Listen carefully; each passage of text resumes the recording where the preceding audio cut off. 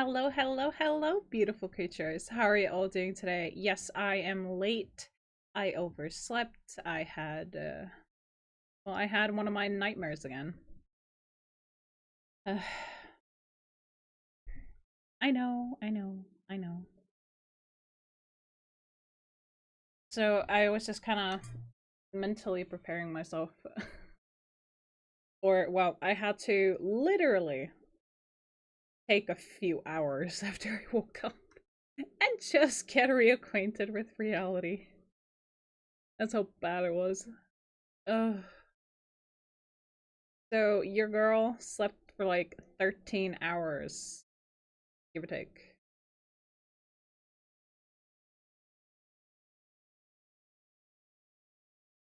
No, so I'm gonna open this cola can. I apologize for the noise. Oops. Okay. Um and I was saying a lot and or and whatever, but you know, we need some caffeine. And cola has some caffeine in it. Okay.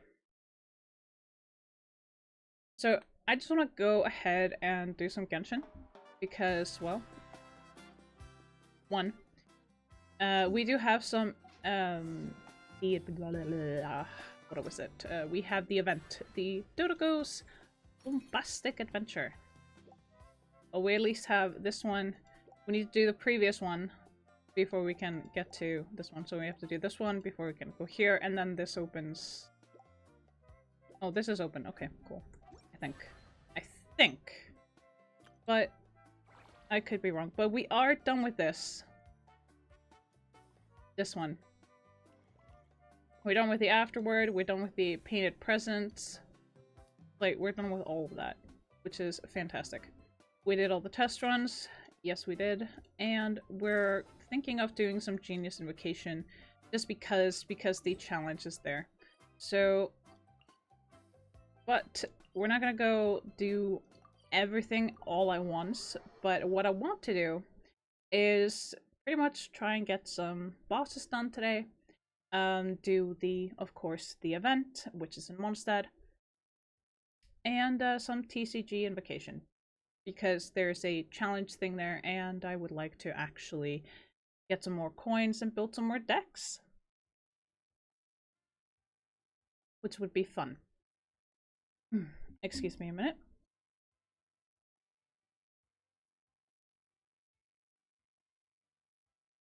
Yes, Gojo has made an appearance because I had to mute my mic. I had a really strong cough come up there, creep up on me. So I was like, okay, yeah, I'm gonna have to take care of that. We're gonna go ahead and put this on. Oh yeah, I actually forgot to do something. Hang on. Guys, give me a few minutes, like a minute or two, because I'm doing this thing. To show you. I wanted to do this thing, because this is something that I have to do. Or that I would like to do, because I want to get all these different things. Also, for those of you who are superstitious, it's Friday the 13th tomorrow. So if you think you are unlucky, try and stay indoors. But if not, if you're like myself, you go outside and apparently a random bill of money just hits your face. And I'm like, I do not understand.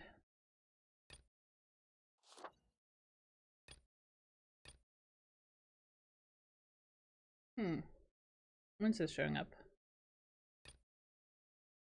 Raiden is going to be on the banner on the 17th. Alright. 17th of this month. Good to know. Oh yeah, I forgot to get my mail. Like the dumbass that I am. Ooh! Got some Rama gems there.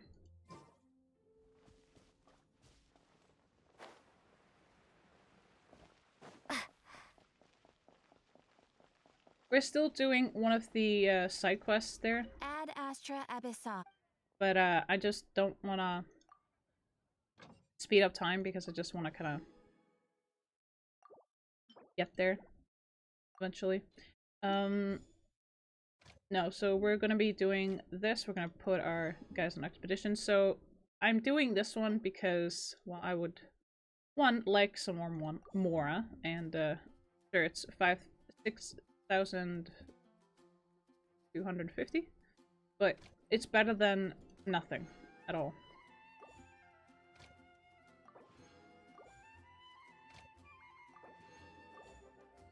There we go, 10 mining is done for the day.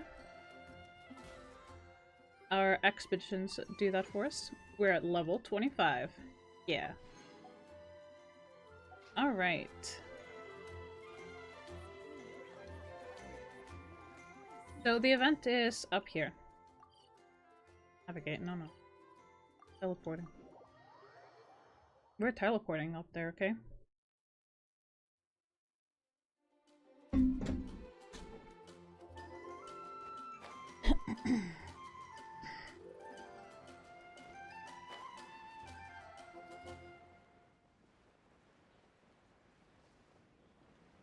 I just want to do the,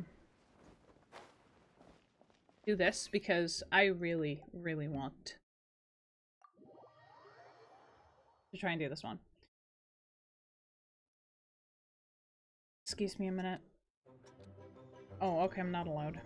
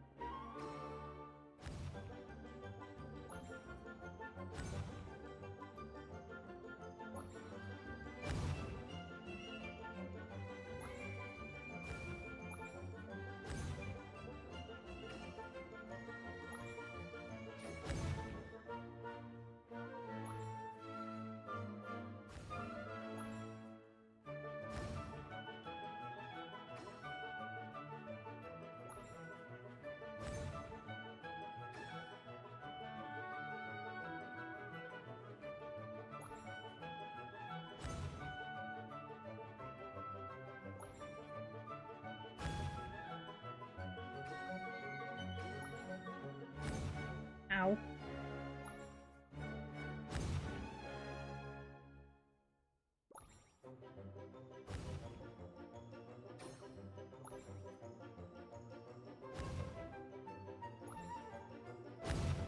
Okay, not the plan.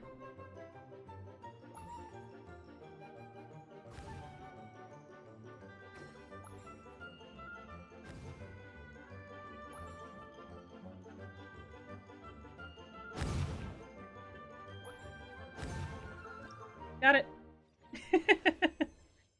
That was really pretty cool. Alright, we're gonna go here, and then we're gonna collect the rewards. Yay! And we're gonna go ahead and go to the next one.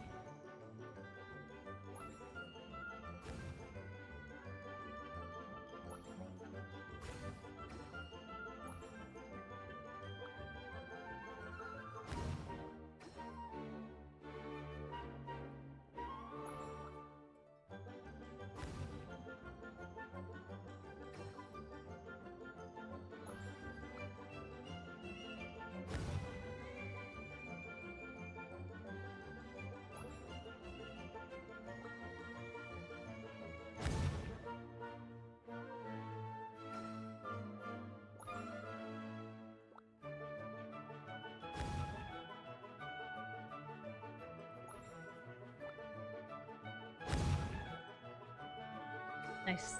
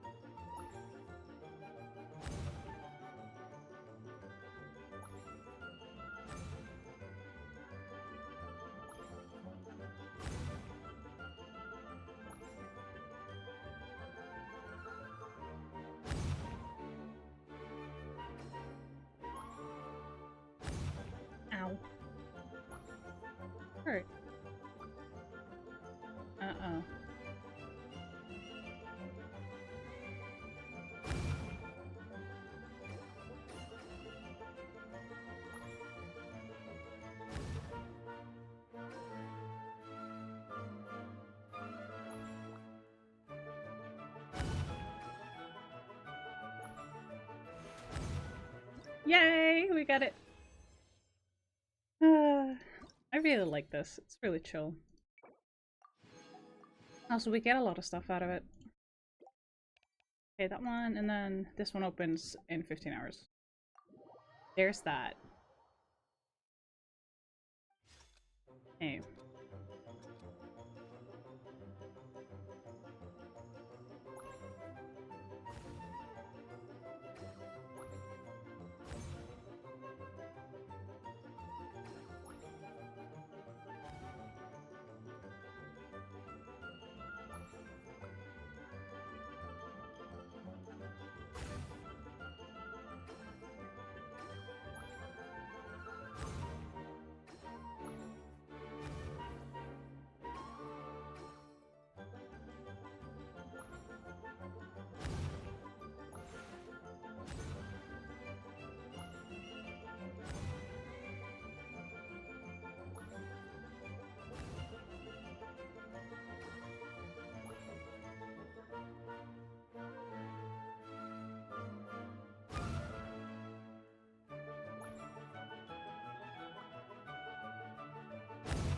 Ow.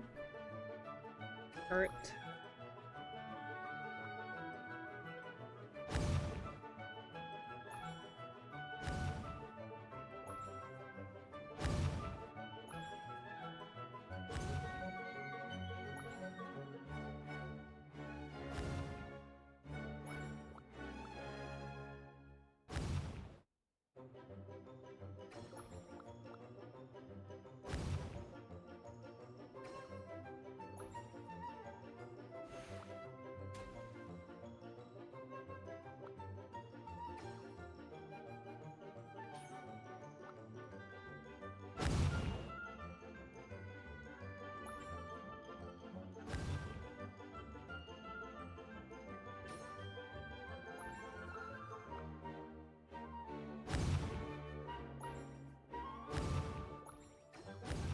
Ow.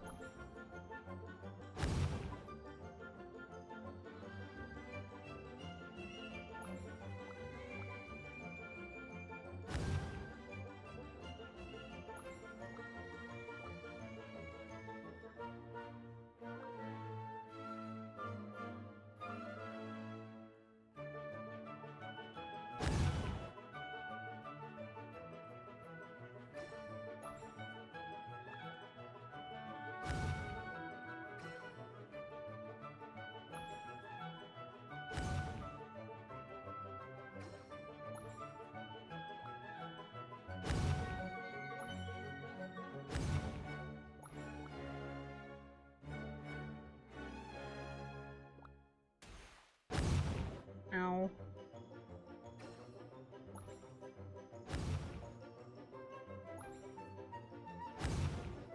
Why do I keep doing this to myself? I really need to stop. Okay. Alright, stage 4 was the only one that was open up to the last. That was the last one that's open. Stage 5 and stage 6 are. Stage 5 is open tomorrow, stage 6 is open the day after. And we finished the commission as well. But we are doing the tribal commission, the tribal quest thingy. That is definitely something that we're gonna continue, but we're still gonna have to wait a little bit.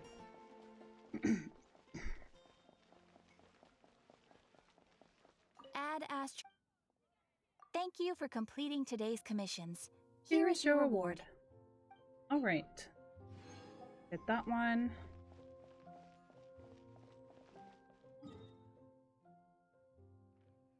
So, we're just gonna go ahead and go here. We're gonna switch out channeling for Kaya.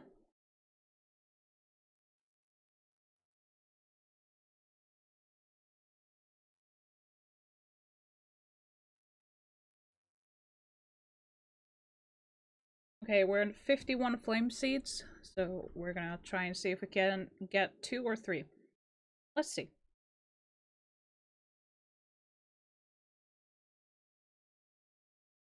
Oh yeah, I did continue on Once Human, and I reset so I could continue in the new season. Not something that I wanted to do, but because everything's now reset. Like, everything. So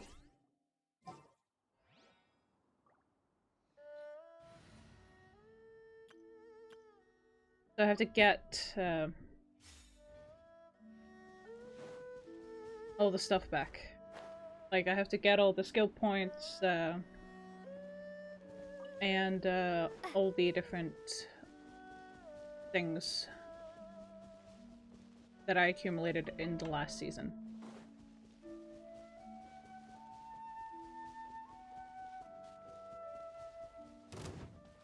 What's the dodge this?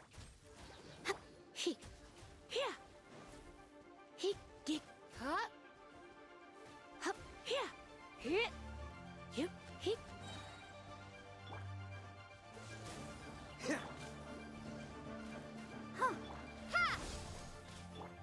Ha! Freeze! Hi.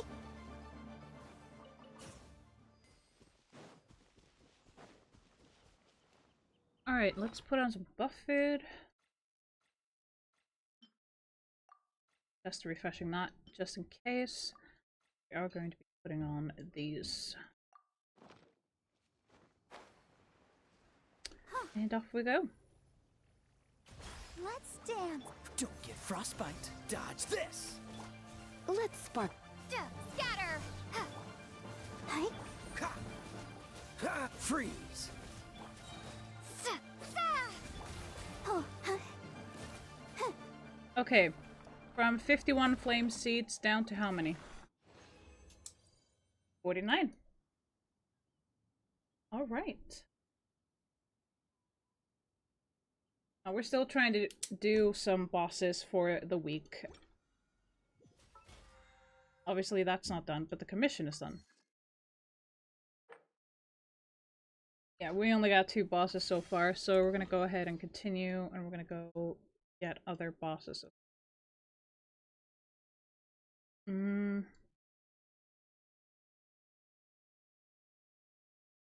Let's see. Fruit core.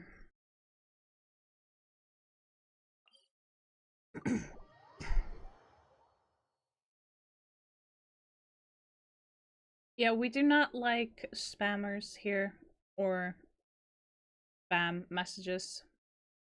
That is not allowed.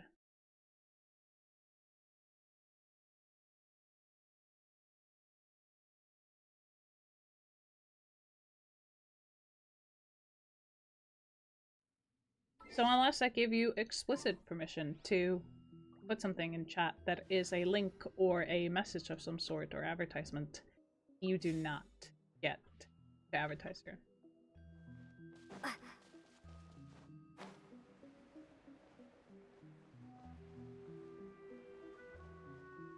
Okay, we need 16 fruit cores. Let's see.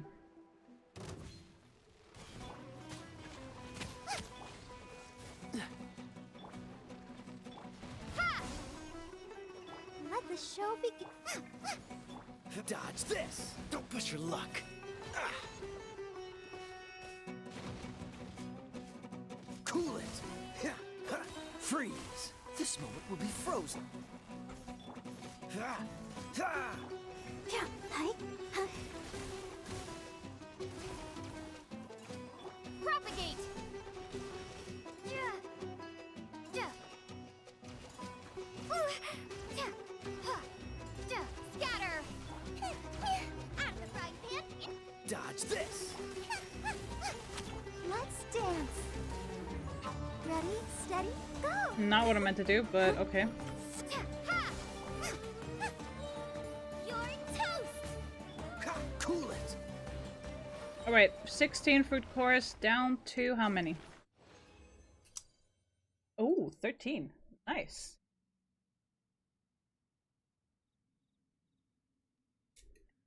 Alrighty.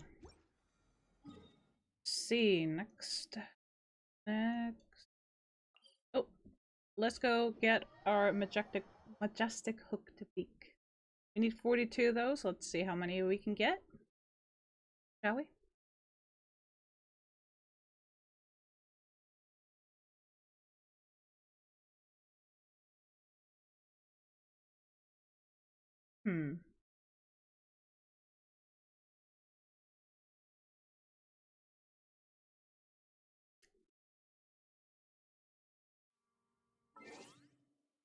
Excuse me a minute. Go.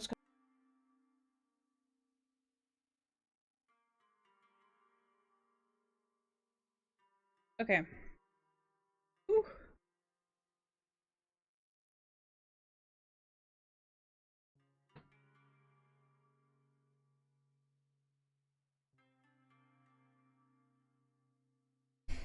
Yes, my model freaked out, okay? Ow. Oh, okay. Let's see, we're gonna go ahead and change our team again.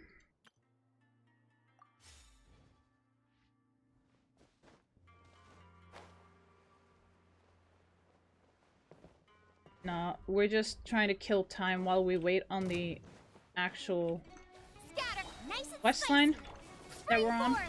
Let the show begin. For the side quest, or the tribe quest, in this case, we are currently just trying to do stuff that we need to do in the meantime. Well, technically we don't need to, it's just more of a I want to.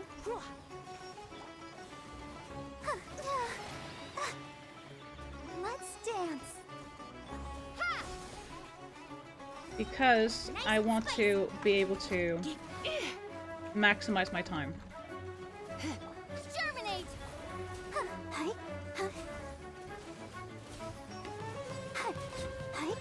There we go. Okay, from 42 hooked beaks down to how many? Damn, 39. Sheesh, we're making good on it. Getting good stuff. Good stuff. Alright, next boss. Let's see. I'm wondering if we should go ahead and get the pseudo-stamina or the quelled creeper. How many pseudo-stamens do we see? We need 68. Quelled creeper, we need 71. I guess we're just gonna have to go ahead and do both. If I'm being honest. We're definitely gonna need... Wait, do we need Sangre's pupa? I need to check on that. Let's see. Now I have like a list in my head, and I also have a list next to me that is written down with a lot of stuff with the bosses. Because ain't no way I'm remembering that. Also, some of the stuff that I need to actually get, like flowers or rocks or whatever. I'm not so sure if Sangre's pupa is like what I do need or I don't. But we're gonna go ahead and check on this a little bit. So I did get Tenari up to 80, but here's the kicker. I need more of this. So we're definitely gonna be getting some of this today as well. Some of these talents, because I do need that. Mona also needs talents, but that's for... No, wait. Is that open today?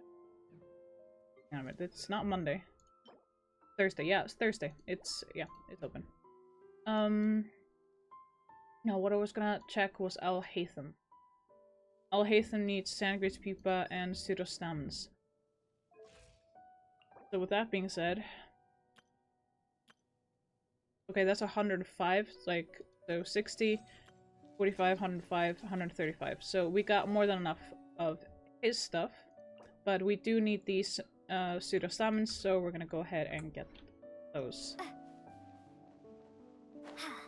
The pseudo-stamens, we need about 68 in total. I'm not gonna go ahead and get the Sangre's pupa since we have currently enough of it. You're in for a little. Propagate. I still don't like this boss. Just an absolute pain.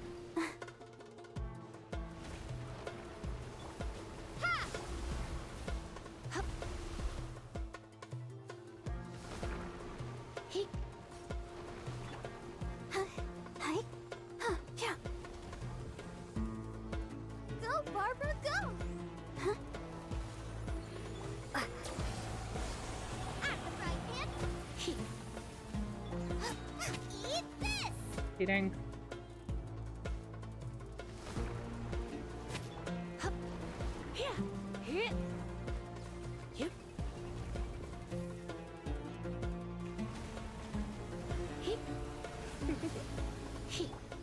I'll protect us.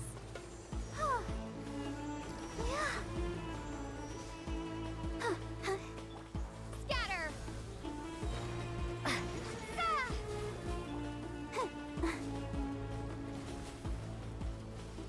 Hi.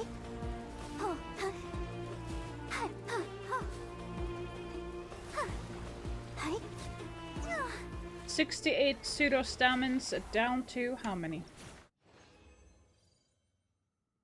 Ooh, 65. Nice.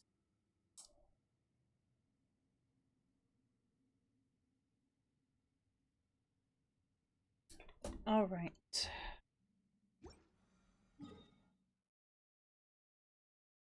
So the Krell Creeper is a little different. Hey, Legolas. My partner's cat is outside my window.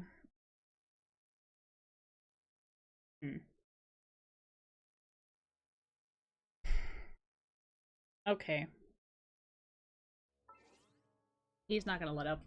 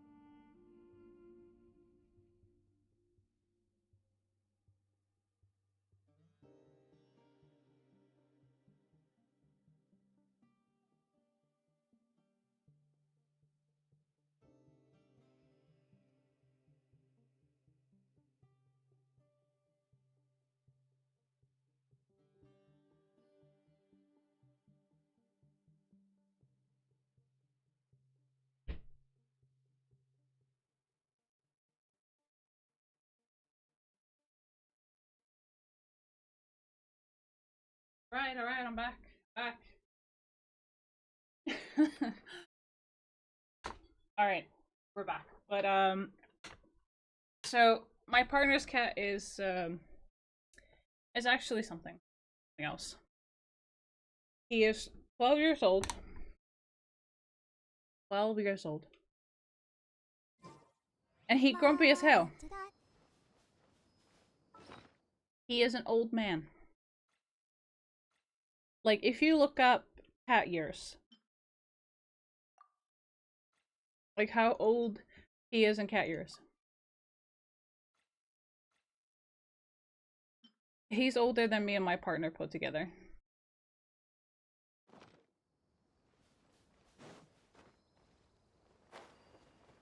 Okay, maybe not, but still close enough. Oh, I do need the honey bear here. I know it's only one of, but Hi. Yep.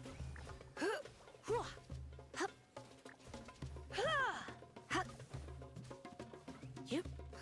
Hit.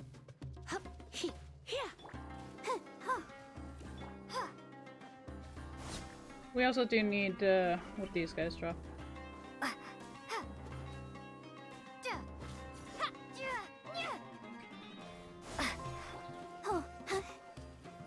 There we go.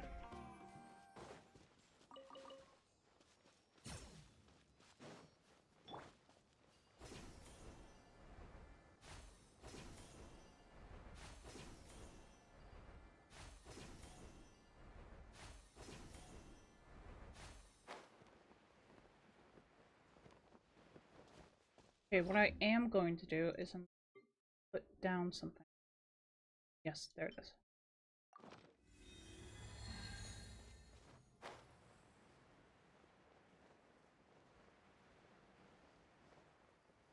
I'm not so sure that we used... Oh, we used the resin thing. Interesting. Wait, we got 610 chromosomes? Okay. Oh, what? Oh, fine.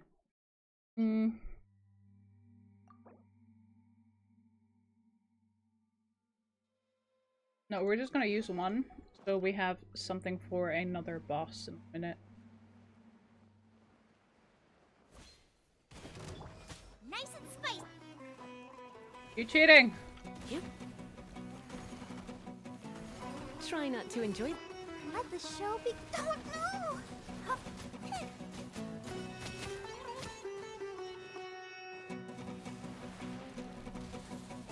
Oh, not this guy. Boba, get propagate.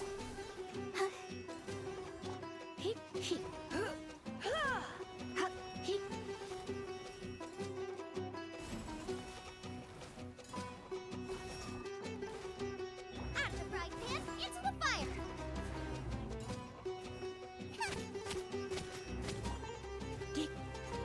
Let's dance. Yeah.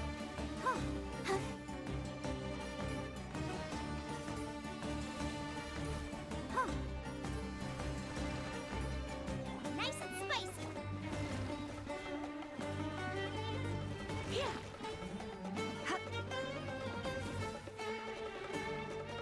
Germinate.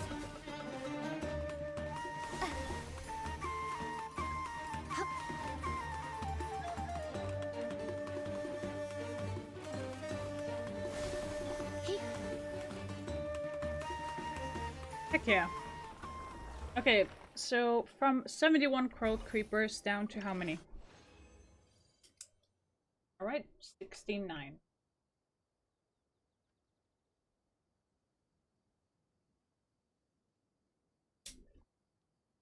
Okay. We've done the use a total of 150 original resin. Gotten 6 bosses out of 10, which is really good, by the way. And we've also done 4 out of 15 domain challenges. Wait, what? Oh yeah, it's the event thing. It counts as a domain. Funny. Let's see. So we do need to get some of the talent things. Okay, let's see about that.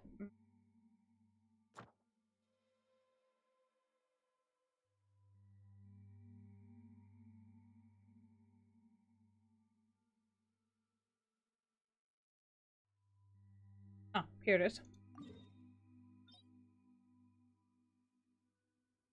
So it's this one. Now I want to get some of the talents. I did say that as well. Hello, Silent Symphony. Hello, how are you doing? It's been a while.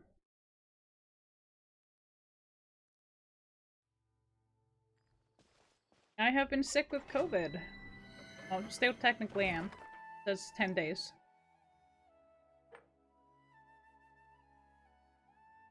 Whew. Okay. Okay, do we do this or 2 bosses? Ah, you know what? It'll be fine. We have the condensed resin that we're going to use on this, so we get double the loot instead of the regular. Okay?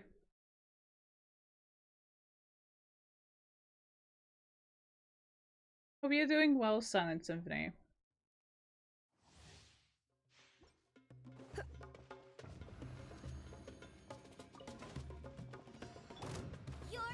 Boy.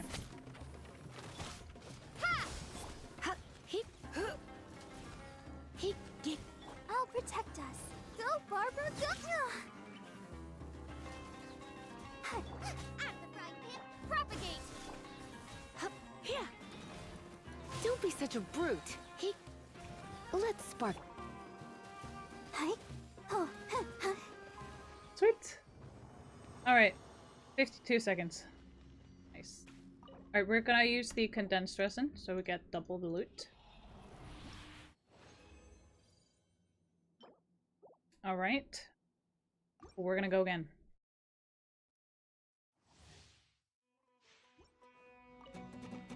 Let's dance. Nice and spicy.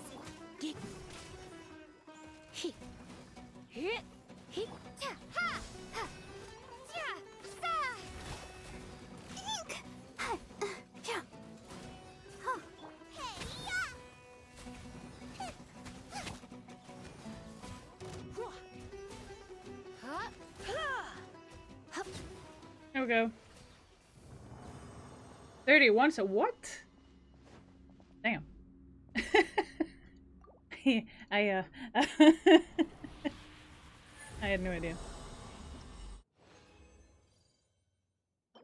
Right?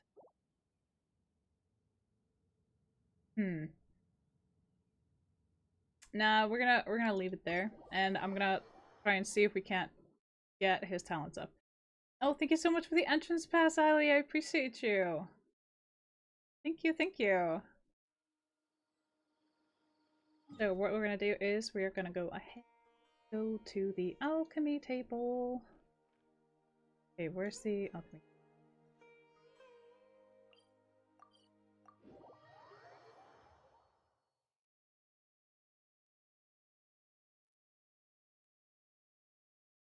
Excuse me a minute.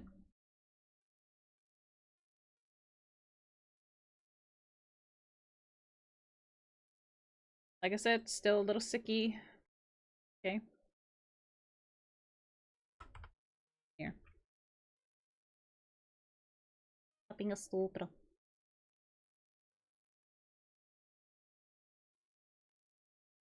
Da, da, da, da. But I'm having a lot of fun.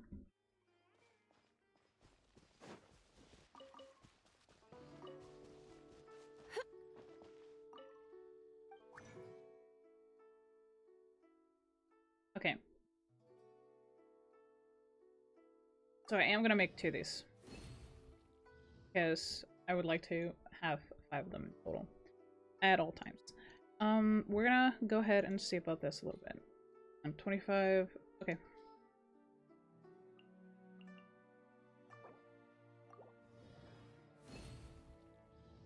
Nice. Alright, now for Tanari with your talents.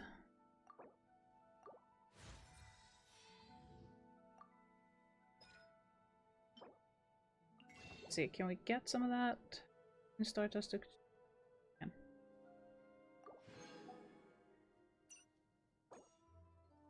We can get 3 of those. Yeah. All right.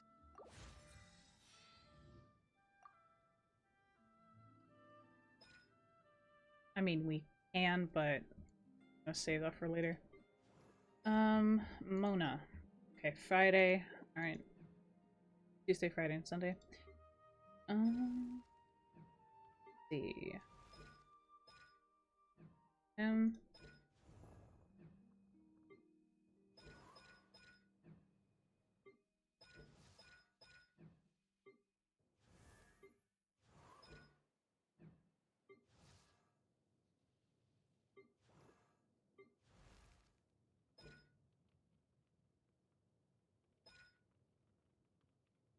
Why not?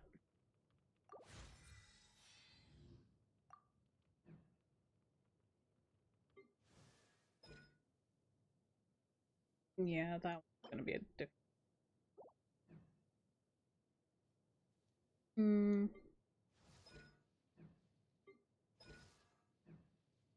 Let's see. Oh, okay, we can level her up a little bit. Even though I really don't wanna. Like, at all. Ah, here we are.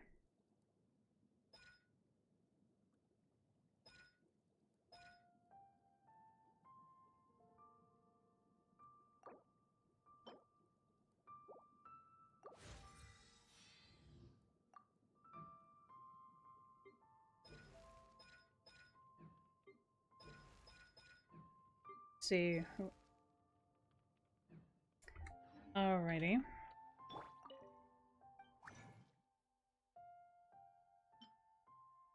Wait, what? Okay. Not that it's gonna matter much at this point, so we're not that.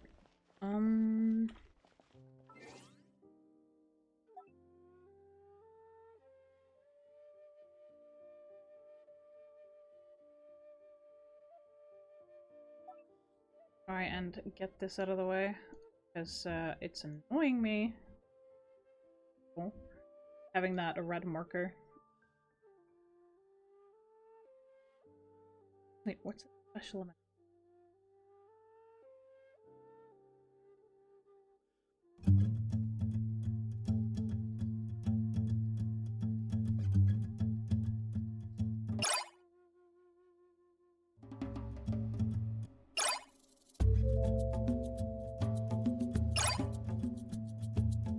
Okay, that was way too loud, man.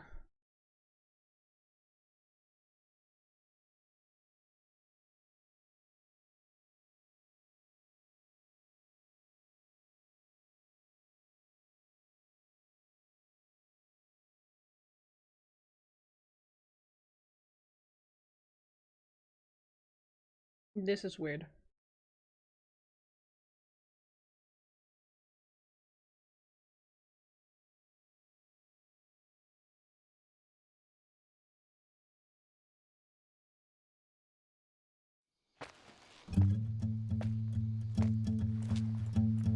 土は柔らかいのに足跡の縁は鋭い。残されたばかりだな。血痕の感覚が徐々に狭まってる。毒矢が効いたか。もう限界のはずだ。なんでこんな回りくどいやり方すんだよ。それじゃこの依頼の値段を決められない。200万モラだ。こいつを八神のところに送れ。それじゃ高すぎる。金が多いのを指摘されるのは初めてだ。だが兄弟が何人も命を落としてる。その代償を払ってもらわねえと。ならちょっと安すぎるな。キイニチ、腕が立つんだろ。でなきゃこんなうまい話は回ってこねえ。どうするかよく考えるこった。ああ、ただしお前もな。俺は適切な値段でしか受けない。あの爬虫類、偉大なる清流クフルアハンを崇めたいって言ってるぜ。よ要点を言え。あの連中子供をさらいに来たんだってよ。誘拐犯の悪党らしいぜ。なるほど、竜を狙う常習犯だったか。毒は半日で消える。悪いな、200万じゃ足りないようだ。おう、竜狩りの小僧、もう終わったのか？いや、提示したモラでは足りないと伝えに来た。は？どういう意味だ？アハウ、こいつらは報酬としてお前にやる。Oh god. 大筑狩りの主ども、偉大なる清流クフルアハンを前に恐れおののけ。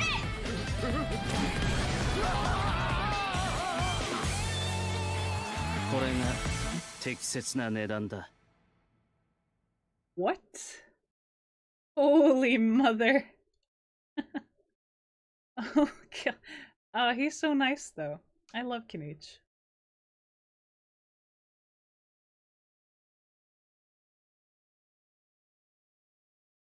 Mm.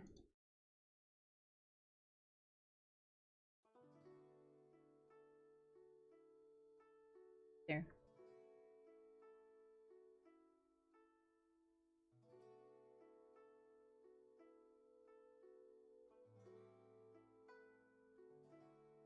Okay, what are we hatching? A Coholosaurus. Oh, I love that.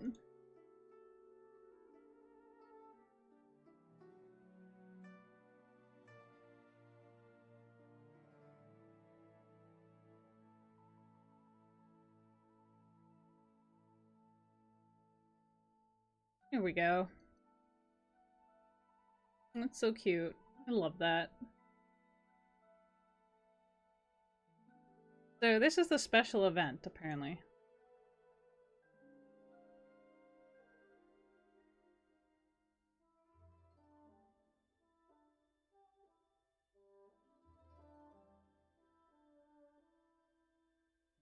Hmm.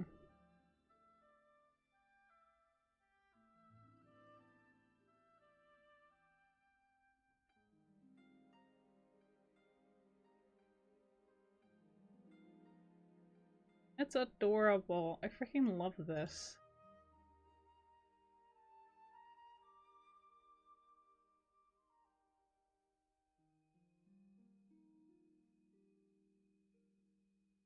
This is actually pretty nice.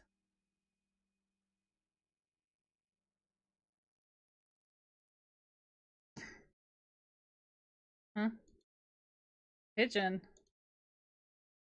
Baby pigeon.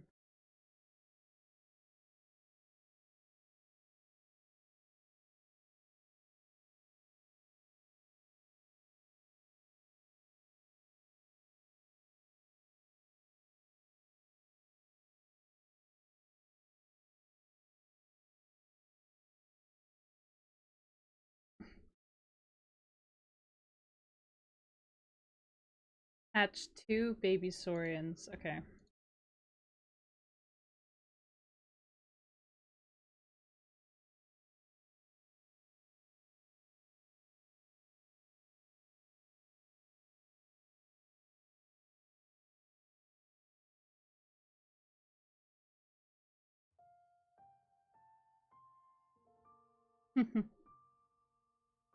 Aww.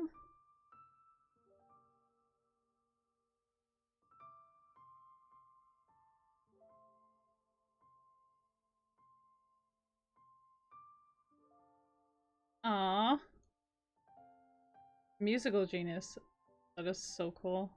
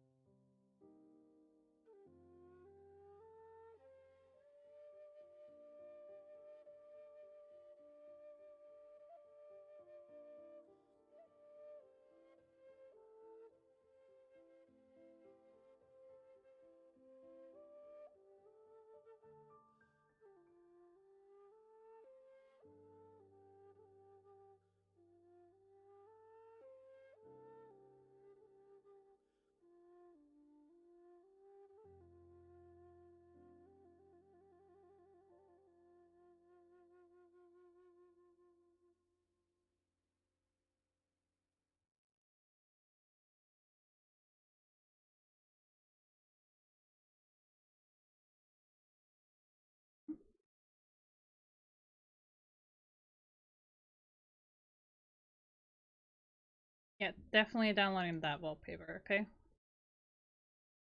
Alright. So that was the special event, apparently.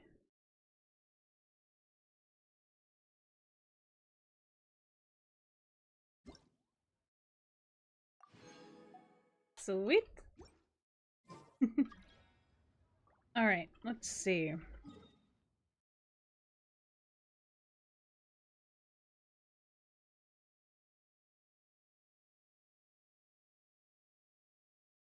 Hmm.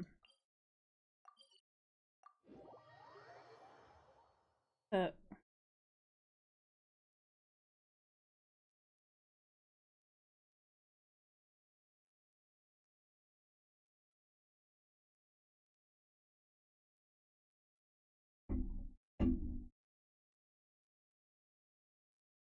or something. There was something flying in here, and I did not appreciate it.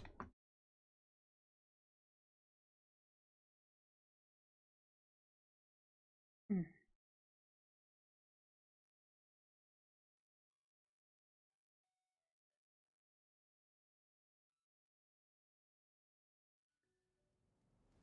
I just wanted to go here and offer up some of the sigils that we have. Yes, the pyro sigils.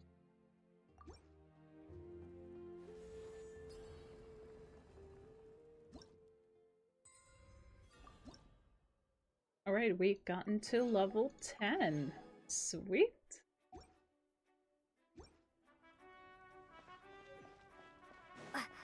Hmm.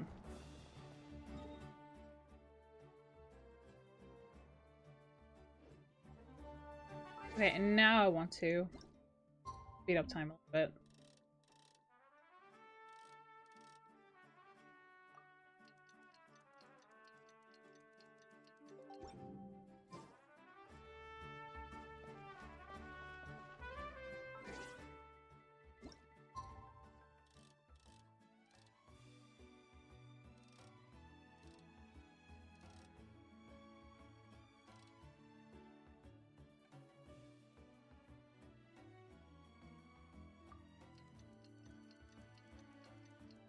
I'm getting a little impatient, so yeah.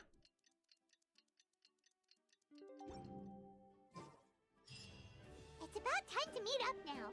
Let's head to the spot Mualani mentioned.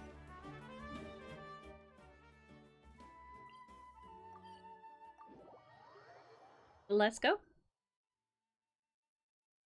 No, so Mulani is going to be our guide, and I really, really want to continue this. Okay, before we head off, okay.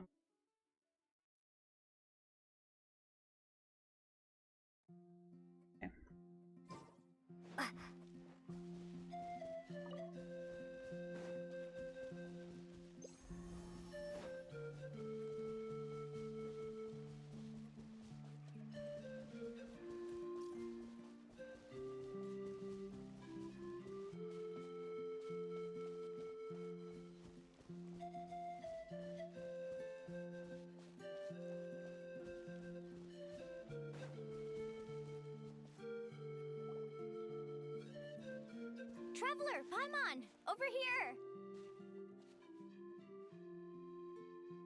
You're here, Mualani. Oh, and those strange scholars are here too. Good morning, you two. Morning. So when are we leaving? Seems you're as excited as a child before the start of our journey. I just want to get down to business as soon as possible. You know this is no leisurely spring stroll, so I hope we can all act a little more professional. Don't worry, I'm a very professional guide. Our journey to the mysterious island has officially begun. Yay! First, do you all see the statue here? Uh-huh. Is it an important clue? Well, no, it's not a clue at all. He was the first chief of the people of the Springs who came back from the mysterious island and set up this place. It's a monument. The first thing we need to do before we set off is to touch the statue and pray to our ancestors. This will make our journey to the mysterious island smoother. Is there any theoretical basis to support that claim? A theoretical basis? No, but my teacher taught me it's an essential step before heading to the mysterious island. Very good. You didn't try to argue with me over something that you aren't knowledgeable about. That's very professional of you. Sure, but since this practice doesn't have an empirical basis, I won't be able to include it in my thesis. Come on, everyone. Who cares about your thesis, dude? Just do as you're told. Damn. Greetings to my ancestors. As your descendant, I'm about to follow in your footsteps and witness your accomplishments. Allow me to depart under your gaze and return under your protective watch. It really feels like we're about to embark on a great adventure! Now, please get ready. We're going to look for the first clue. Speaking of which, where should we look for the clue? At a place where many gather. Like a party. Huh?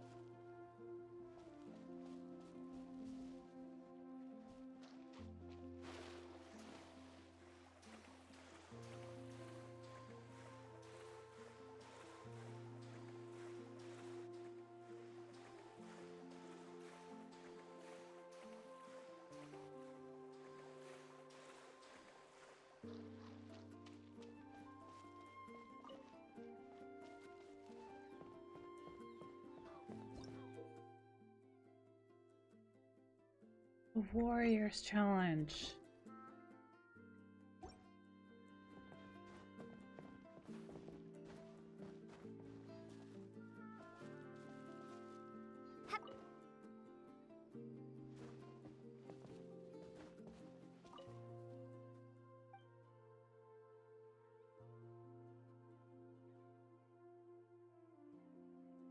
Interesting.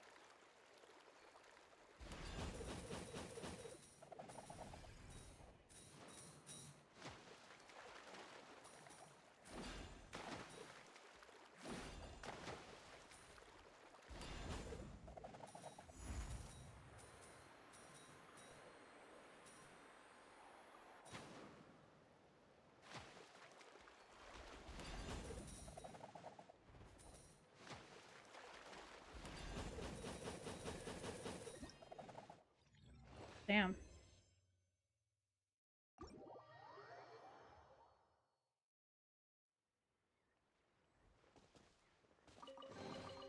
I'll keep this close.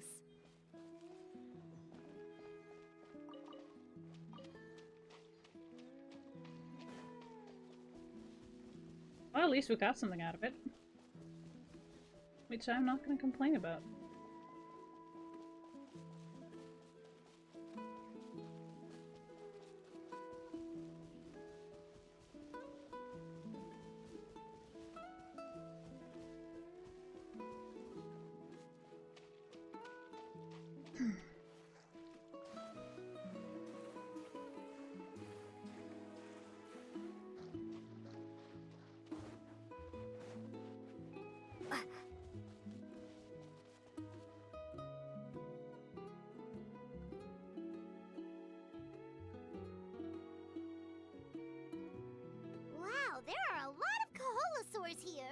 As expected, the first clue is related to the Kaholasaurs.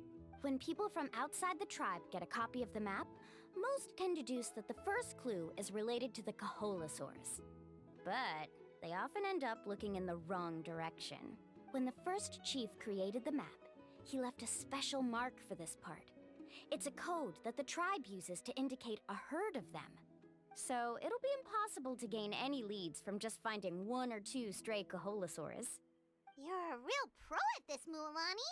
But according to the information I've been able to find, Kaholasaurs don't like gathering as herds unless it's to compete for the hot springs.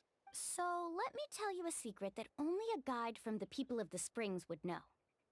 It so happens that wild Kaholasaurs periodically gather in the valley up ahead. It's almost like how our tribe gathers together for festivals. Still, as soon as the season changes, the herd quickly disperses again. Unless you're a guide who's always running across Natlan, it would be very rare to ever witness such a thing. This is a thing? I need to note this down right away and include an explanation as a part of my thesis. According to what I've deciphered from the map, a clue is hidden deep in that valley. But to get there, won't we have to get through the herd of Kaholasaurs? We'll have to think of a way to sneak past without startling them. They're gathering together with their friends, so I'm sure they don't want to be disturbed. You mean we're going to have to walk through the Kaholasaur herd? That feels a little... Given we've agreed to work together, everyone should do their part. However, Karia has been attacked by Kaholasaurs before, so this isn't an ideal plan for her. But it shouldn't be a problem at all for me. Let's have Karia wait here, and I'll take over all the tasks that were supposed to be entrusted to her. No worries. We don't need everyone to go. We actually need someone to stay and look after the luggage, so we'll leave that to you two. Traveler, Paimon, please come with me. Is that so? Then that works out perfectly. And now I understand how much you care for your assistant scholar. Follow me and stay close.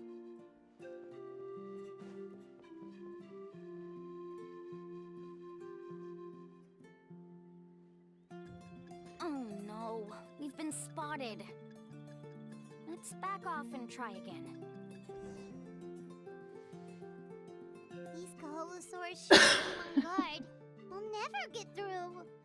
Kevin, you've already used the information provided by the map to deduce that the clue is in that valley. Why don't you simply chase them away? You're pretty strong, aren't you? First of all, the elders of the tribe have always warned us to never hurt the Kaholasaurs. Doing so will almost certainly bring bad luck. And secondly, you can't just show up and intrude on others' gatherings, much less make them leave. That's just terrible. But on what basis? Okay, so can we figure out another way to enter the valley? There must be a way to enter the valley without startling them. It'd take a while for me to come up with a solution on my own, so I'd like to ask everyone to help come up with some ideas. Let Paimon think. Oh, is there a detour or another way around? According to the map, the clue is right in the middle of the Kaholasaur herd. Even if we try to approach from the other side, we'll just run into the same problem. This is tricky. Karia, I've noticed that you only talk when you're trying to help smooth things over between Varamdra and the others. I'm sure you must have some ideas of your own, so why don't you share them with us? Me? All right. When Varamdra decided to look for leads on the Kaholasaurs, I wanted to help, and so I also looked up some information about the creatures. I discovered something very interesting. We thought that the Kaholasaurs relied on their hearing to track their prey, but they also possess a very keen sense of smell. But I'm not sure how useful that information is. Oh, that was actually very useful, Miss Karia. You can just call me Karia. In that case, please stay here and keep an eye on the luggage. Traveler, Paimon, come with me. I've got an idea. Found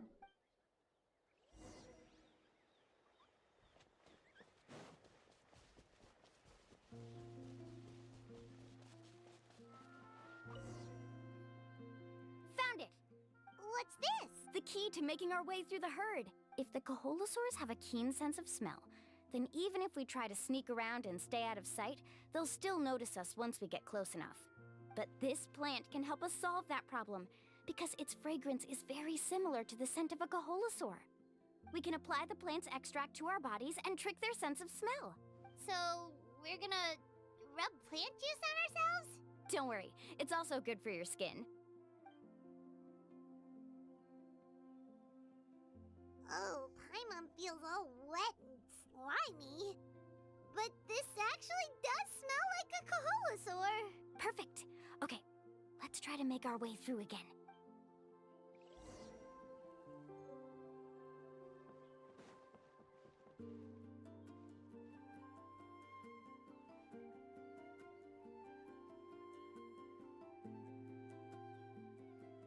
Be sure to stay out of sight.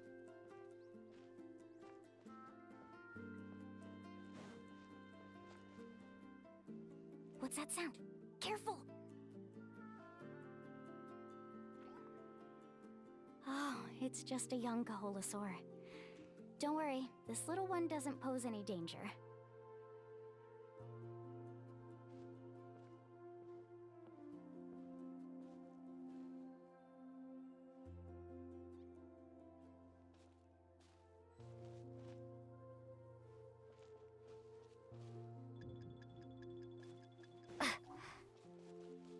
How could there be so many here?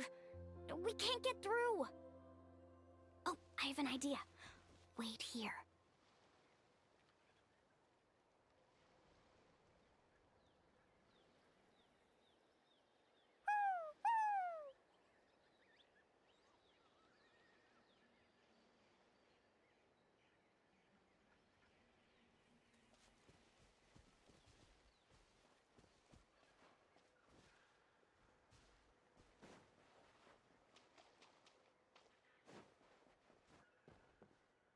Careful!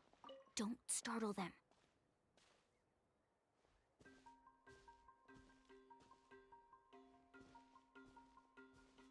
Follow me and stay close.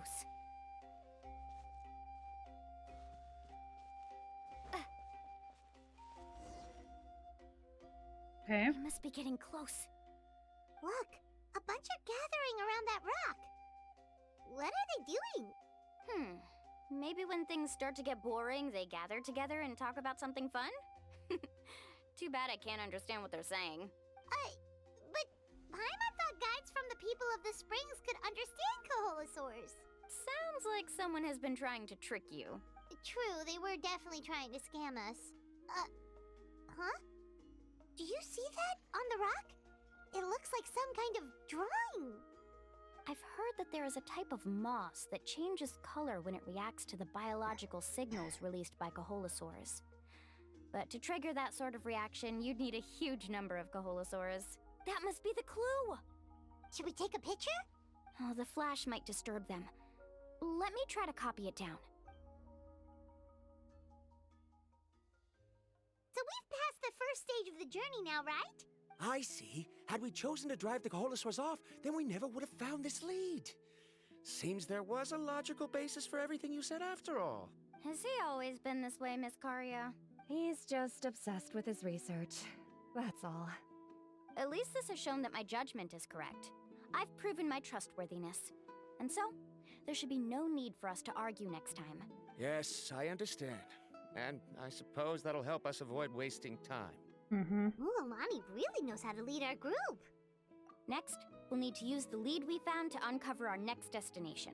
Now, what does this pattern represent?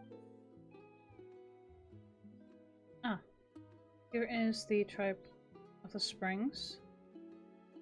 There's a mountain here. I wonder what that is. Hard to tell. Paimon certainly doesn't have any idea what it's trying to get at. Aha! I got it.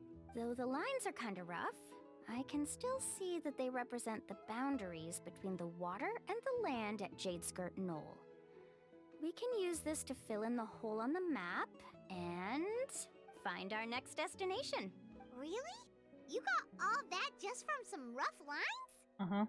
Well, intuition is also a part of it.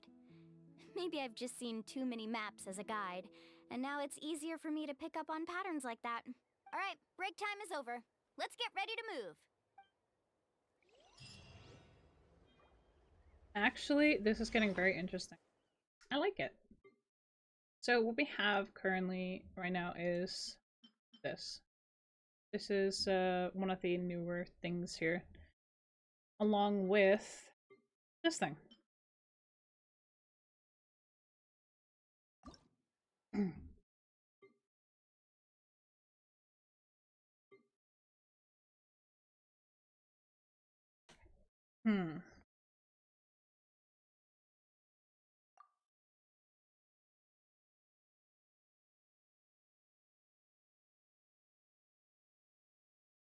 I'm gonna have to look into this a little bit more later. But I am definitely gonna have to get some buff food. Or at least the stamina buff food. On our characters. Okay. I would like to go and collect a few things. This. And...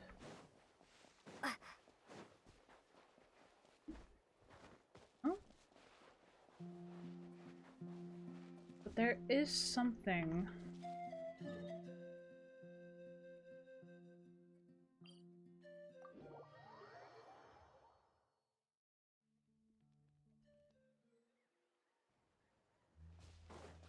There it is.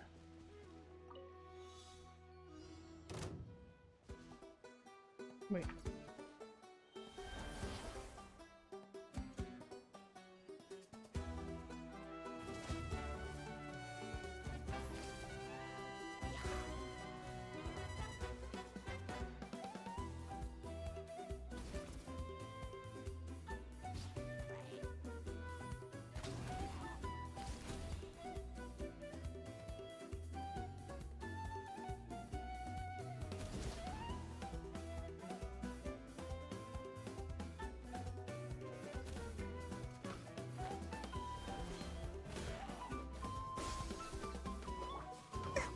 I'll protect us. Hi. Dick.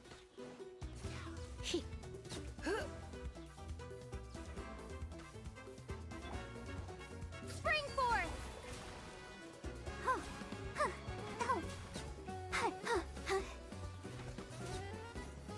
Go, Barbara, go. Boba, get them. Hit.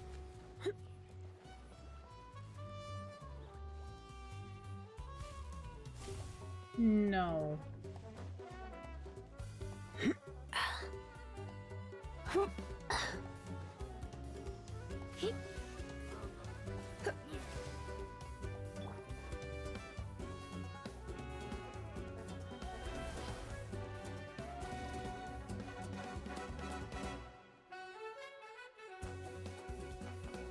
What? Where is he?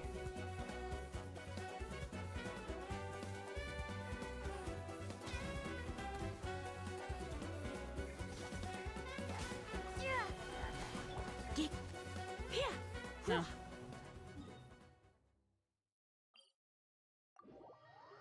That failed spectacularly.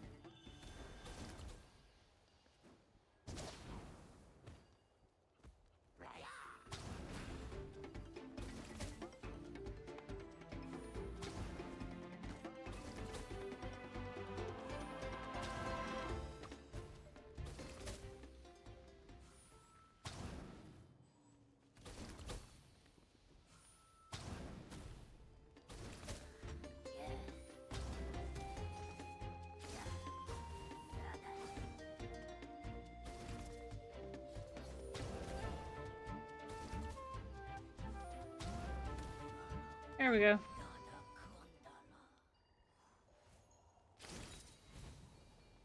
What?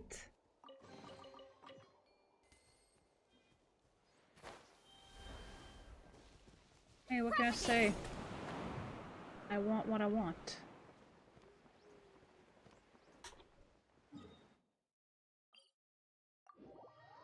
All the way over there. Hmm.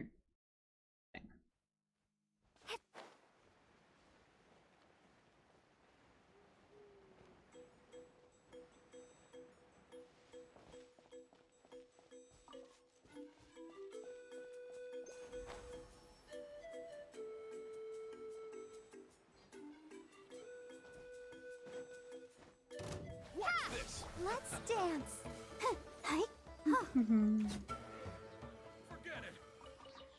Here we go.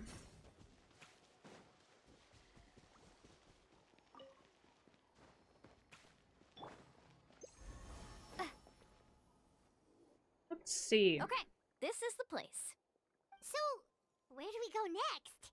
I'm not completely sure yet. The map seems to indicate there's a mechanism here that crosses the water. But I still need to think about what these lines might be referring to. I knew it. My theory was correct. Sounds like he's got something to say again. If you have any suggestions, then please feel free to share. I believe the mechanism that the lines are indicating is a spirit way. That is a possibility. But I don't remember anyone from the tribe setting up a spirit door around here. According to my theory, it might not have been set up by humans. The dragons living in that land also used a similar device, long before the humans. Speaking of which, the spirit doors your tribe uses may have been built imitating the dragon ones. Oh, I remember now. Uncle New did mention this possibility to me before. After learning about the legend, I realized that it was connected to my research, and so I looked up a lot of related information. Even though I haven't found an exact route to the mysterious island, I'm fairly certain I've deduced the geographical features of the island's surrounding areas. Firstly, it's at an intersection between water and land, and secondly, there should be a high concentration of phlogiston. My research indicates that the Spirit Way was originally a natural phenomenon caused by the flow of phlogiston. Therefore, the area must contain many potential spirit ways, and the dragons who lived here in ancient times may have left behind some devices to control them. Oh, amazing! Now it all makes sense. Now everyone's contributing to the team. You flatter me. If my theory is correct, we should already be very close to the mysterious island.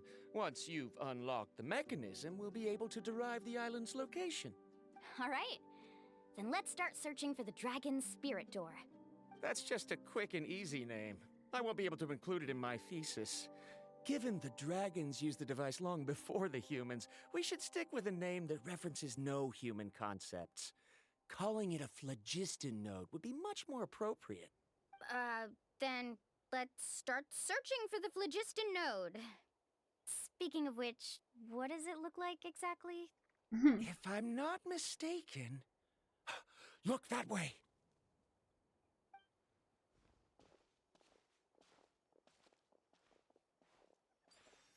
Whoa! It started glowing!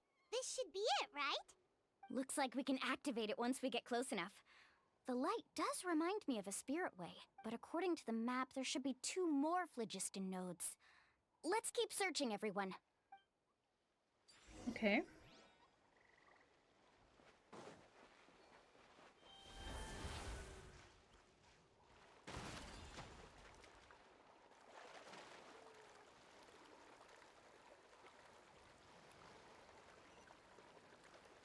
Ooh. Side quest here. Sweet.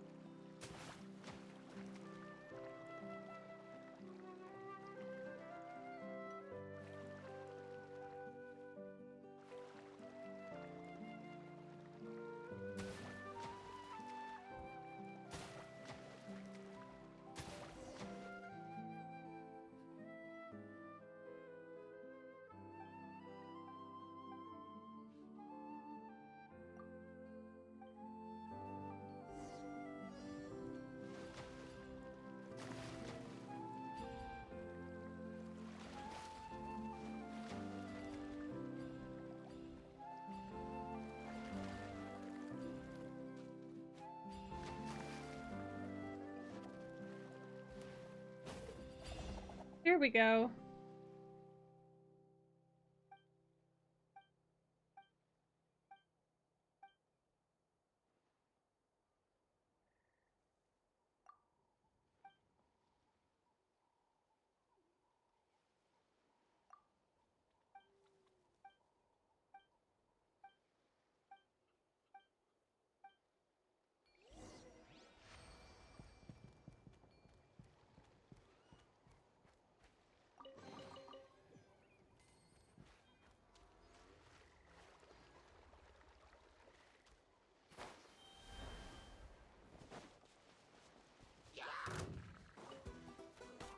Germinate!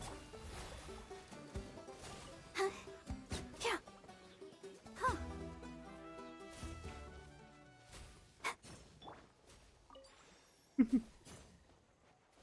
All right, next one.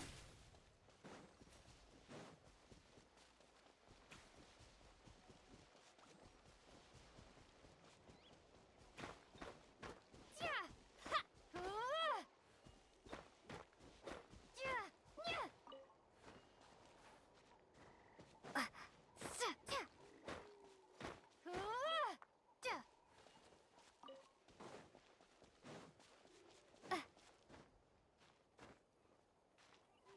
Okay, nope, we're doing this.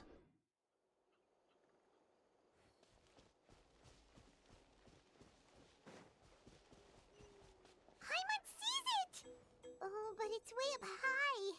We'll need to find a way up there.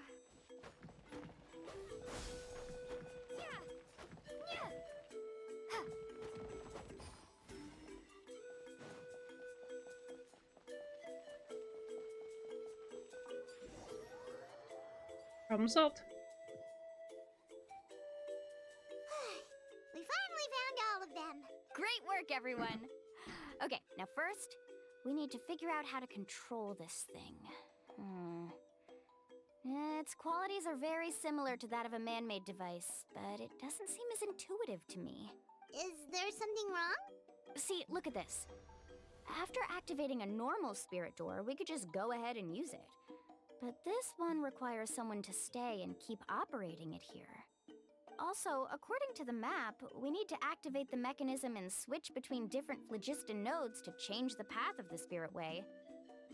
If we don't operate the nodes properly, then the people on the spirit way will come tumbling from the sky.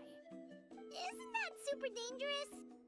In theory, the process should be very safe, but only if the 3 phlogiston nodes are each being operated by someone. Do you think you'd be able to operate it? I just tried, and it clearly requires more skill than a typical spirit door. Though I've never tried before, I've read a lot of information and theoretically should be able to properly control it. Let me give it a try.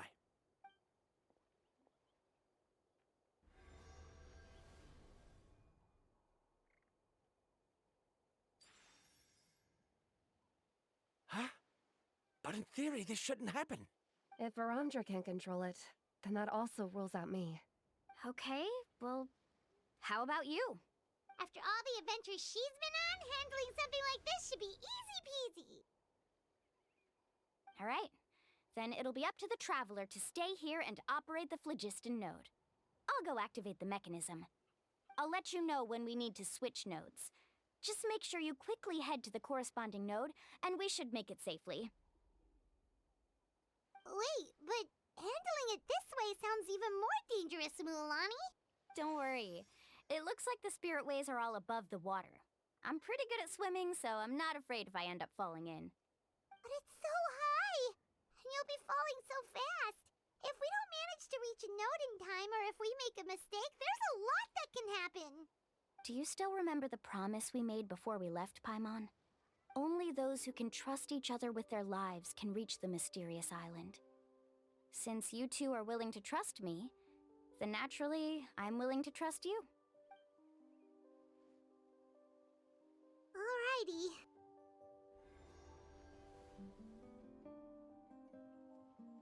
Please be careful. Okay. So we need to get from one node to the other.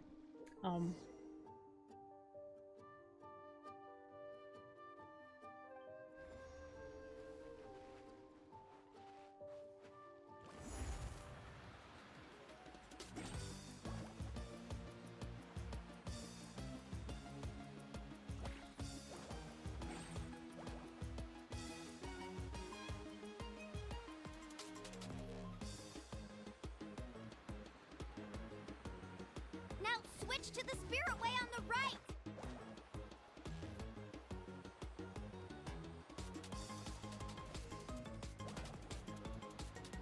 Please, activate the next node!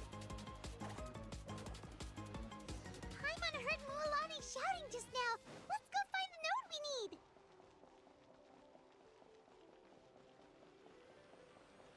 We did it, Mualani!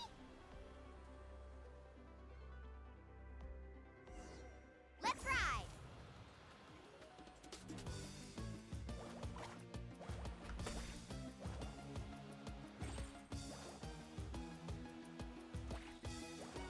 Okay, so we don't have to run between the things. Alright, good to know. The path ends up ahead. Switch to the next spirit way.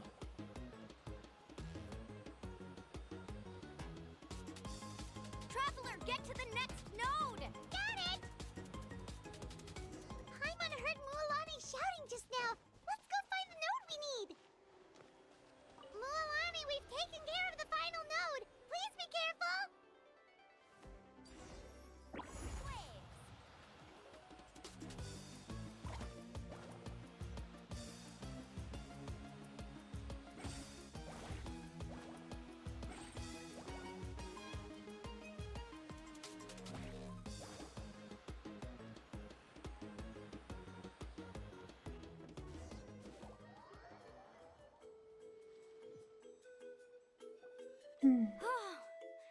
That was perfect. You were amazing, Mualani. There were a couple of moments Paimon thought it was over. I'm confident I could do it all over again. Wait, why are the phlogiston nodes no longer lit? Oh no, you're right. It appears the phlogiston nodes here need to automatically recharge. Once they're activated, they'll be unusable for some time. In that case, no matter what happens next, we have to seize our chance. Otherwise, who knows how long we'll have to wait for another shot. Do you hear that? The weather's getting gloomy, and a bunch of whirlpools just appeared in the water. Yes, we need to get to higher ground and take a look.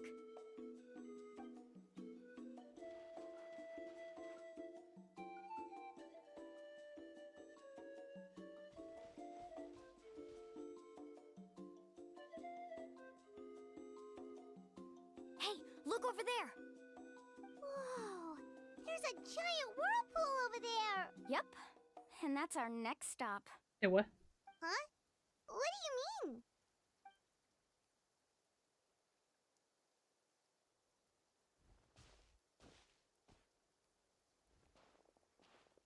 The info I deciphered from the map points to only one possibility.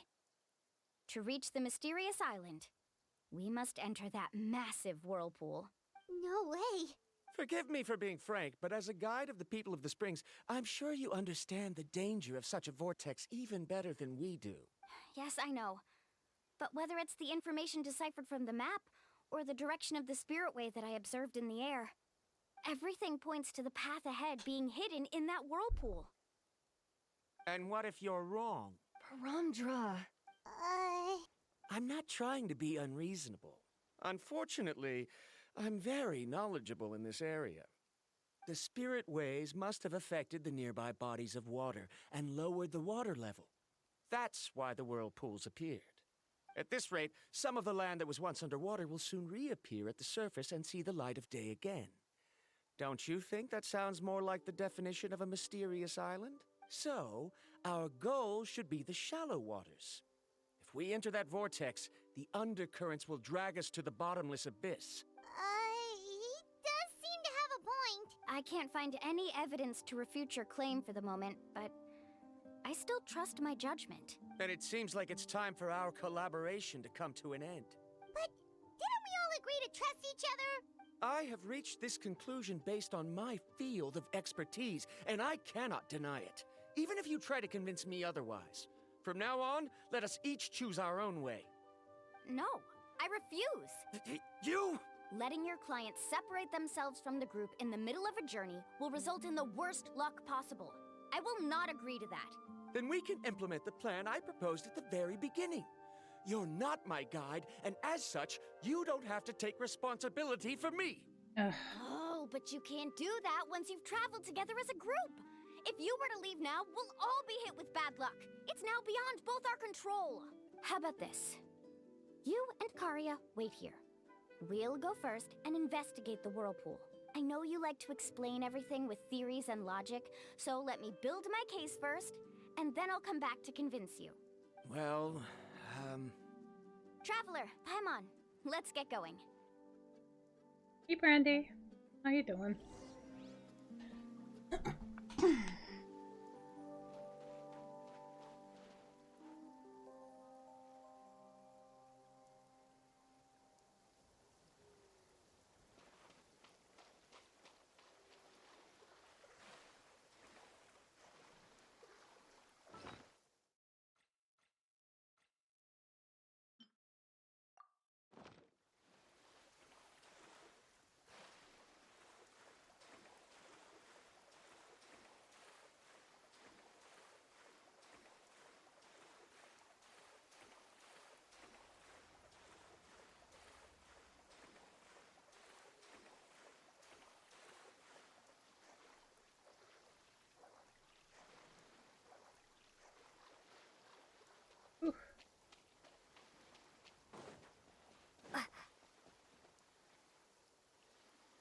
Whoa.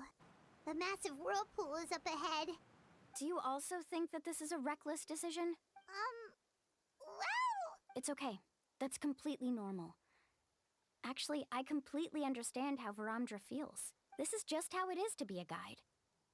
The tribe's experiences passed down from generation to generation are what give us the ability to guide our guests through hardships.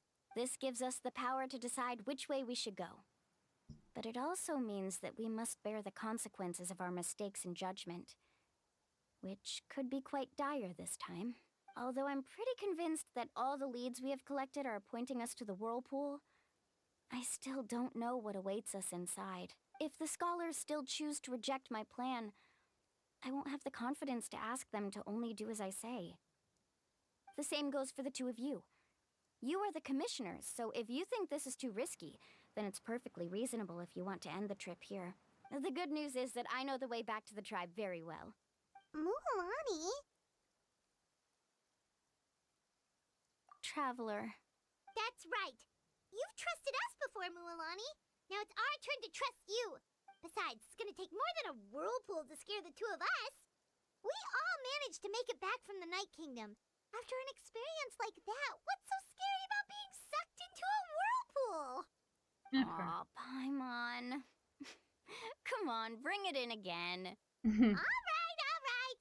Let's investigate this whirlpool and see if we can gather any info to convince that scholar. Matters of luck aside, he definitely knows a lot about geography, and we'll need him on the team. I know, it's just that we can't see much from here. I'll get closer to the water and have another look. Wait a sec. Is it just Paimon, or does the whirlpool seem to be getting smaller? You're right. Maybe it's just like the phlogiston nodes and can only be active for a certain amount of time. That means we need to hurry. Miss Guide, we have a problem. Karia? What are you doing here?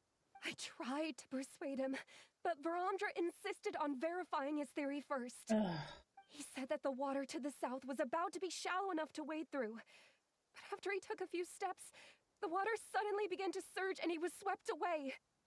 I'm not much of a swimmer, so I came to call for help. Oh, why did this have to happen now? Can we still make it into the whirlpool? No time to hesitate. I'll get in the water and rescue him. Just tell me which way he went, Karia.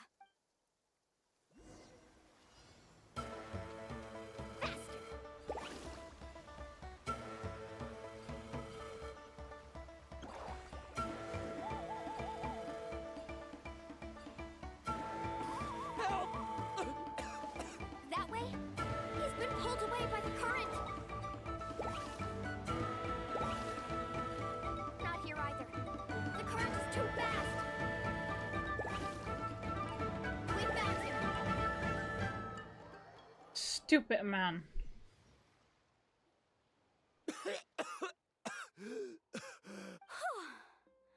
Karia came and found us just in time. Oh, there they are! Bromdra, thank goodness you're all right. Thank you so much, Miss Guide. Oh, didn't I tell you to wait for me? Judging by the changes in the water's surface, the path to the mysterious island wouldn't be around for long. I didn't want to miss this opportunity. It's just... I didn't expect my calculations to be wrong. It seems you were right. Right, who knows if we can make it back in time now? Huh? Well, the whirlpools have disappeared! Seems we missed our chance. Why would you give up on such an opportunity to come rescue me? How can you say that? It's already bad enough that you had to be left behind. Do you think I'd let anyone in my group drown? I'm really sorry. Don't feel guilty, Karia. I think if I reactivate the nodes, that will cause the whirlpools to reappear. The only problem is that we still don't know exactly when we'll be able to do that. It's already getting late now, and we've been on the move for a whole day. As your guide, I suggest we make camp first and have a good meal. We can talk about the other stuff tomorrow. Now that you mention it, Paimon is feeling a little hungry.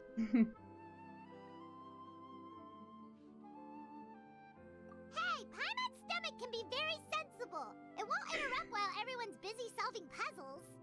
We have plenty of tasty things to eat. Let's just find a suitable spot to make camp. I like that place right over there.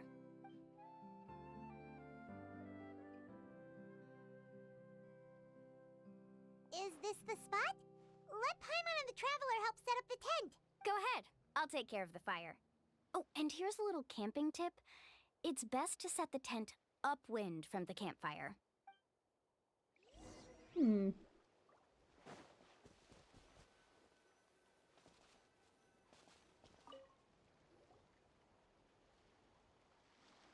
What do you think? This is a specialty dish I learned to make that's perfect for camping. It really hits the spot. You're a great cook, Mualani. Karia helped out quite a bit, so she deserves some credit too. No.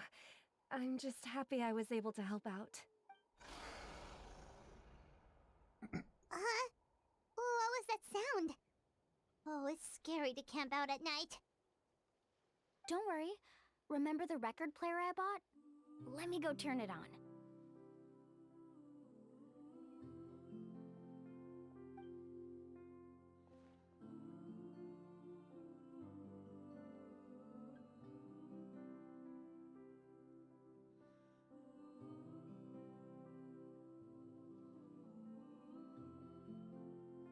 Listen. Not bad, right? Wow, so it really works! Paimon thought you were just playing it for good luck! My parents told me that most of the valuable experience from our ancestors is hidden in various customs. It's always better to trust our traditions. Guess that makes sense. In a sense, this trip to the mysterious island is also a custom left behind by the first chief of the tribe. I wonder what kind of experience he's trying to share with us. Yeah, Paimon would like to know too! Even though I've heard my parents tell stories since I was little, I actually don't know too much about him. It's said that he was the first person to make a map of Natlan, and even the first person to become friends with the Kaholasaurus. That sounds pretty amazing. Yeah, there isn't a place in Natlan that he didn't visit. Even the most remote parts bear his footprints. Even now, no one has even come close to his reputation and status as a guide.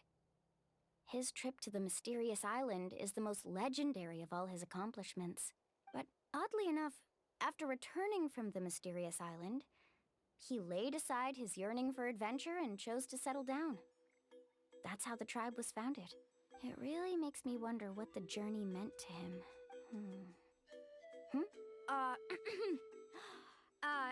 A camping trip shouldn't be this stuffy and quiet. Everyone needs to help make it more lively. How about this? Before we rest for the night, let's have a bonfire party. If we're going to go plunging into that whirlpool tomorrow, then wouldn't it be best to try to rest and conserve energy now? Now's not the time to be a party pooper. You ought to agree to ideas from the one who rescued you today. Yeah, she's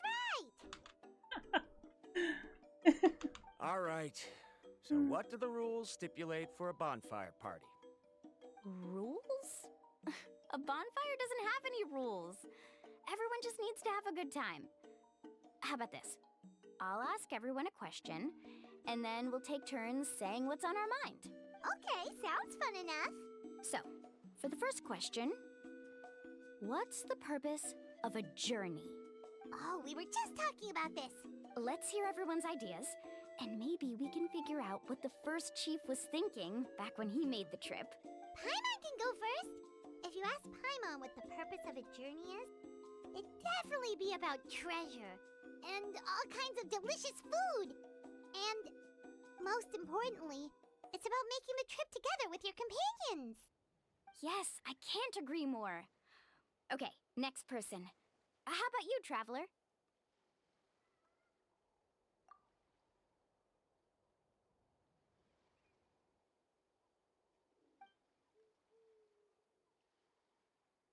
You close your eyes and recall the moment you were separated from him. You remember the purpose of your journey has been to find him all along. But you have yet to achieve this goal. You don't seem to see any other meaning to this long journey. However, you suddenly begin to recall the sound of windmills creaking in Mondstadt and the sight of the colorful night sky in Liyue Harbor. You remember the moment you stepped onto the islands of Inazuma with the falling sakura petals. You remember following the smell of coffee in Sumeru. You hear the sound of tide and return to the waters of Fontaine, swimming alongside schools of colorful fish. These things seem to be the real meaning of your journey. You sure are taking your time thinking about it. Oh, I get it. You must have passed through many nations before making it to Natlan, right? It's quite possible that your experience traveling is more than what I have as a guide. It's understandable that you can't explain it off the top of your head. Why don't I circle back to you later? You can tell me once you have a clear answer. Next, let's hear what Karia has to say. Me? If you ask about my travels... Well, this is actually my first time traveling, so I don't have anything useful to contribute. That doesn't matter. This is a party around the bonfire, not some research seminar. Alright. If I had to say what the meaning of a journey is, I'd say it provides an opportunity for true companionship. Before you reach the destination, you don't need to think about anything outside the trip itself. As long as you stick together with your companions, you won't have any trouble to worry about. Yeah, I get it.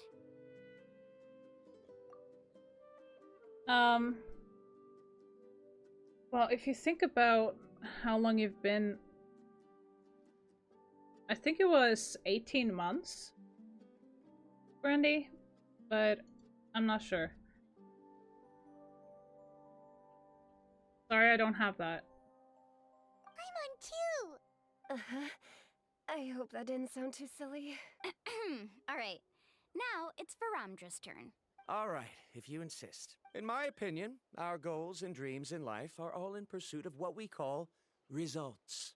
The so-called journey is but a path that leads to these results. So, the greatest meaning of a journey lies in managing to find the right result. Oh god. Not sure I completely get what you mean. There's nothing difficult to understand. It's the same as the decision of your first chief. He must have discovered enough valuable results after visiting the mysterious island to decide that he should end his journey. Once you've achieved the results you want, any additional journeys would become all but meaningless. Before coming here, someone had stolen the results of one of my research projects. All that person had to do was sign his name on my achievements, and he was able to take all of the honors. All my effort vanished into the air as though it never existed. Do you understand now, Miss Guide? Without results, the journey is meaningless. I sympathize with your situation, but I'm afraid I can't agree with your take. I don't need your sympathy. As long as I can reach the mysterious island and find the correct results, My pain and struggles will become just another insignificant part of the process. What happened during the day already proved that my theories were wrong, so I'm willing to trust your judgment. I apologize for our previous argument. I must make it to the mysterious island, and if I have to entrust my life to someone else to achieve that goal, then so be it! Was that actually supposed to be an apology? Because it sounded kinda awkward. Actually, there's a saying among the guides of the people of the springs. If the goal of the journey was to reach the destination, then you should have never left the house to begin with.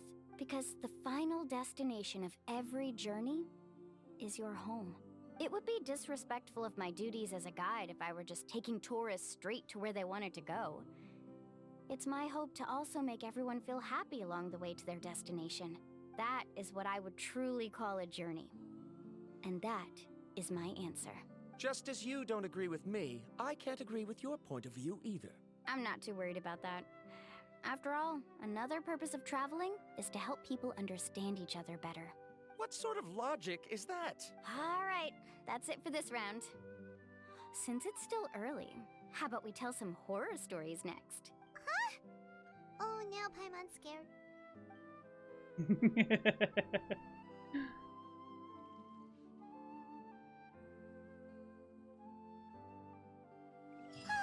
Paimon slept so well. Oh, Mualani and the others seem to be up already. Let's go see what they're up to. Wait, where is the Pyro Oculus?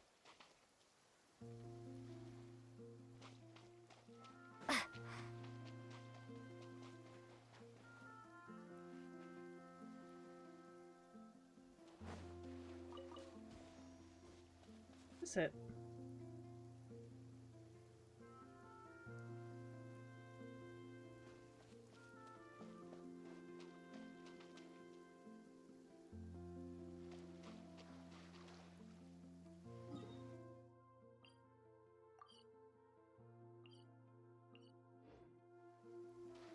Whatever.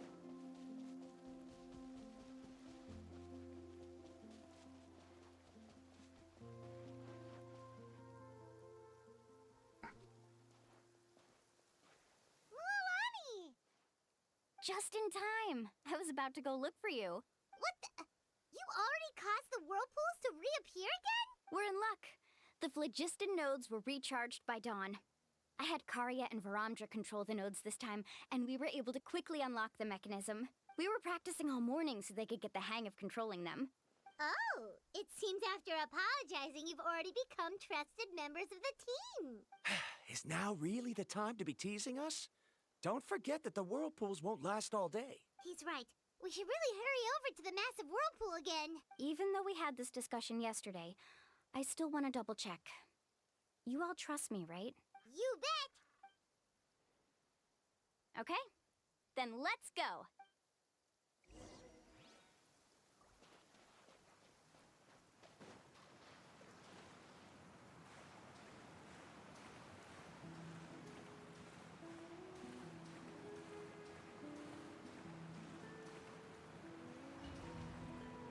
Okay. So this is gonna get interesting.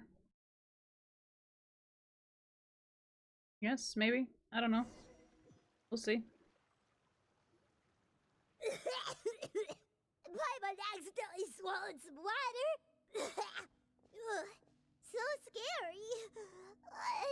What is this place? I can't believe it. There are subterranean caverns under the water. Mualani was right! Let's see where this cave leads. Come with me. Uh-huh. Oh, heck yeah. Let's ride! According to the map, we need to head downward? Okay. Don't be afraid, everyone. Jump down with me. Is that lava up ahead? It appears these caves were formed by volcanic activity. I see. Then the spirit waves were affecting lava deep underground. Altering the lava's flow created temporary holes which allowed us to follow the water's current and enter this underground space. Yes, it can all be explained in theory now. Are all scholars from Sumeru like this? Pretty much. Hard to say. I honestly don't know. Can there be an island in this kind of underground space? Yes. It appears we haven't reached our destination yet. Let's keep going, everyone. Shit. Faster.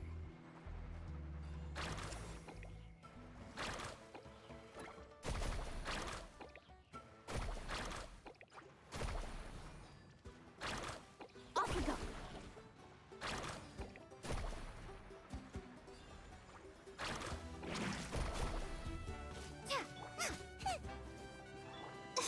I'll protect us.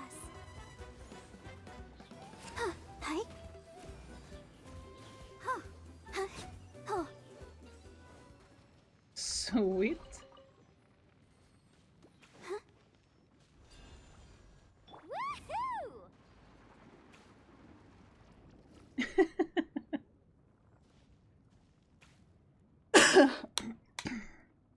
Excuse me.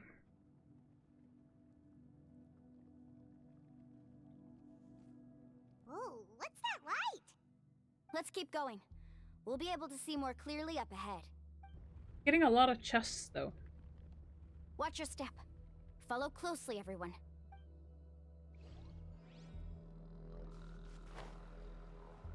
Heads up! These volcanic caves aren't very stable, so watch out for falling rocks.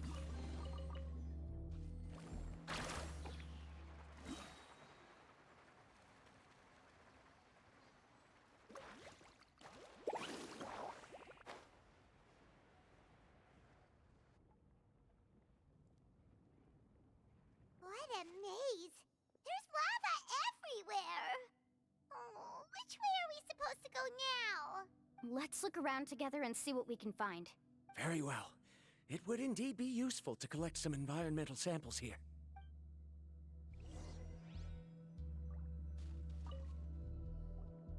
There are plants growing here? There's nothing unusual about that. This is spinel fruit, which often grows around places with lava. Wait, it is a little strange. This isn't ordinary spinel fruit. It's the same as the one on this talisman. Isn't that the talisman your teacher gave you? Yes. In which case, could Uncle New have been here before? But he clearly told me that he'd never made it to the mysterious island. I'll be sure to ask him about it once we get back. Interesting.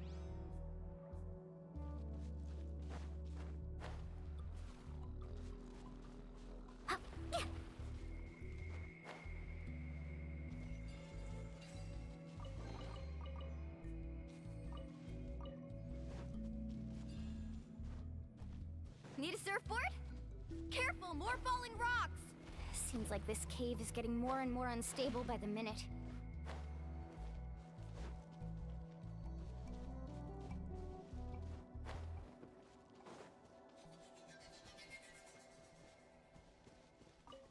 There's so much lava, and it's getting pretty hot. The lava here doesn't look very stable. I'm afraid we can't stay here for long. No kidding.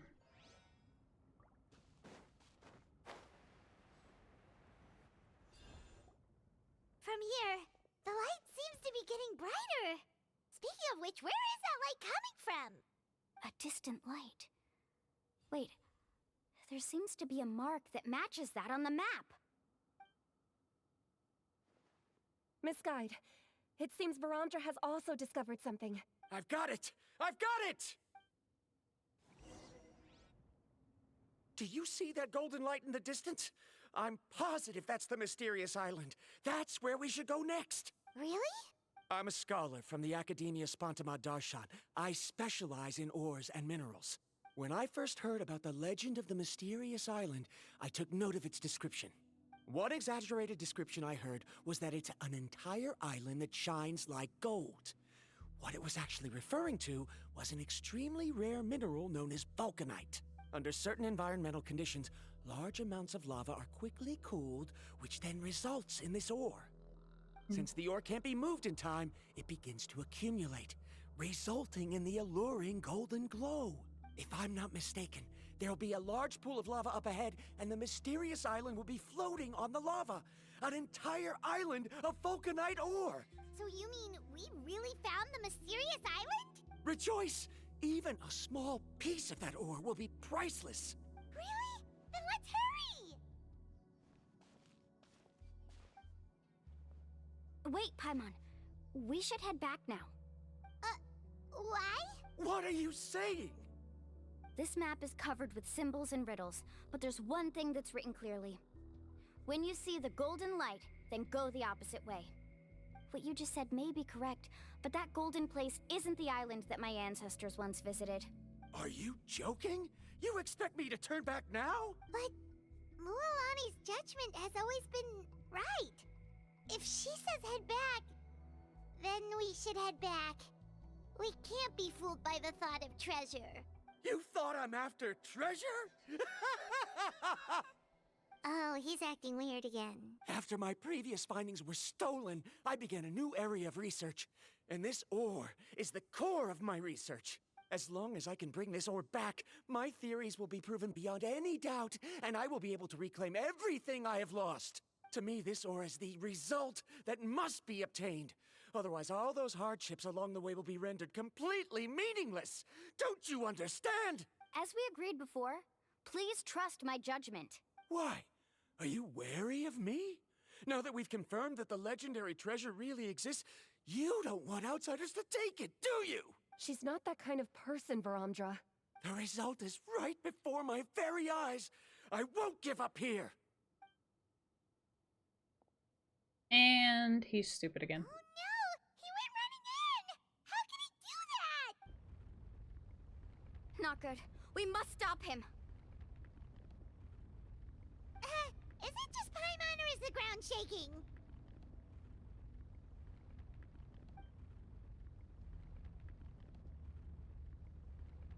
I know he's a dumbass. Now the way back is closed. What the? Where did these monsters come from? Oh, Those this is monsters. freaking great. Looks like the lava here is becoming active again. Misguide. Varamdra, He'll be trapped by the lava. We need to hurry and take care of these monsters.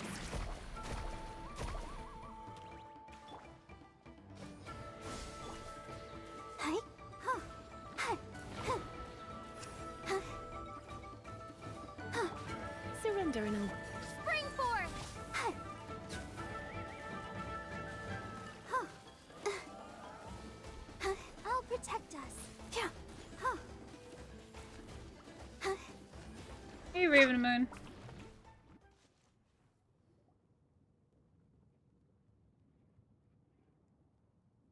The lava is rising! Varamdra!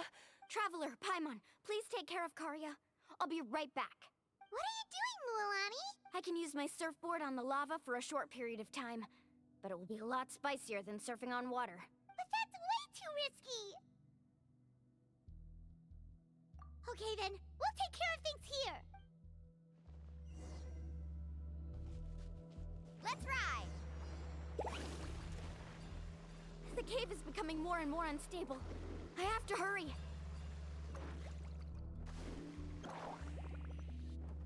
More falling rocks. Okay, watch this!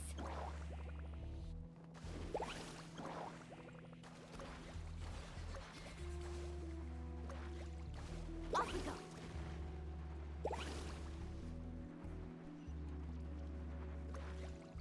What kind of guide falls behind? What the hell just happened? I'm fine. Need a surfboard? The cave is becoming more and more unstable. I have to hurry.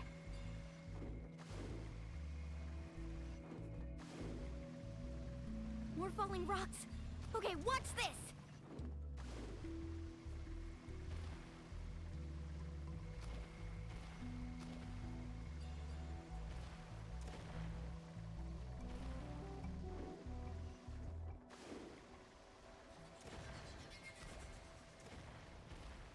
Over there!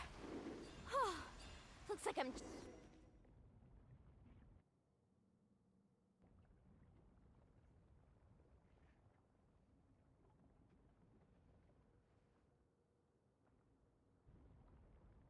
It's right there! I'm almost there! Look carefully. You can't get through the lava. You'll die if you try to make your way forward. Why don't you just give up? Why don't I give up? Well, I might not be able to do it, but what about you? Me? You have the ability to move over the lava. If you try, maybe you can reach the island and earn the highest honor for a guide. That way, you'll have the results you need to prove yourself, and even Ko'olo won't be able to question your abilities anymore. You want to know why I won't give up, but I'm asking why you'd give up such an opportunity. The lava is rising. If I take this risk, then how will the others get back? Did you forget? I already gave you my answer. You... Come with me. No!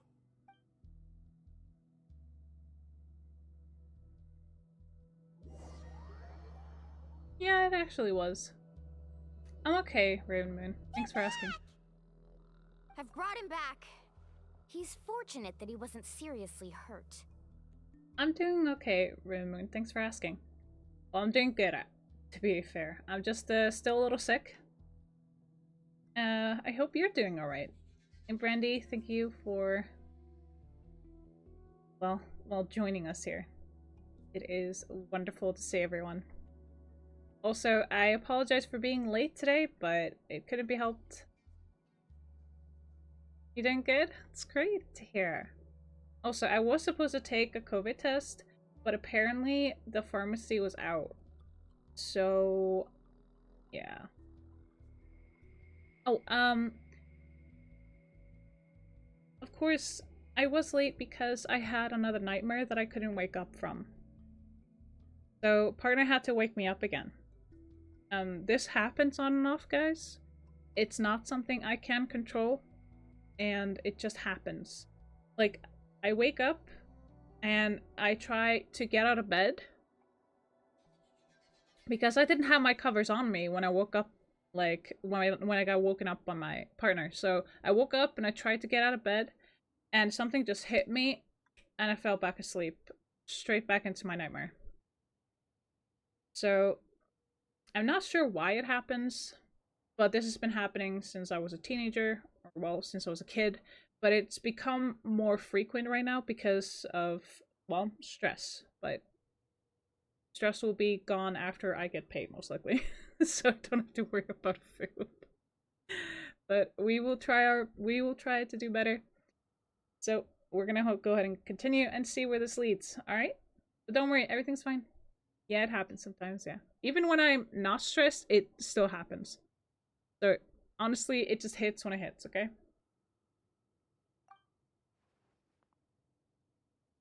Oh, thank goodness. Thank you so much, Miss Guide. You're welcome. It's getting dangerous here, so we need to find a way out. No, I refuse! I can still stand! Let me go back! Seriously? How can you be so childish at a time like this? Varamdra! She hit him. She hit him. Whoa. I've always believed that you're the most talented person I've ever met. Even if your research was stolen and you didn't get any credit, I never doubted it. I believe that even if you won't obtain any results this time, you'll still succeed in your new research, because no one can take your talent away. So, I won't allow my dearest senior to die here because of his own stubbornness. Karia. She's finally opening up. And it seems like she's just the person we need to talk some sense into him. Mualani, the lava is almost here! Don't panic. It seems like the trick that Uncle New taught me is finally going to be put to use. Hmm?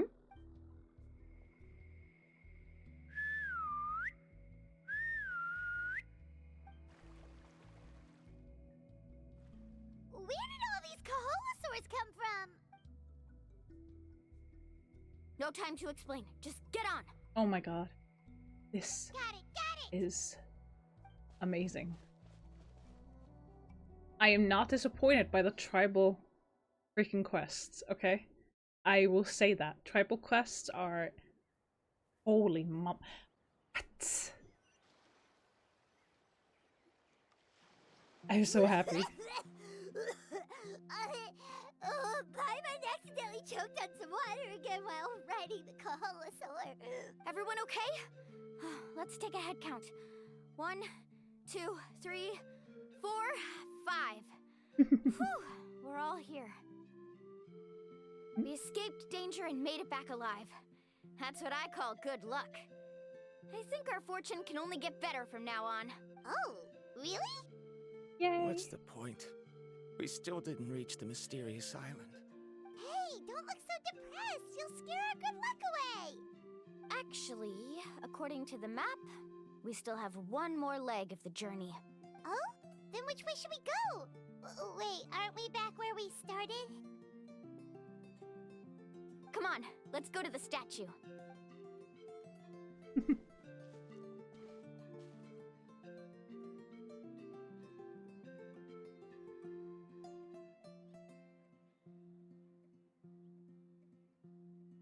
So, what's the point of coming back here again?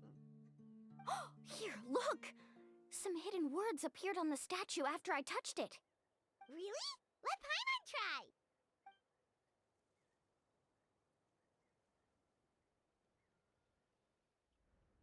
Congratulations, Guide from the Future. You have completed a challenge that even I found ambitious. And now, I finally have the chance to tell you my story. You may have heard legends describing me as the best guide in all of Natlan. But in the beginning, I was more like a treasure hunter.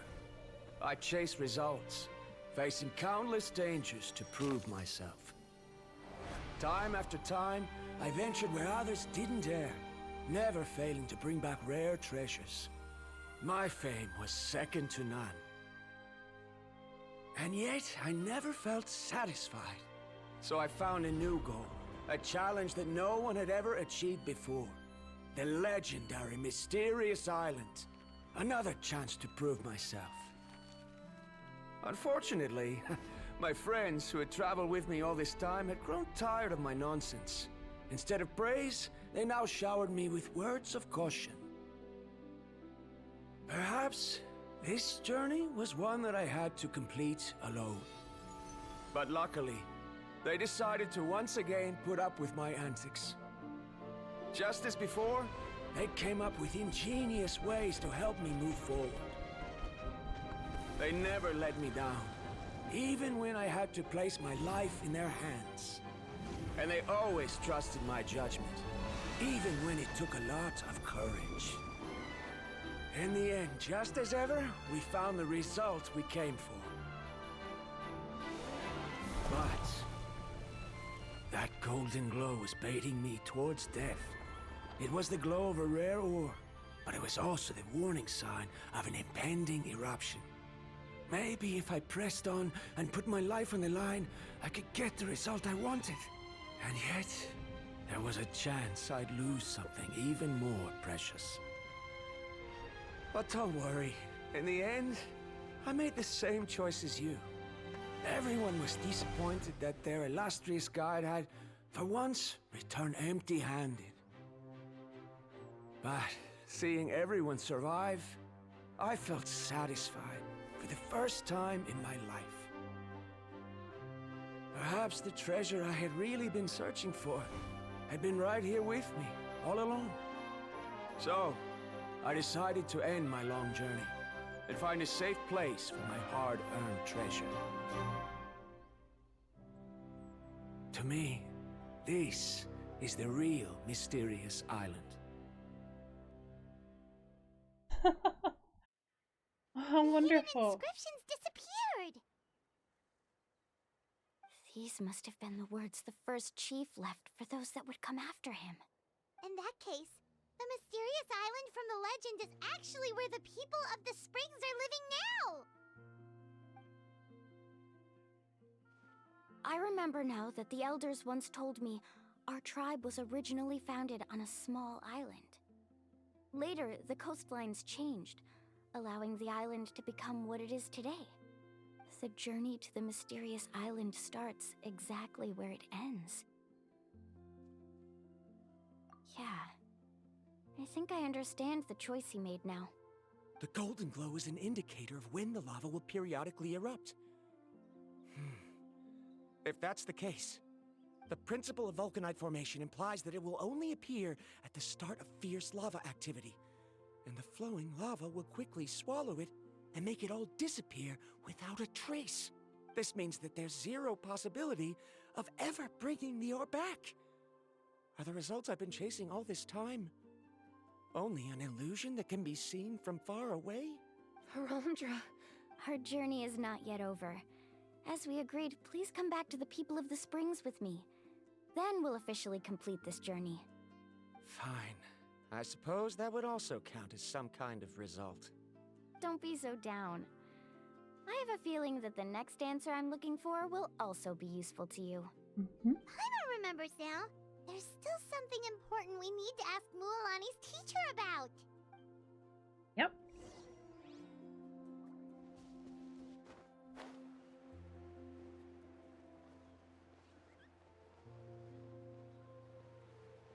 What am I doing? I could just do this instead.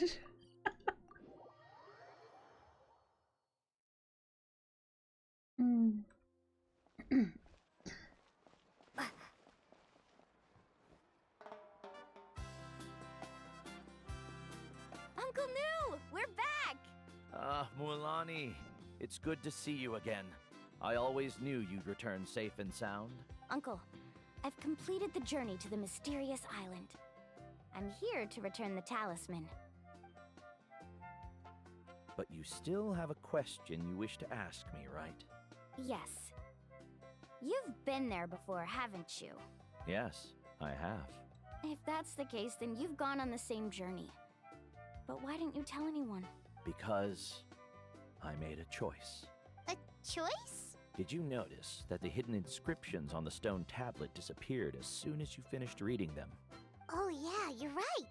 There's a special paint on the statue that would change color when it comes into contact with volcanic dust. Only those who have been to that underground space will be contaminated by the dust and be able to see the hidden message. But once the dust starts to wear off, the hidden inscription will disappear again. And this is the choice that the first chief left to us. If you choose to boast about your deeds, you will receive the highest honor, but the legend of the mysterious island would be destroyed as well. If you choose to remain silent, then the mysterious island will remain a legend and continue to attract the next generation of young guides to rise to the challenge. In the end, my companions and I all chose the latter. Oh, I get it now. But not being able to tell anyone after accomplishing such a feat. People like Ko'olo will still look down on you. Are you really okay with that? But have you noticed that Ko'olo, who claims to have been to the island, hasn't actually completed the trip? What? Right. Paimon remembers that Ko'olo said that he went to the mysterious island alone. But there's no way he could have been able to use the spirit ways. He deliberately recommended the client to find Mualani, probably because he thought she wouldn't be able to reach the mysterious island. That way, Mualani wouldn't be able to expose him. As guides, we are not adventurers, let alone treasure hunters. The greatest responsibility of a guide is to take the client to their destination safely. But in the process, we also gain much skill and experience at overcoming danger.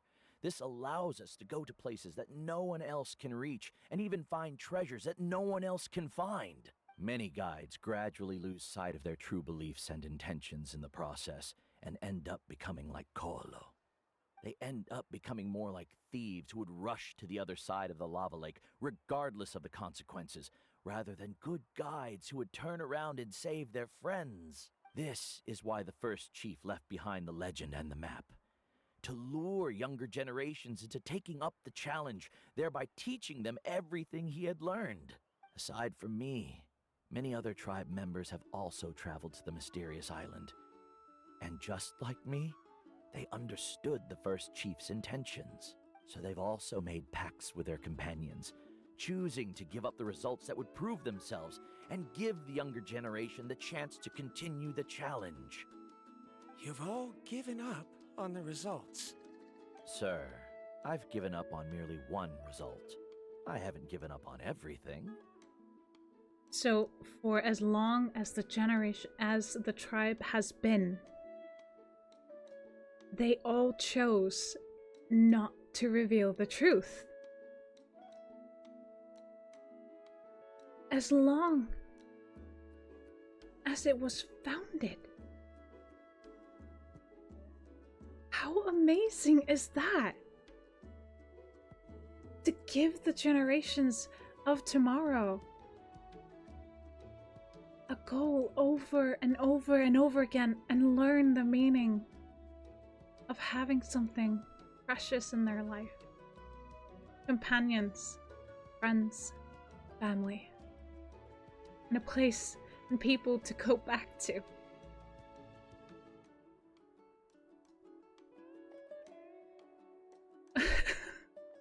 I'm actually tearing up. That is so sweet. Given her talent and qualifications, Mualani was well within her rights to choose the top-ranked guide Koholo as her teacher, but she chose me. I believe I was able to cultivate such an outstanding student and witness her completion of the legendary challenge precisely because I didn't become someone like Koholo. If instead of looking at one single journey, we look at my entire career as a guide, I'd say I have not returned empty-handed. What about you?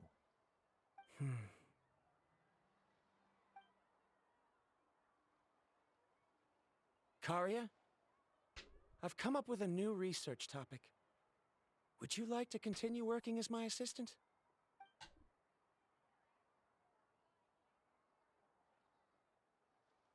You're the same as always, Varamdra. You always have to find evidence before coming to a conclusion. In any case, I can't give you an answer right now. Karia! Because you haven't prepared the proposal yet. Shouldn't you finish that first before recruiting assistants? How could you forget? Yes, of course. I'll certainly prepare all the necessary details. But I've always found your proposals fascinating, so I'm sure I won't be able to turn you down this time either. Oh, just get married already. Karia, given that I have been presented with new evidence, I've come up with a very general theory. I can use the ideas from the chief's speech to express it. Perhaps the treasure I'm seeking has been by my side the entire time. No. To be more precise, it's been with me even before I set out on this journey. I understand, Varamdra. It appears this guest has also found his answer.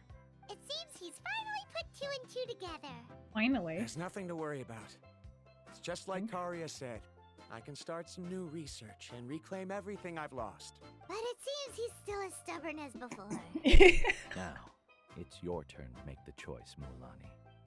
But, Uncle New, I'm sure anyone who can complete the journey to the island would make the same choice, right? Very good. Then there's nothing more I can teach you. Here, take this talisman again. You can pass it on to your student in the future. Looks like it's also our time to say goodbye. You've taken great care of us throughout our journey. As thanks, I'm also willing to keep the journey a secret. Then remember, the next time you come to visit the people of the Springs, you know where to find friends for help. Friends? I suppose we are theoretically friends now, yes. When I publish my next paper, I'll be sure to add you to my list of acknowledgements. Well, that's one way to thank someone. Then Varamdra and I will be taking our leave. I truly hope we'll get to see you all again someday. Okay, bye-bye!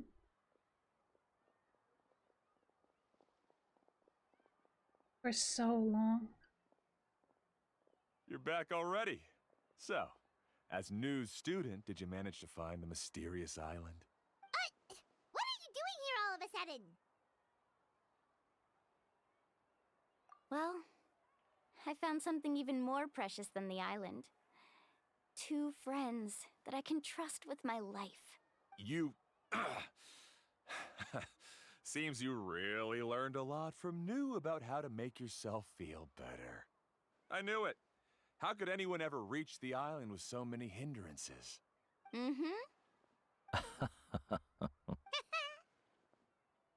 Huh? What? Why are you all looking at me like that? The elders of the tribe also gave me that same look. What's that supposed to mean?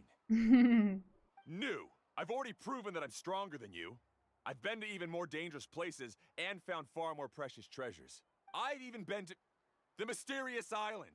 Why do you still look at me as if my words don't bother you at all? Koholo, even if you had never been to the island, no one would deny your abilities. But as for what we would deny about you, only you can find the answer to that. Me?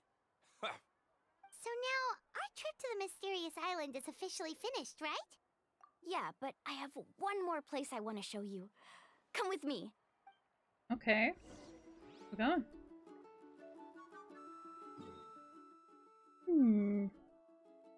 Alright, okay.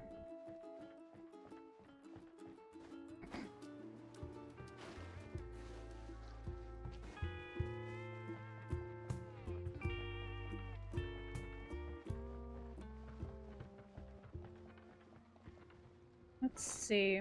I'm gonna put on some of food.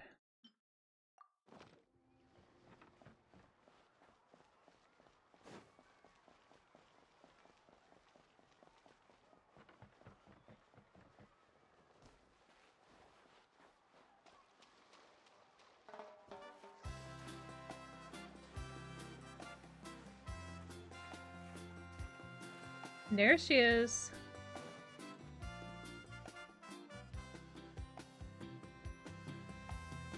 This is the place. From what I've heard, if we take a group photo here, it'll bring us good luck. I'm sure of it. What made you think of taking a group photo? Well, we completed our trip to the mysterious island together, so of course we need a memento to keep. You've earned the greatest honor for a guide. Yet, you can only walk away with a photo of your friends.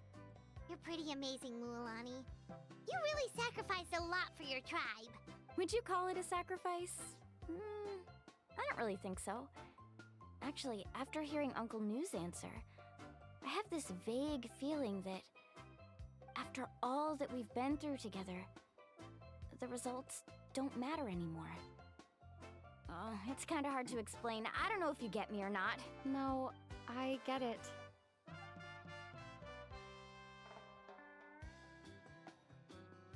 You recall everything that has happened during your journey and finally find an answer that you're satisfied with. Traveler! So that's your answer, huh? To the meaning of a journey? It's a good one. Then let's make this group photo yet another part of your journey. Yep, Paimon's ready! 3, 2, 1.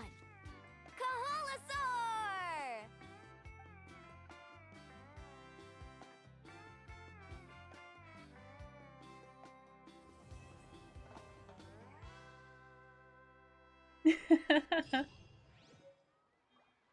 This has been amazing.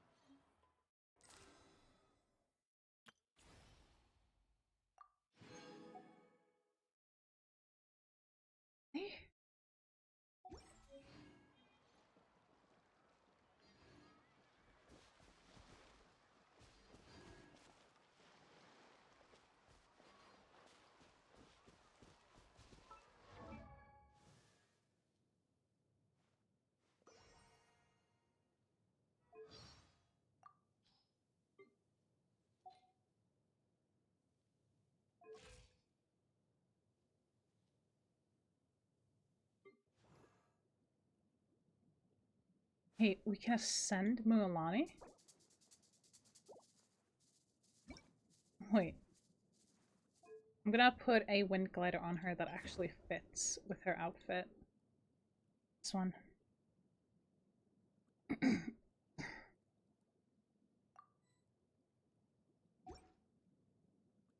Wait.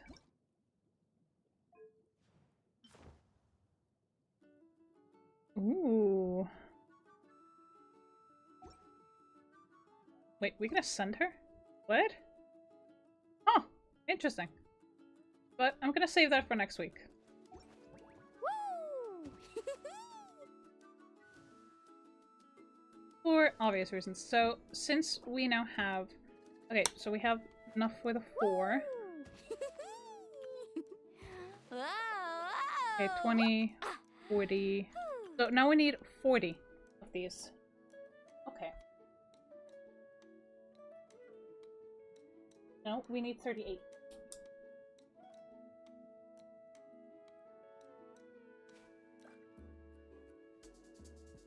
Okay, so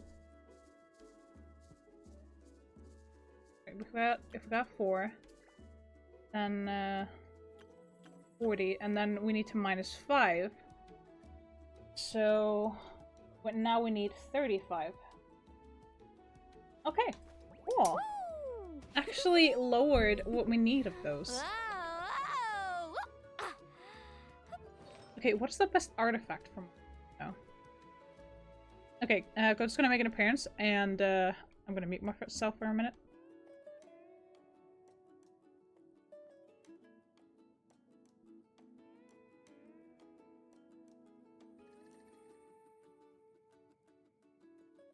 Whew. No. So best build for Mualani. Let's see. I usually use Game 8 for this, because I just find them to be really good in that sense. So I still am missing her main weapon, which is Surf's Up, and I haven't even actually switched to anything that she can be using. Okay.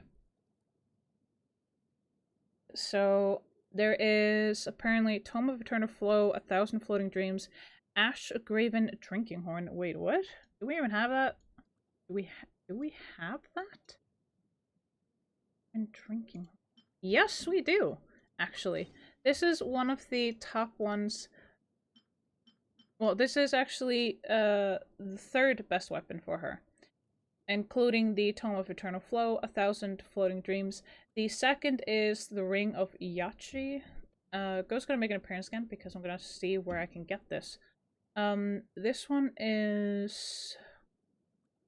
Okay, how to get. Forge from a blacksmith. Okay, so...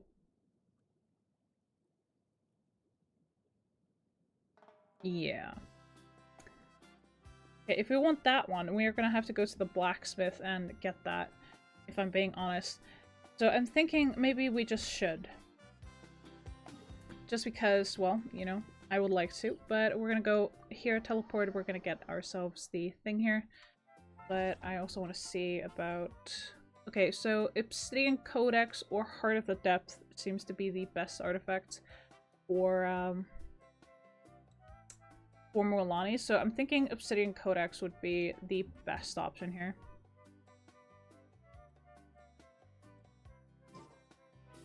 Alright. Hello. Let me get the... Look at this. Heck yeah. Tribe reputation, let's freaking go. Sweet. So we're at level 3 with springs. We haven't done any of the bounties currently, but I'm thinking of doing some of the bounties. But I'm wondering if we should go ahead and do the bounties with the other tribes first. Like, get the ones that we haven't gotten to level 3 to that exact level. So I'm gonna see about which one is the highest currently towards getting to level 3. And then we're gonna focus on getting to level 4 and one of them and so on. Okay, 400 on this one. Next one.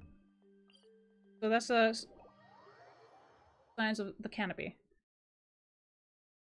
And this one that we're going to now is the Children of Echoes. There are actually 3 other tribes in the area, but we haven't unlocked that yet because apparently they're still working on that. I think. Okay, so they're both on 400. Okay. And vulnerability to Hydro. Okay. Check map. Let's go. Let's do it! What can I say?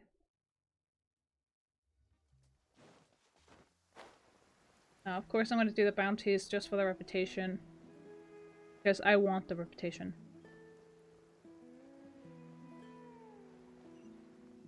There it is.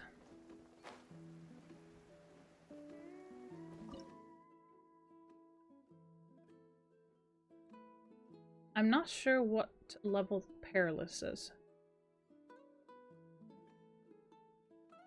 Let's see.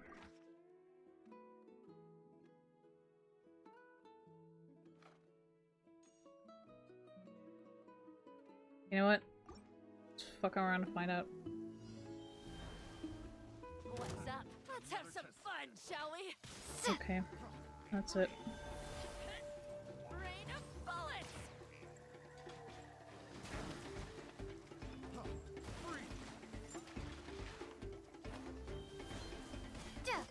Eat this!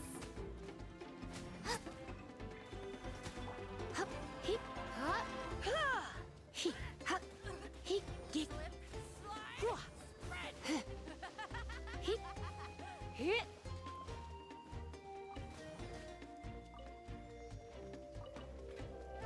Hup, rain of bullets. He, yeah, he, get, huh,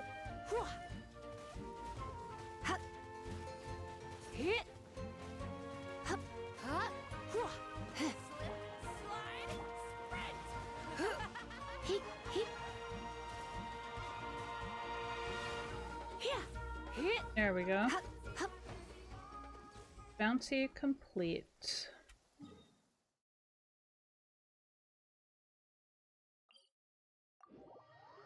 Let's see.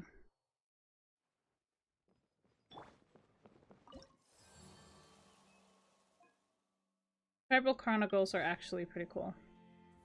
That's the Children of Echoes? Damn. Okay. Invulnerability to Animo. Fine.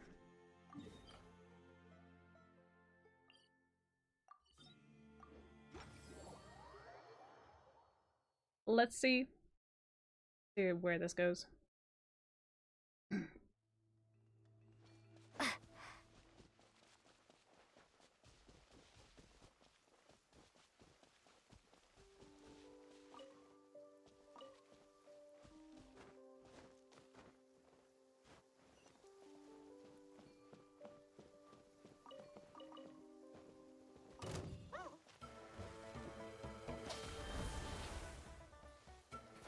Just so I don't have to deal with it.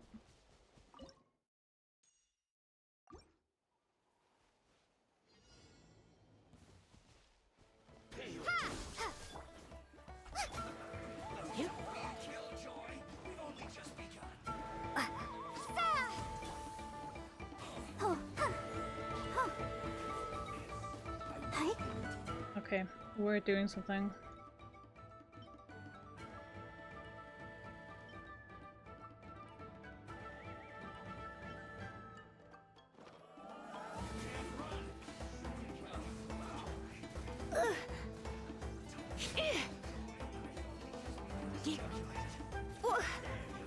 You're in for a little.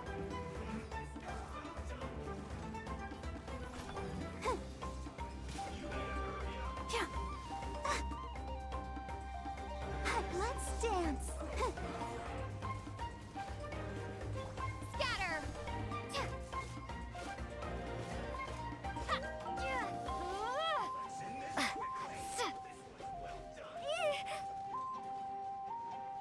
Propagate.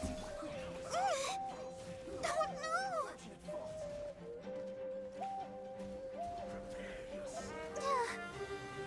Oh. Let's spark things up a. Let the shift.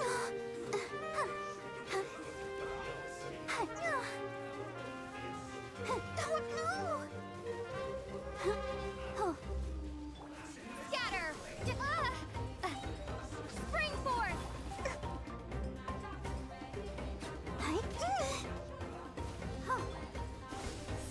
Nice and spicy! You're toast!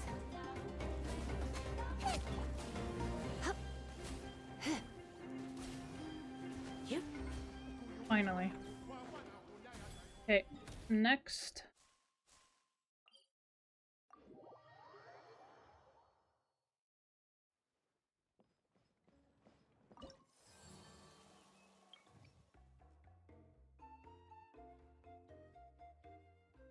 canopy. There's one for each tribe, huh? Interesting. That is very interesting. Well, I am getting hungry, so I think it's about time for a food break.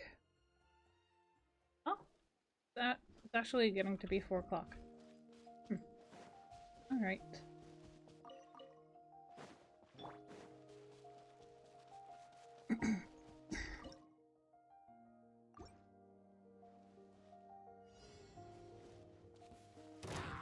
Oh, okay.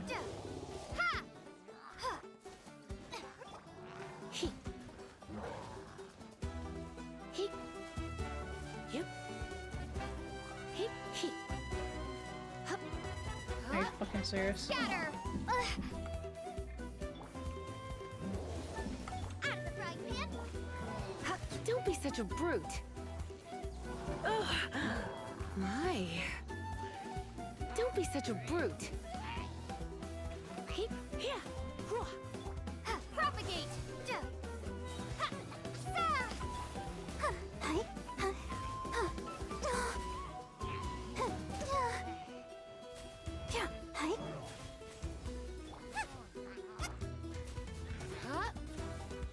Okay, this is getting really annoying.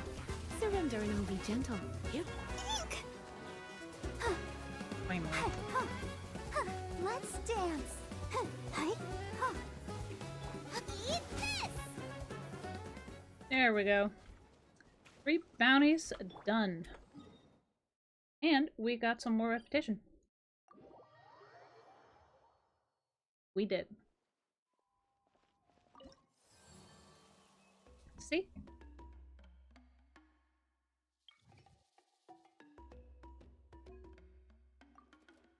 Coming soon.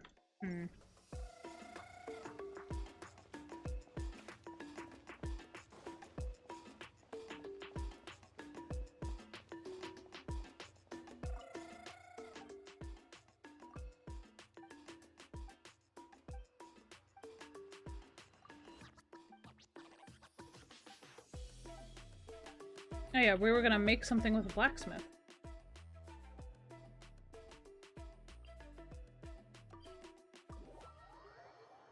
Let's see. Yeah, I do need to get food though. Just gonna see if we can't make one of those things first. Let's see. The blacksmith. Is there a blacksmith here? Yeah, there is.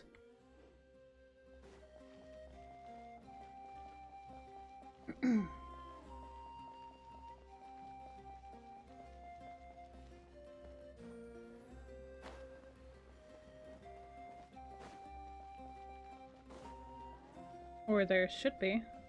There.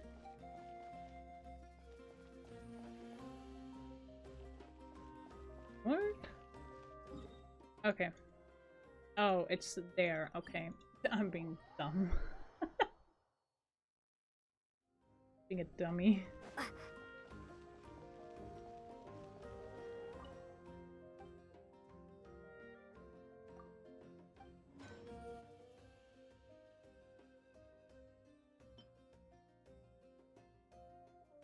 It's not that one or that one. Which one was it?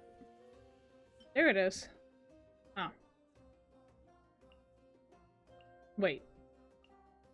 There isn't a what? Hang on a minute.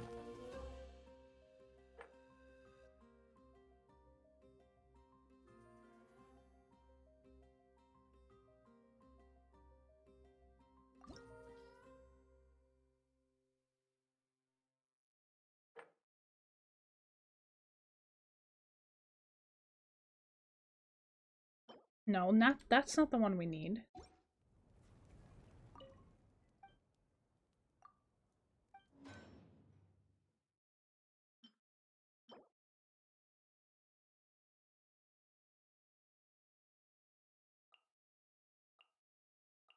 We don't even have a Natlan. What? You're kidding, right? Oh, come on. That is not fair. Fine, let's enhance this then instead.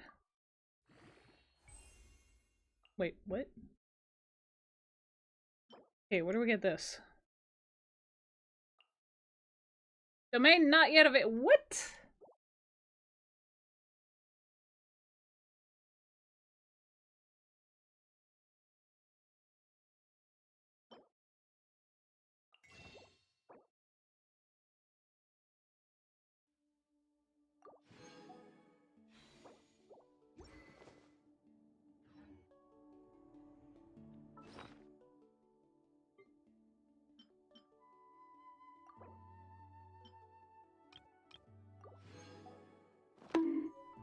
Hey, Scorpion.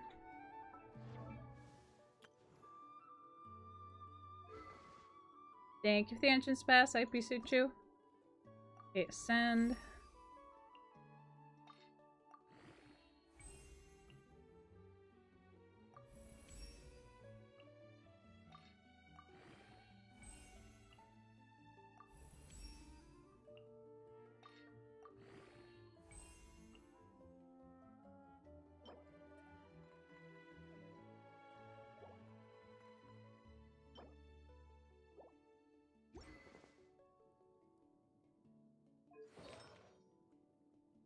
Okay, so the one that we need is... Oh, don't tell me it's not even Obsidian Codex. Where is this? Okay. Obsidian Codex. Let's see about that. Okay, obviously not that one. Nope. That. Not that. Ah, here it is. That one? Nope. Nymph Stream. Not that. Not this one. Not that one. Ah, here it is. What? No. That one. No.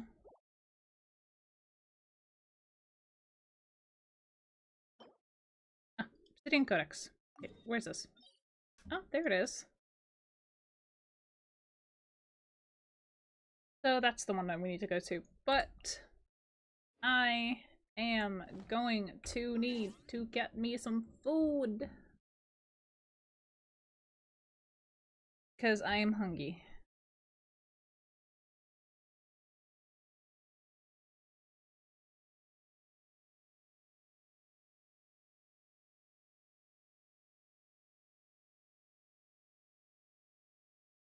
So I'm gonna be right back. I'm just gonna go ahead and get me some food.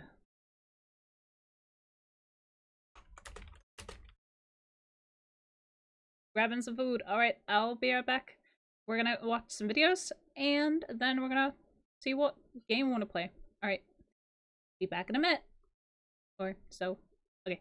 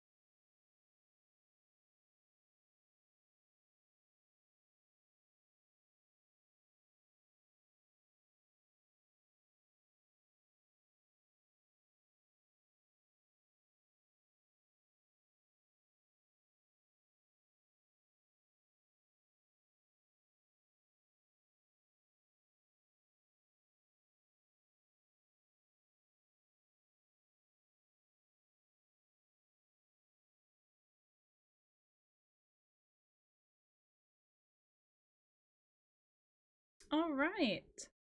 So we're gonna go ahead and check out our good old friend, Mr. Ballin. Apparently, top 3 strange but true.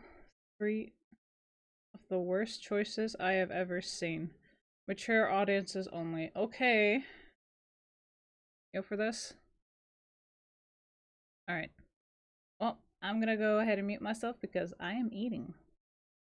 Alright. Let's jump in. Sometimes the truth is stranger than fiction. And today we're going to look at 3 stories that demonstrate that. But before we get into those stories, if you're a fan of the strange, dark, and mysterious delivered in story format, then you've come to the right place because that's all we do and we upload once a week. So if that's of interest to you, please invite the like button to go on an all-expenses-paid trip to Venice, Italy, and the second you're both in a gondola, push them into the canal. Also, please subscribe to our channel and turn on all notifications so you don't miss any of our weekly uploads. Okay, let's get into today's stories.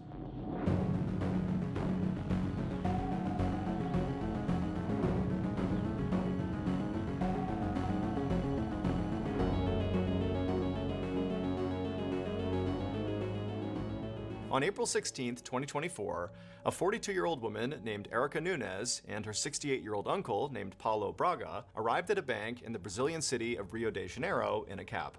Erica got out of the back seat first and then asked the driver to wait so she could go inside the bank to get a wheelchair for her uncle because recently he had been sick with pneumonia in the hospital. She found one in the lobby and then wheeled it back outside. When she got back to the cab, the driver helped her lift her uncle Paulo into the wheelchair, and then afterward, Erica thanked the driver, and then she wheeled her uncle up to the bank, and as she got near the door, a bank attendant came out and opened up the door for them to go inside. Erica smiled at the attendant. Her uncle had been living with her for the past 8 months, and so Erica was pretty accustomed to some level of caretaking, but it had gotten a lot harder recently with her uncle being in the hospital with pneumonia, and so Erica was just exhausted, and so little gestures like this were very appreciated. But despite her exhaustion, today was a really good day for Erica because her uncle was so appreciative for all the help that he had actually offered to go to this bank with her today and take out a loan for her in his name so she could do some much needed repairs around her house. So Erica and her uncle made their way through the bank towards the front desk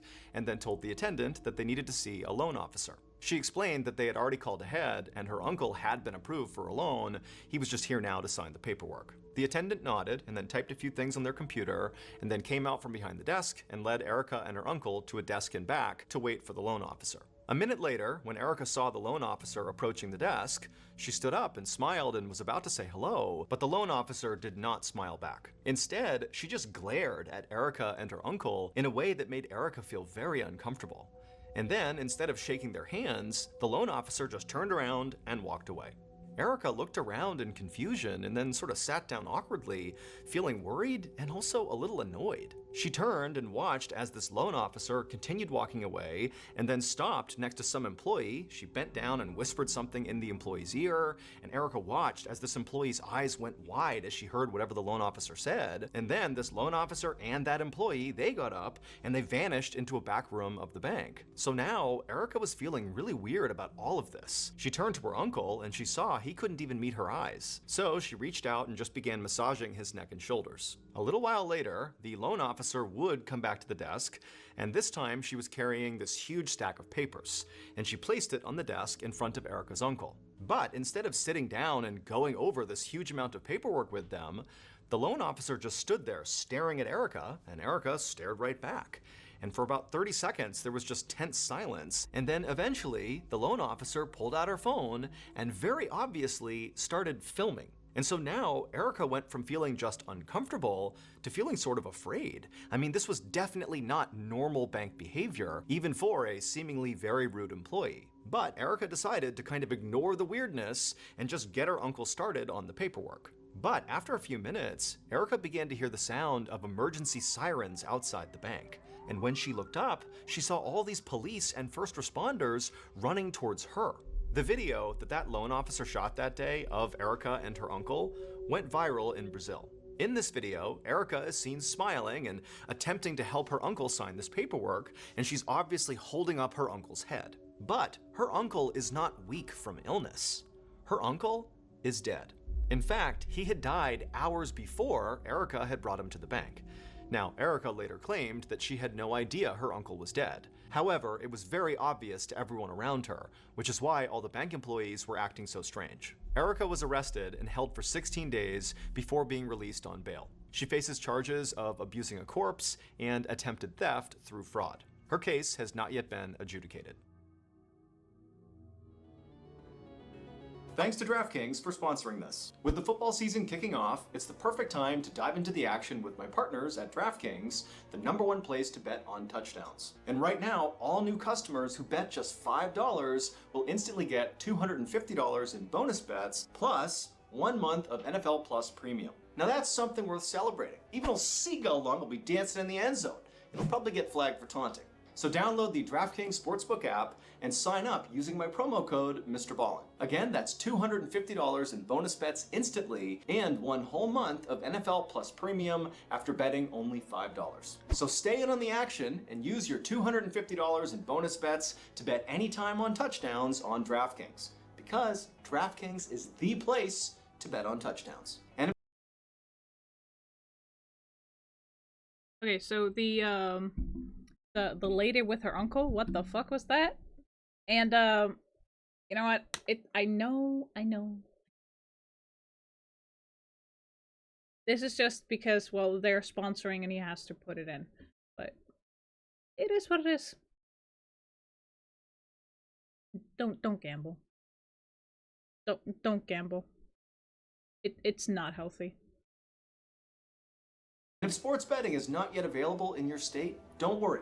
You can still join in on all the fun with DraftKings Daily Fantasy and still have the chance to win cash prizes. So download the DraftKings Sportsbook app now. New customers use my promo code MrBallin and bet just $5 on any wager and receive $250 in bonus bets instantly. Okay, back to the stories.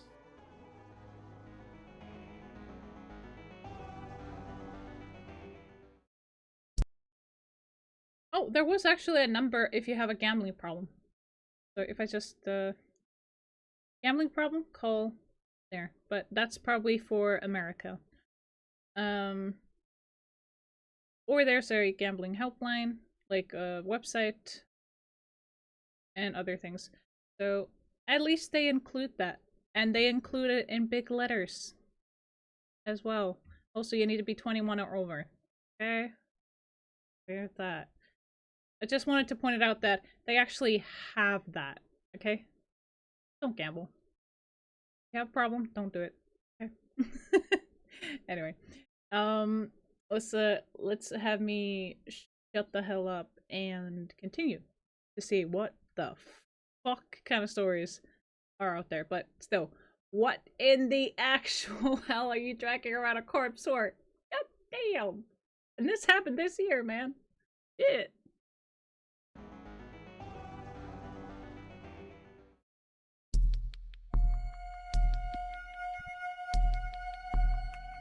On the night on the prowl. Okay, this I gotta see. Of October 20th, 2021, two young couples were hanging out inside of a little home in the woods in Henderson County, North Carolina. The couples were Rachel and her fiance Chris, and their friends Autumn and Jake, whose home it was. Rachel and Autumn were in the kitchen preparing to dye Rachel's hair over the sink. Jake and Chris were in the living room discussing the very strange sightings of a black panther that had been reported all over town in recent days. So North Carolina does have big cats, including panthers. After all, their professional football team is named the Carolina Panthers. However, the panthers in North Carolina are typically of the brownish color, not the pitch black variety like the panther that was apparently prowling all over Henderson County in recent days. Nonetheless, Chris was absolutely convinced that he had seen this black panther about a week ago when he was out walking his and Rachel's new puppy. He swore the panther had been following him in the tree line around his property, and he had been afraid it was thinking about attacking his dog. Ever since, he told Jake he'd been nervous walking around his property outside, and so he'd begun to carry a gun for protection. Jake was in the middle of telling Chris that he too was now carrying a gun around for the same reason when they were interrupted by Rachel calling for Chris from the kitchen. Jake and Chris got up off the couch and walked into the kitchen, where Rachel told them that she'd been trying to show Autumn a YouTube video about how to dye hair at home when her phone had died. and so she asked Chris if he wouldn't mind going back to their apartment and getting her a phone charger. Now, obviously, Chris was not thrilled about going into the woods at night, with this panther roaming around, but he loved his fiancée and would do anything for her, and he had his gun, so he said he would go. And as Chris headed to the door to leave, Jake said, "Hold on a minute." He grabbed his flashlight and grabbed his gun and told Chris he would tag along and watch his buddies back. The two guys said they'd be back in a minute, and then they walked out the door. A light wind rustled the leaves of the trees as Jake and Chris set out on the little path that connected their two homes. They both stayed absolutely quiet as they walked because they wanted to make sure they could hear any indication of this panther being nearby. But all they could hear was the wind, some crickets, and an owl hooting in the distance. But about halfway down the path, Chris suddenly heard something coming from the woods and instinctively shot out his hand to stop Jake in his tracks. They both froze, and then Jake raised his flashlight and shined it at the underbrush where Chris was saying he had heard noise. And for a second, all they saw were green leaves. But then, two eyes opened up and reflected back at them. The two men gasped and instinctively reached for their guns, but before they had to draw and do anything, this creature emerged from the underbrush, and it was just a raccoon. Chris and Jake laughed in relief and then continued walking down the path to Chris's house. They went inside, got Rachel's charger, and then they left and stepped back into the woods. But now, as Chris and Jake walked along this dark path, something just felt different. The crickets seemed to have gotten quieter and the wind had picked up. The owl that had been hooting before must have flown away because it was now strangely quiet, except for the sound of their footsteps and the wind in the trees. They were about 40 feet away from Jake's house when they suddenly heard a twig snap to their left. And so the two men turned to face the noise, and as they did, they heard another sound, a low, raspy growl. And so Jake aimed his flashlight at the bush where these noises had come from, and this time it was obvious it was not a raccoon, because the bushes were literally shaking like some enormous animal was inside of them. And so the two men looked at each other with wide eyes, and without saying a word, they both knew they were thinking the same thing. It's the panther. And so the two men drew their guns and they aimed it at the bush, hoping that this thing would just take off back into the woods. But it didn't. The bush continued to shake like whatever it was gonna leap out. And so the men just opened fire, and they kept on shooting until they heard a new horrible sound. And the second they heard it, they dropped their guns. It would turn out that was not a panther. After Chris and Jake had left the house, Rachel and Autumn decided to pull a prank. They had found some expired eggs in the fridge, and they had decided they would go hide in the bushes near that pathway and pelt the guys with them.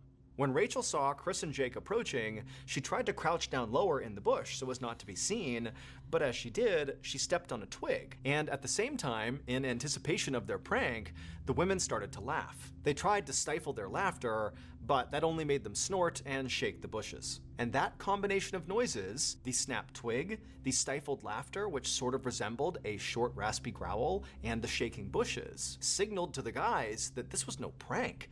This was the panther, and if they didn't act, it might attack them. And so they drew their guns and they began to shoot until they heard Autumn scream out in horror. Tragically, by the time they had stopped shooting, it was already too late for Rachel. She had been shot to death.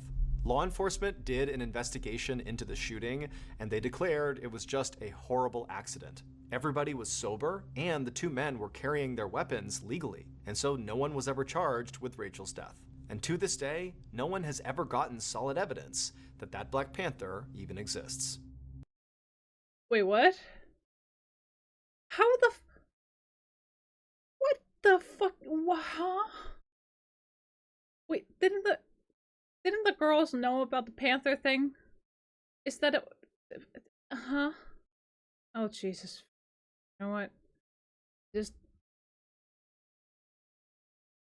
no. Just no.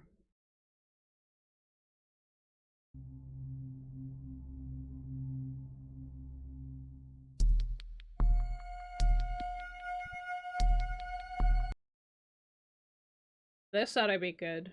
Cutting it close? Okay, this ought to be good. You know, what am I saying? This better be fucking good.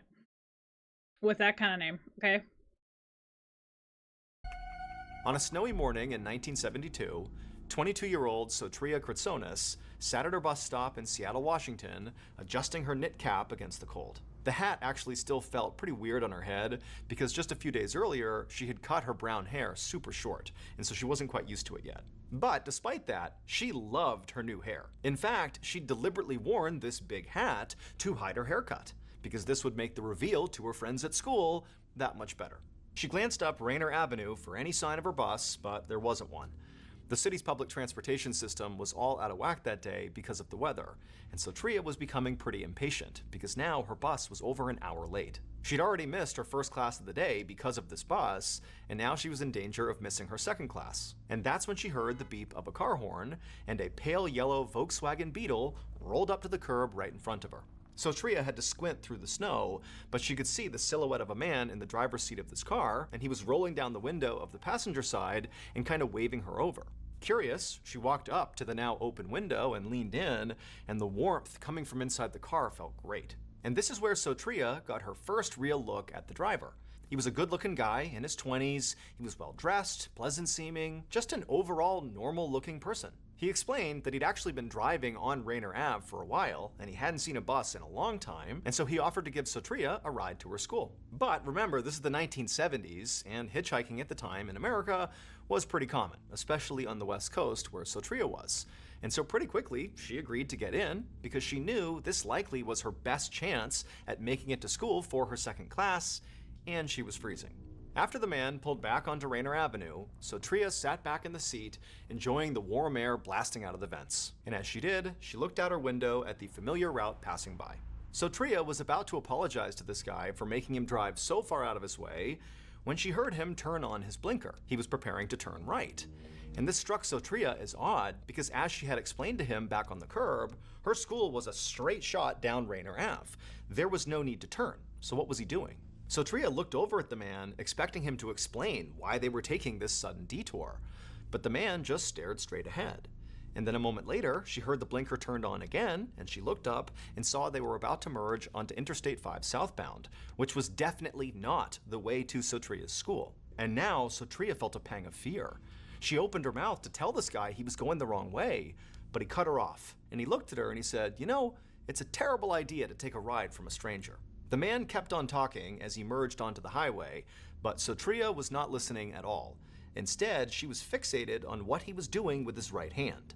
His left hand was on the wheel, but with his right hand, he was fishing for something underneath his seat. And so Sotria's mind began to race.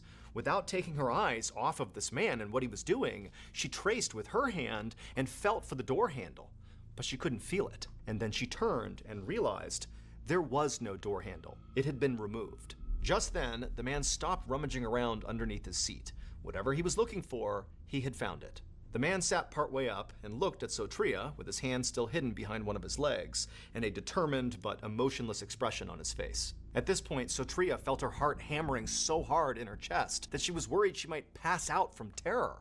All she could think about was, what is he hiding behind his leg? What was underneath his seat? But then, something strange happened. The man's face changed from determined and almost cruel to confused. Sotria watched as his eyes darted up to the top of her head. The man told Sotria to take off her hat, and with trembling hands, she did as she was instructed, although she had no idea why he was asking. And when the hat was off her head, the man looked shocked, and he dropped whatever it was he had found back under his seat, and Sotria heard it land with a heavy metallic thud, but she couldn't see it. There was a long, tense silence, and then when the man finally spoke, he just said, "Why did you cut your hair?" The man immediately got off the highway and drove fast to Sotria's school. When they got there, he opened up the door for her and told Sotria to get out and said she was lucky. Then he drove away. Sotria didn't report this encounter to police. She was kind of embarrassed that she had gotten into a stranger's car in the first place, and after all, the guy, despite being really creepy, hadn't hurt her at all, and so she basically just tried to forget about it. But a few years later, in 1975, Sotria was watching TV when she saw a familiar face come onto the screen. It was the man who had given her a ride, being led into a courtroom in handcuffs. Sotria dropped everything and turned up the volume, and what she heard made her numb with horror. Because the newscaster was saying that this man who had given her a ride was a suspected serial killer accused of murdering dozens of young women who he would lure into his pale yellow Volkswagen Beetle and then bludgeon them to death with a crowbar or tire iron. and he had a very specific type when it came to identifying his victims. They were young women who all had long brown hair. And this man's name was Ted Bundy. Me and the You're telling me Ted Bundy picked up a young girl in her 20s that had just cut her hair short and let her go because she didn't fit his profile? You know what? Holy shit. Okay. The whole team at Ballin Studios have created a special thank you to all you amazing fans for all your support. Now, you may have already heard about this, but if you haven't, my very first book, Mr. Ballin Presents Strange, Dark, and Mysterious, The Graphic Stories, finally comes out this year on October 1st. But that's not the thank you. The thank you is, for anyone who pre-orders this book, which includes 9 feature-length, amazingly illustrated stories, you will immediately gain access to a secret 10th story that's not in this book. This secret story is called A Forest So Evil, and it's really good. So here's how you get it. After you pre-order your book, whether you've already done that or you do it now, you're going to get a confirmation code. Go to the link we provided below and enter that confirmation code into the text box, but be sure you select the appropriate vendor beforehand where you pre-ordered it from, and boom, you will immediately gain access to this secret 10th story. I am truly touched at all the support you've shown me over the years, and so I really hope you enjoy this bonus story as a big thank you. Again, pre-order your copy today, and then head to the link in the description, enter your confirmation code to get that bonus 10th story called A Forest So Evil. Wait, don't go anywhere. If you're looking for more strange, dark, and mysterious videos, click here. Okay. So that was insane, but Ted Bundy actually letting a person go? You know what? I think, yeah. It's just, I don't got words. Okay? I just don't. I don't. I really don't. Oh my goodness. Oh, everything hurt. My brain just went, no.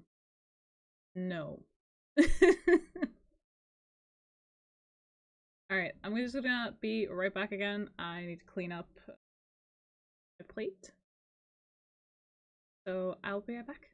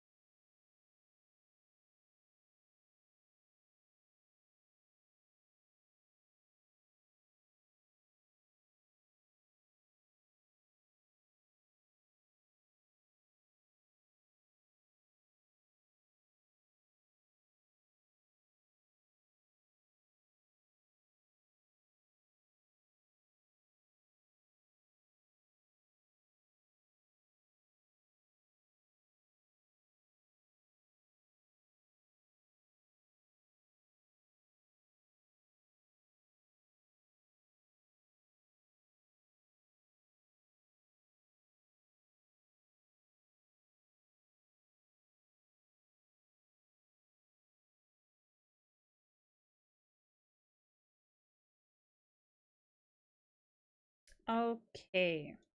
So we are back, and I was actually thinking with because I'm a scaredy cat deluxe. Well, I'm not a scaredy cat deluxe.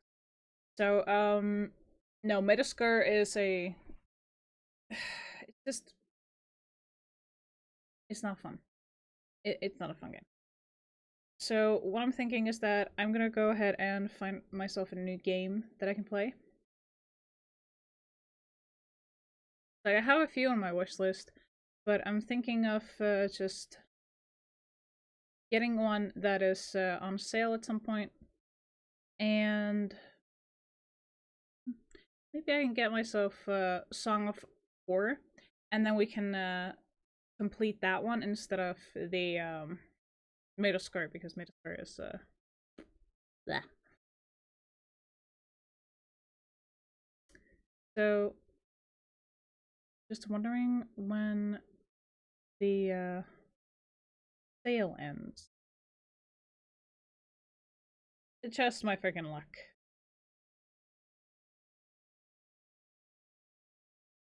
Now we'll see. It's just that there are certain games that are just so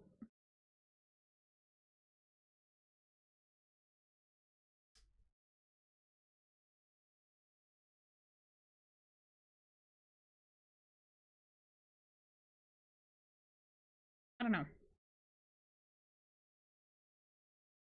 that are annoying, I guess, but other times not so much.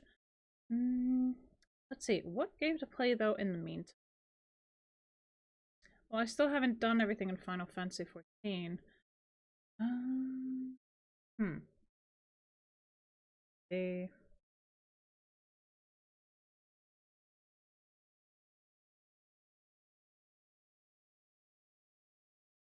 Ah, what the heck.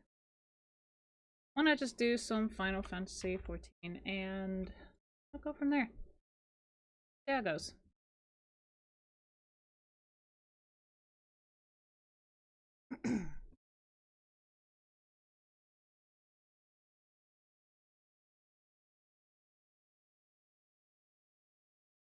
You know that cough you get after, like, some people actually who get COVID have like a cough for a while afterwards, so that's gonna stay for a little bit.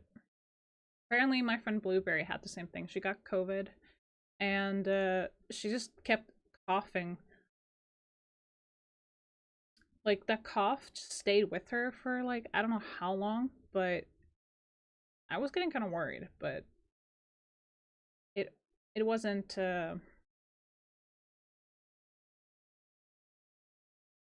it wasn't anything serious. It's just after effect of having COVID or something like that. I don't know. I dodged this shit for 4 years.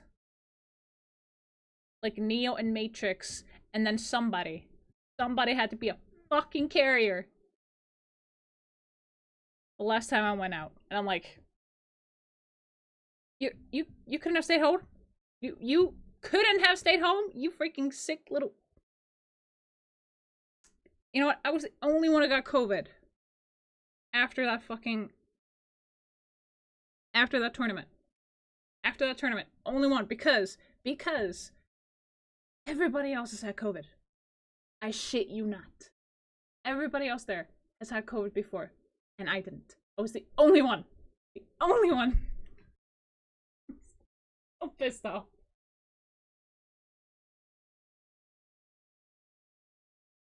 I was so mad. I was so mad. I was mad for like 5 days. Ugh.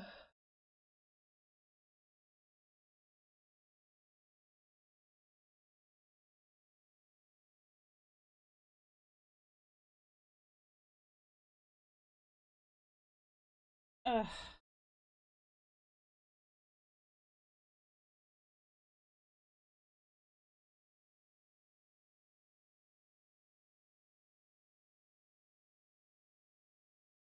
I know, I was so mad. So absolutely infuriated. So I turned off the the audio because I just didn't want to listen to anything.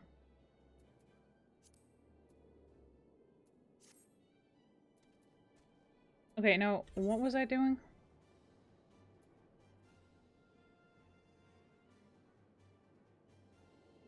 Yes. So I'm doing some quests so I can actually continue on the main one.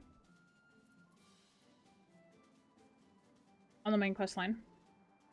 So we're just gonna go ahead and hand this in, and I'm not sure how many quests are after, so I can actually continue the main story.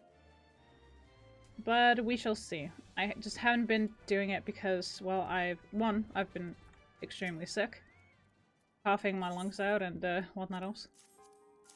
And, on top of that, I have been trying to get better. Let's just take the X potion.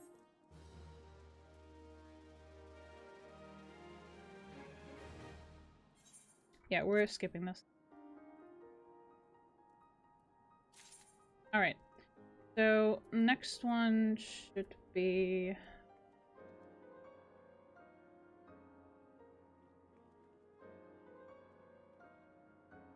Okay, hang on a minute. I'm gonna actually have to look this up. Final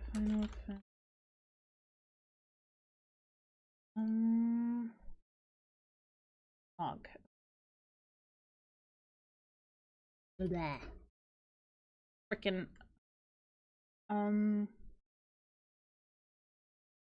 this one, yeah, Crystal Tower quest. Okay, so a performance Labyrinth of the Ancients is okay. Alright, so I'm gonna have to be looking at that a little bit back and forth, but it should be fine. No, not that. Stop. There. Here we go. That's the one.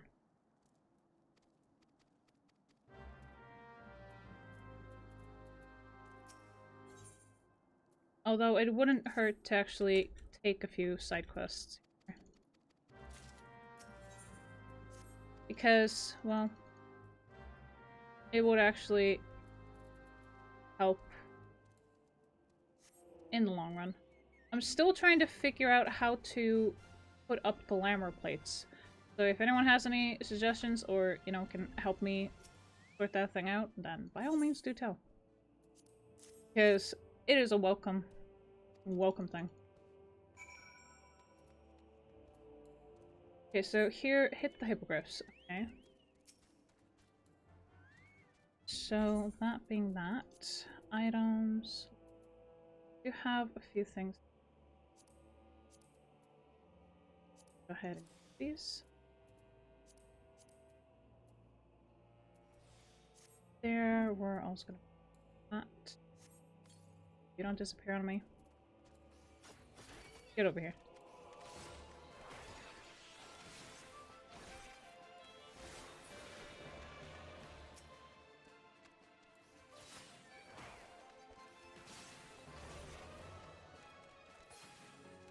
There. Okay, one more. Where are you hiding? Hiding stupid.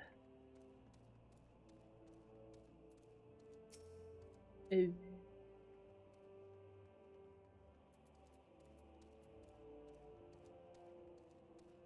I ain't touching that with the bow.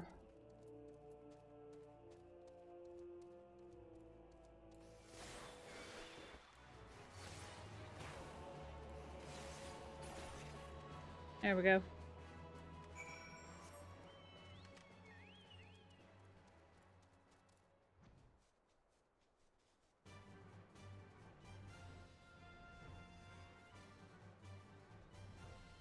Hmm?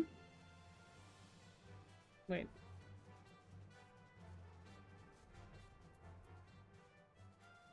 Oh.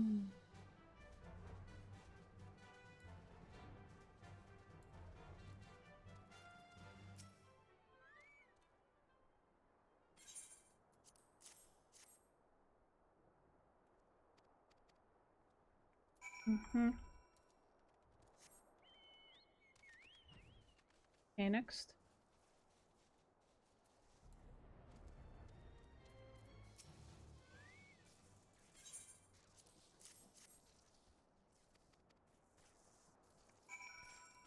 Alright. I just like doing some side quests in the meantime as well. It does help. At a certain point, I'm just not sure what this thing is. And I'm not so sure I should, but...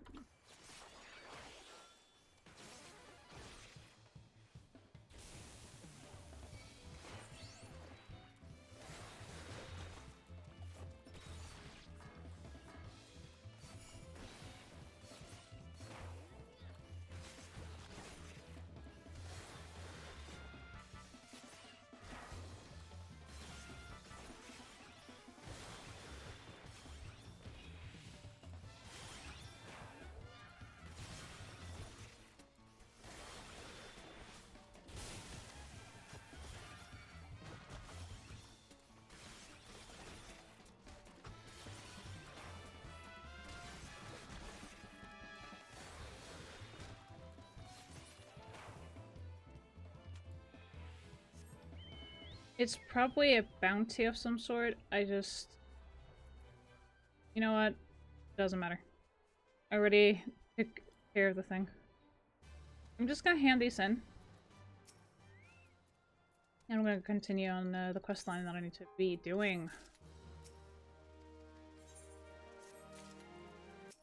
What's this? Eh. Okay.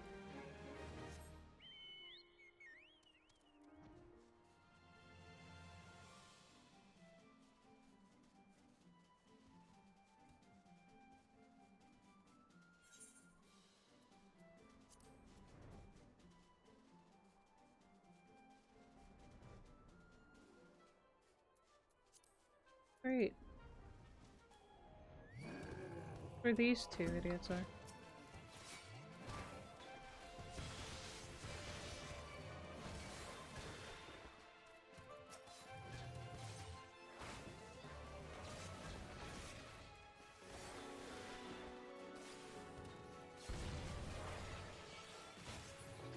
Goodbye.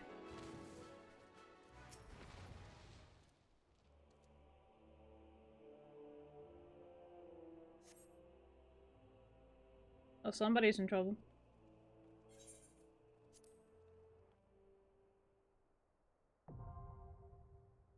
Wait, what? Was that okay?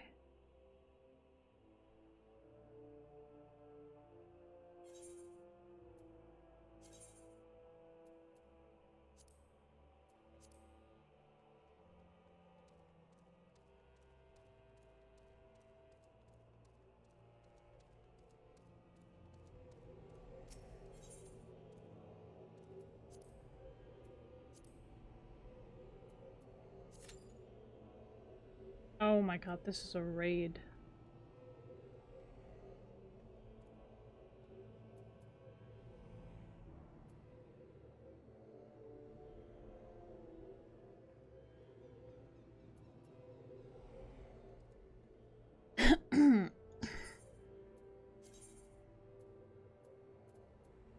So we're literally gonna have to wait for this. Alright. Fair enough. Not much else I can do about it.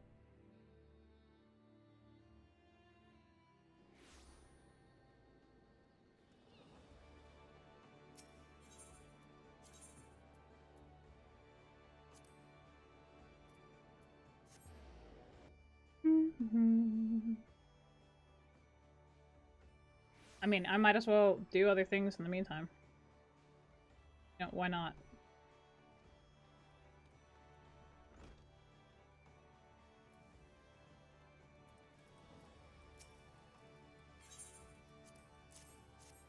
Here we go.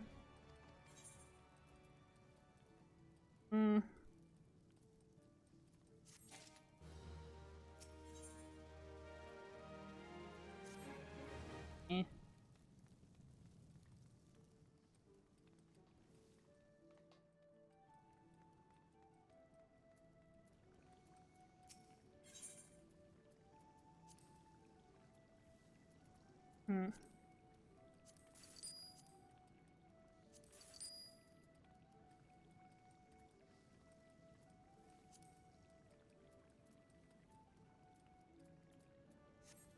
Well, I do need to go to see about my retainers. So let's try and figure that one out. But, it's Walker's Alley. We'll wait for the quest at least. Or the thing here. Oh, summoning bell. See? Wonderful. Okay.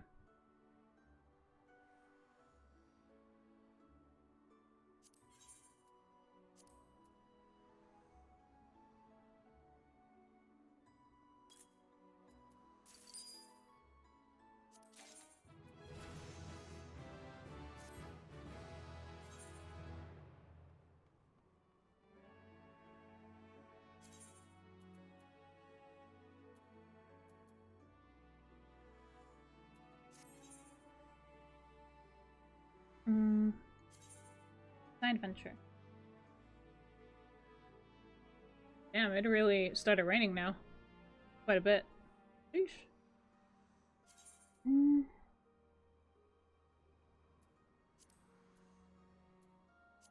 Really?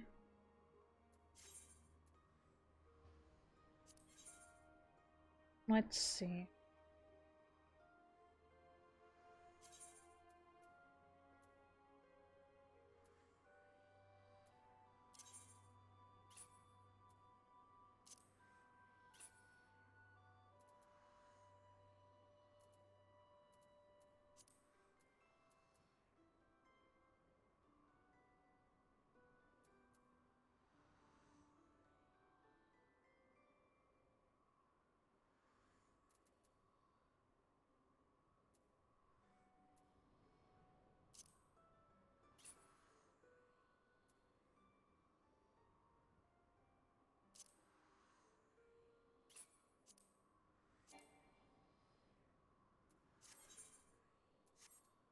Focus, please.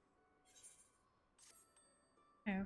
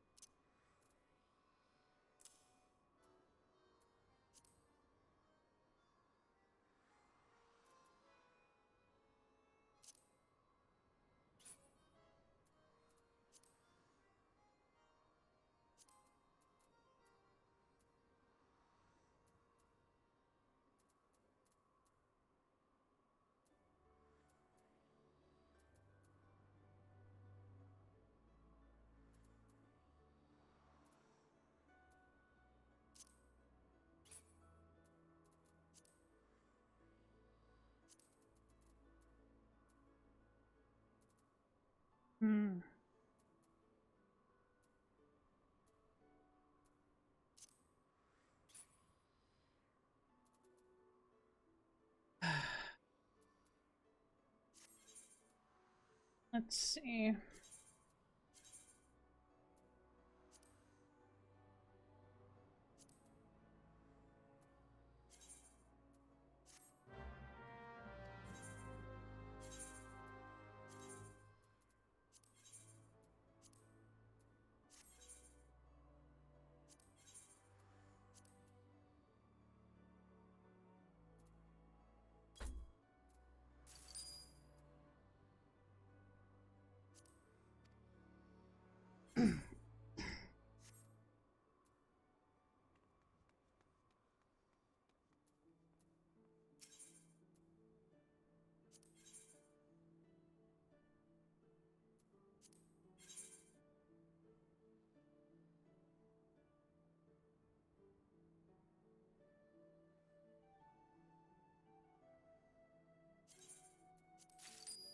Just for the moment.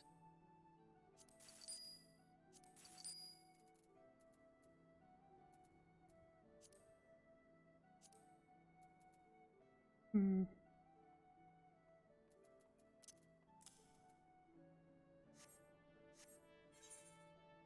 Hey, Brandy.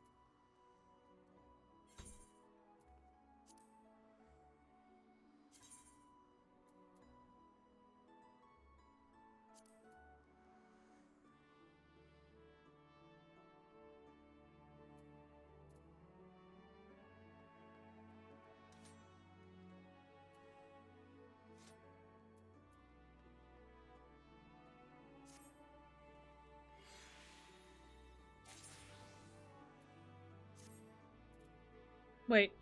Oh, fuck. I did a stupid.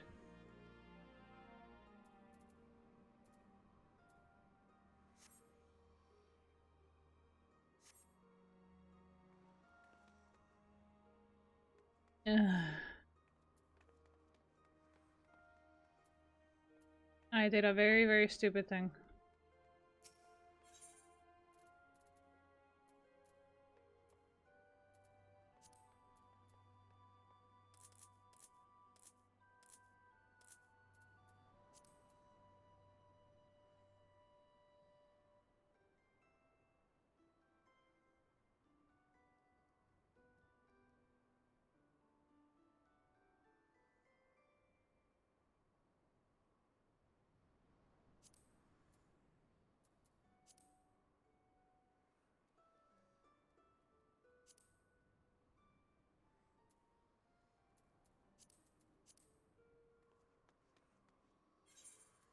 Oh, boy.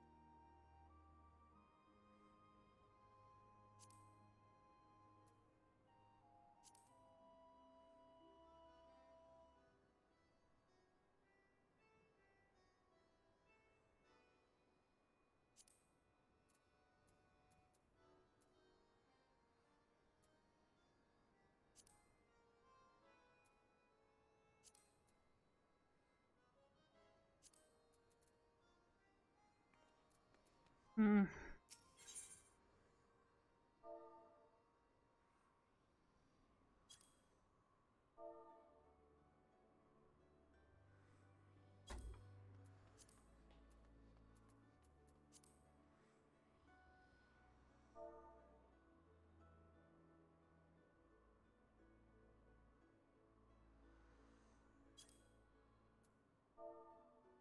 Really?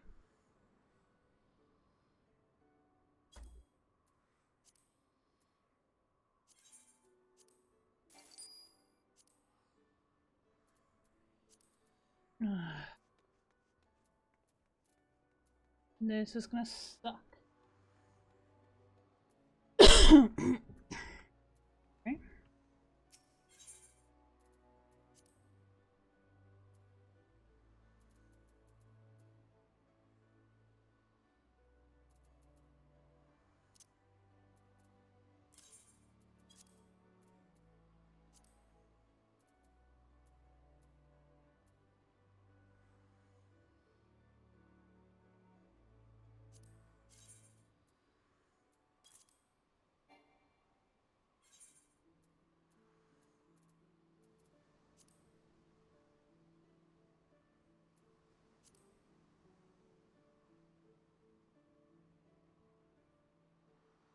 You're level 100? Damn.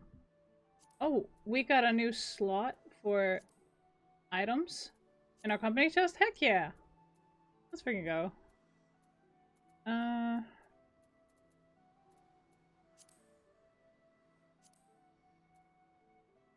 can make cobalt ingot. Nope.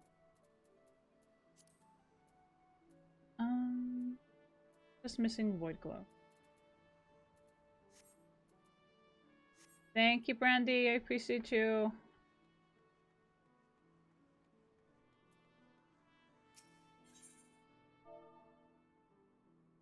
Okay, void glue. Let's see. All right. A high quality one.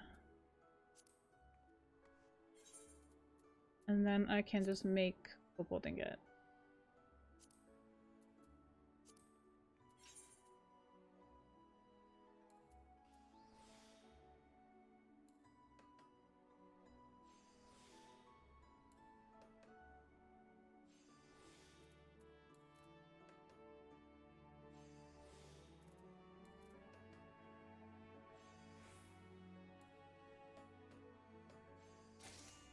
Sweet! Okay, so 0 slots remaining, but that's not a problem. Because here, this.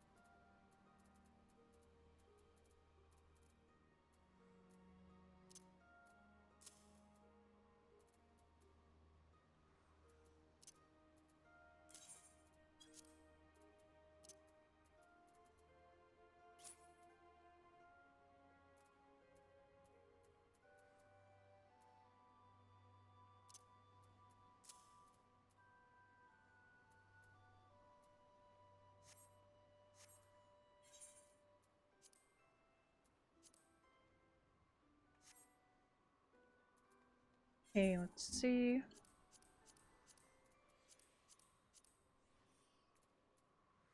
Because I actually want to have the right food for this.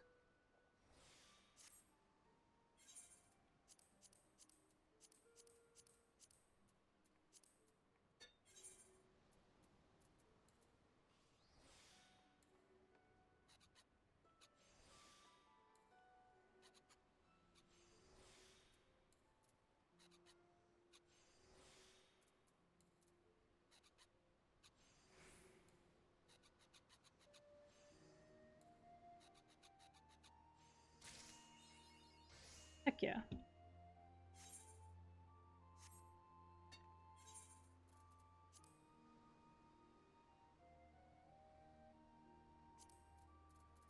Armory. Sort.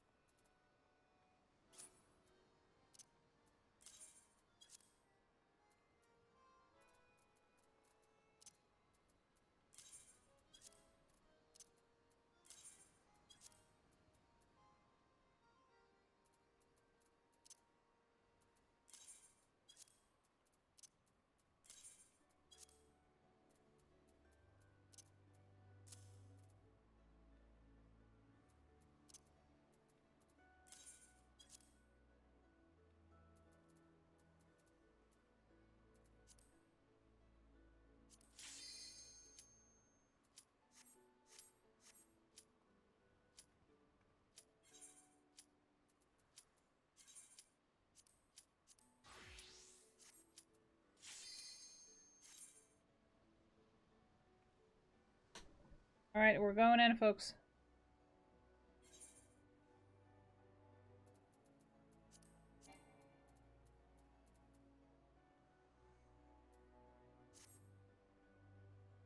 Hopefully. Should be able to make me the leader of the free company house so I can get us a free company house, but you should go look at that. Alright. God damn it, dude.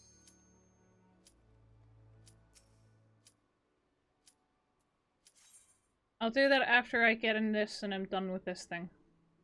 If you don't mind, Brandy.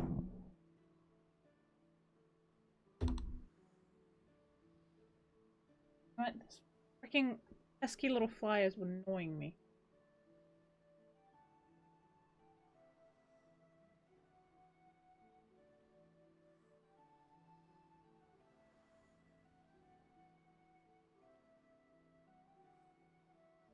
Okay, it's just a tank now.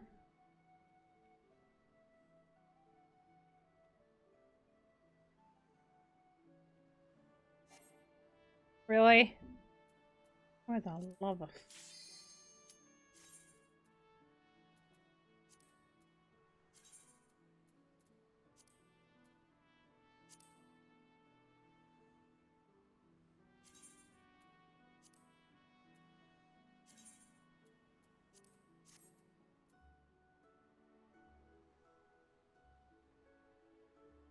Just make me into an officer, Brandy. I made you into a leader.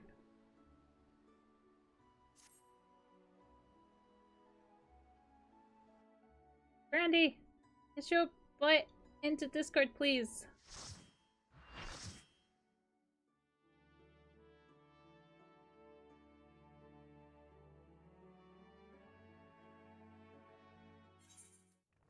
I'm just skipping the cutscene. Looking for my medicine? Okay.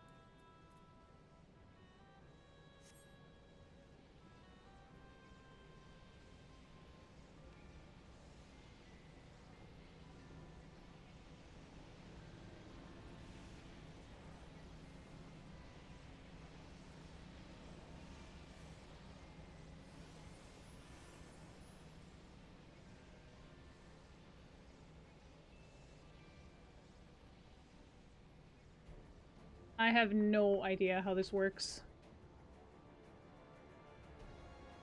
It's the first time ever.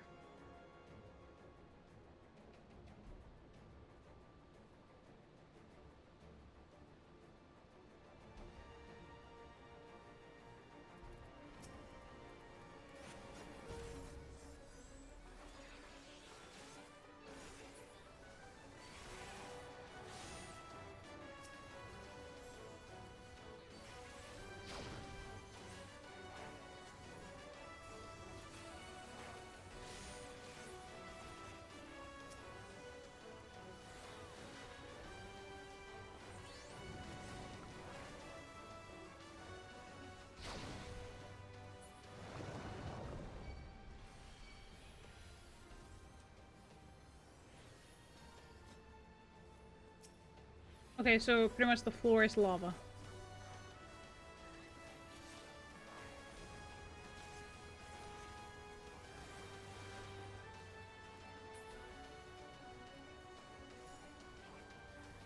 Oh my god.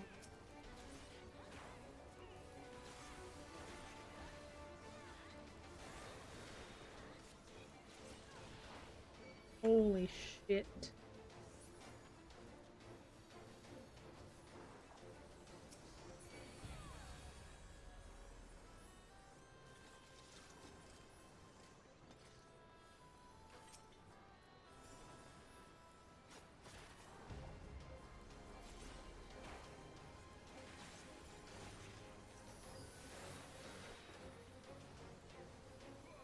There's too much stuff happening.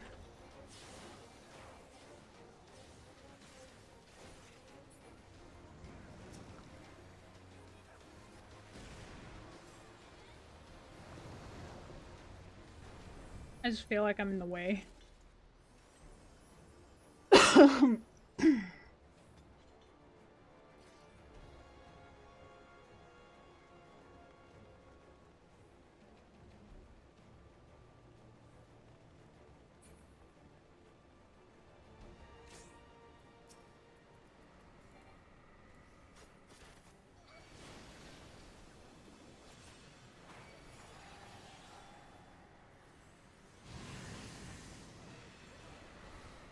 Why the oh god.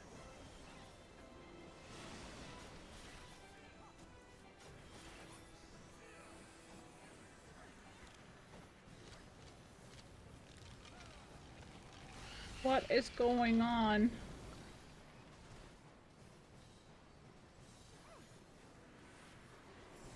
I don't understand.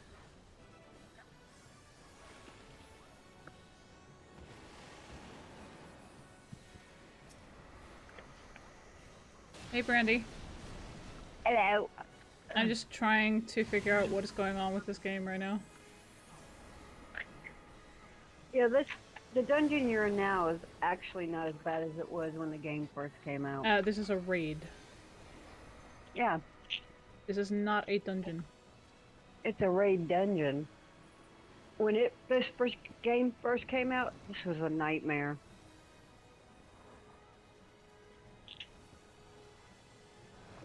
Yeah, well, I have no idea what's going on, so I'm just being carried at this point. A lot of people are. Don't worry about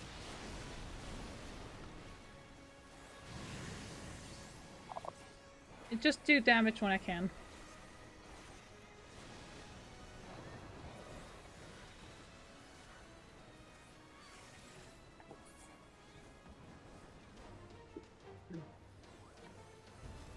Alright. Wait. I know what I'm going. Pass. And pass. Where am I going? Shortcut. Yes. Now just make me into an officer, then I can take stuff out of the chest when I need to. Alright. I already did. And I took all the gil out because I'm fixing to go try to buy a free company house. Oh, that's fine, sweetheart. I have like 533,000 gil. I've been saving. I took out 500,000 and I just haven't used it. Or actually, no, I took 300,000 and I haven't used it. I have saved up 200,000 myself. That's good. Yeah. And let's see. I'm feeling pretty confident today. Also, I haven't been, wait, where am I going? Does it matter where I'm going?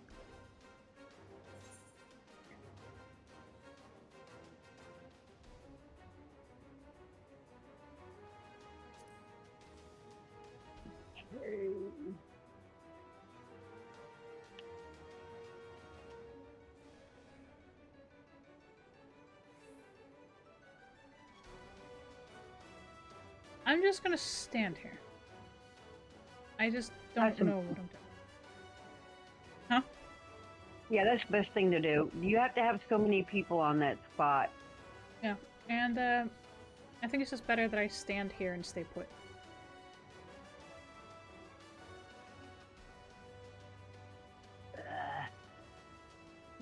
I want to find a place that's not that far from the house.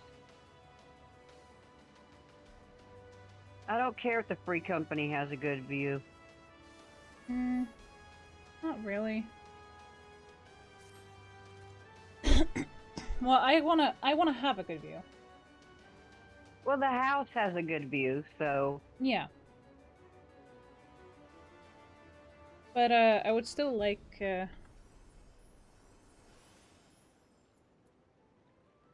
Well, okay, I'll see if I can find... Just take your time, you don't have to rush.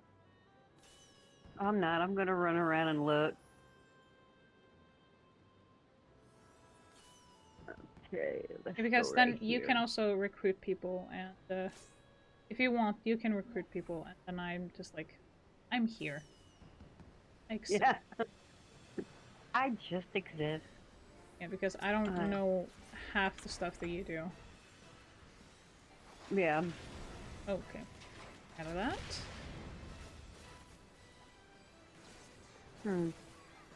What is this right here? What size is this house? It's a small house, but the view's not too bad. Wait, should we save up for a bigger house? Maybe. Yeah, we can, but the only thing is that I don't even have enough money for that one. Let's see.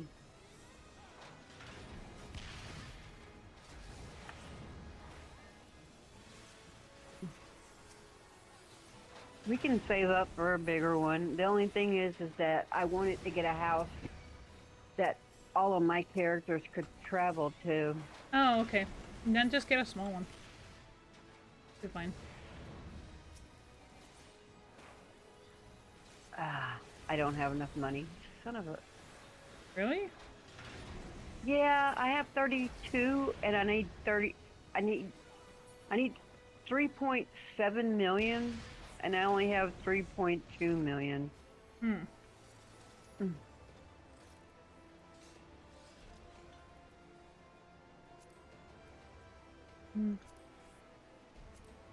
I'm wondering if they're all going to be that same amount.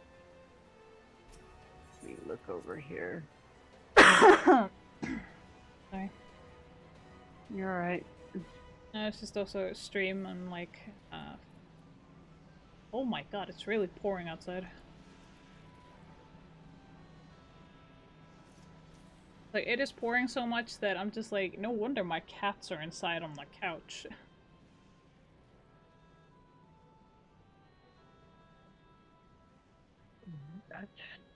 I'm just happy that I actually got into this thing, so I can actually continue on. This is the quest line that I have to do before I can continue the main one. Oh. Yeah.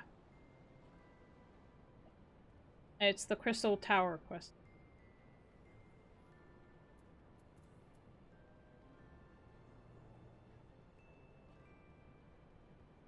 I'm gonna have to wait until I got more money.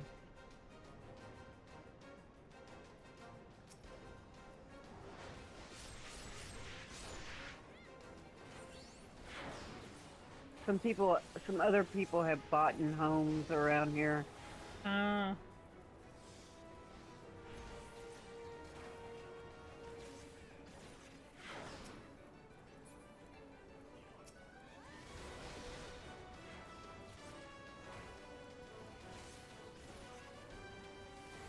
I just gotta wait until I get some more money. Alright. Yeah.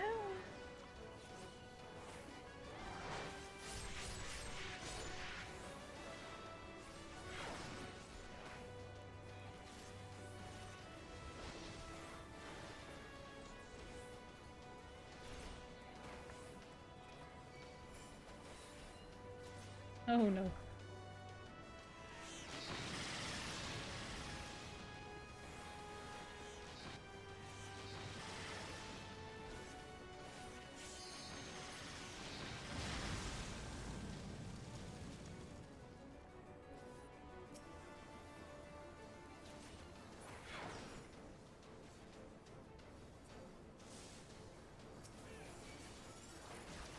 What the heck is going on?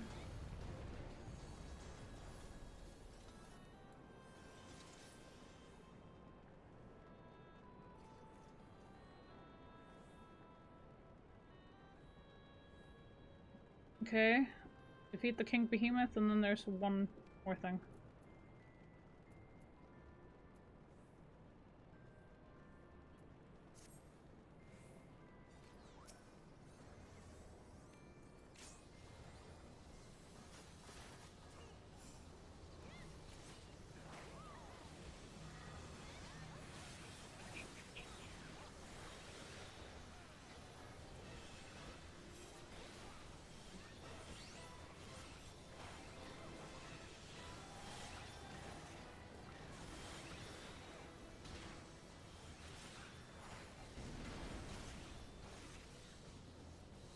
Oh my goodness. Oh, I died. Okay.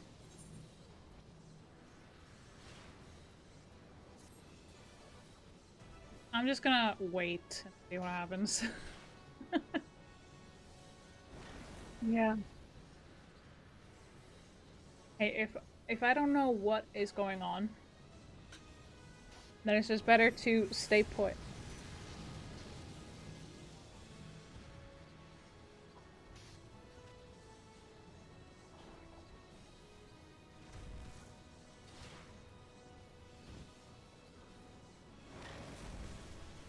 mean, it's almost, we're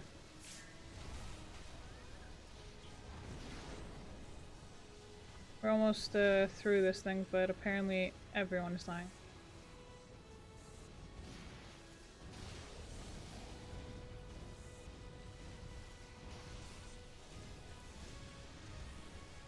Oh.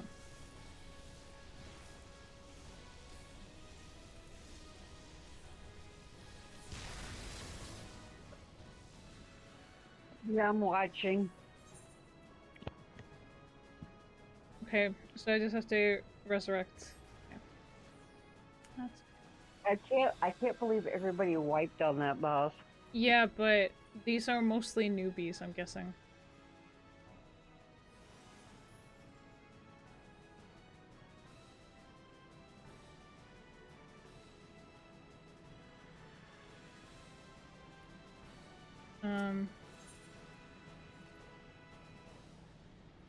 Wait. Whenever you see a rock come down, you need to get behind the rock. Okay. I'm just trying to figure out, like...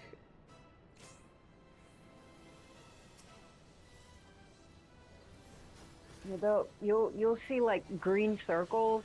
I can barely see anything that's on the floor. Well, no, I mean it'll be around certain people, but like you see the green thing above people's head that looks like a little rock. Wherever that rock falls, you need to stand behind the rock. Okay. Stay behind it. There you go. Hey, am I doing the right thing? Yeah. Oh, I Stay died. behind that rock. You died? Yep. I got hit by something. Well, I'm being resurrected. Yeah. But at least everyone didn't wipe that time. Yeah. So it was just that thing that swung its sword at me. Yeah. See, you're supposed to have one of the tanks are supposed to be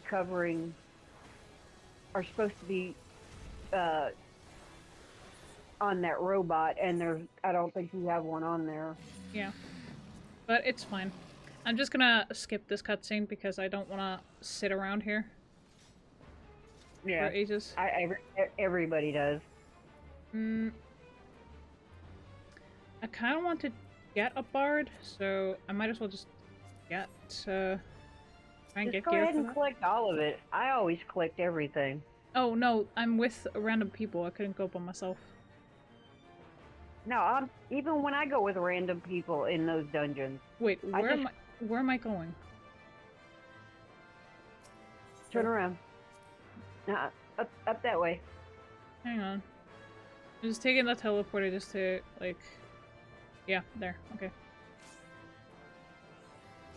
There you go. We're fine. What group are you in? You're in group B, I think. Where am I supposed to go? You attack him, and when you see like a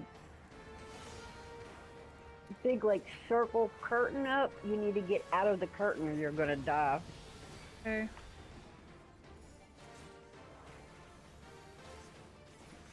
Oh, that?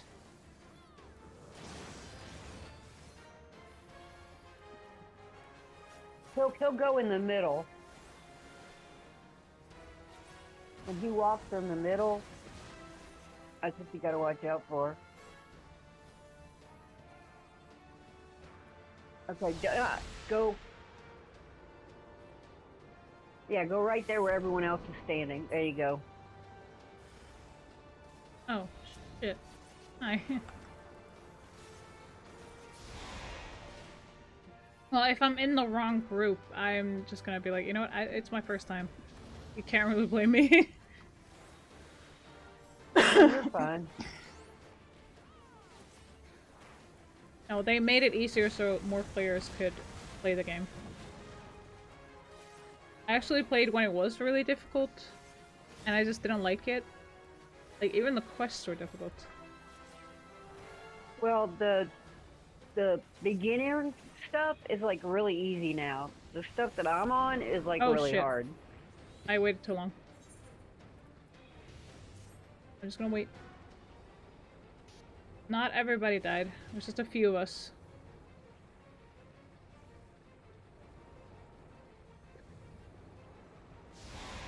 Which is fine, he's almost dead. Yeah. Maybe someone will be nice enough to resurrect all of us when he's dead.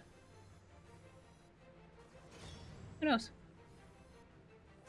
No, but I appreciate you joining me in Discord, by the way, Randy. It's alright, I was looking for my medicine.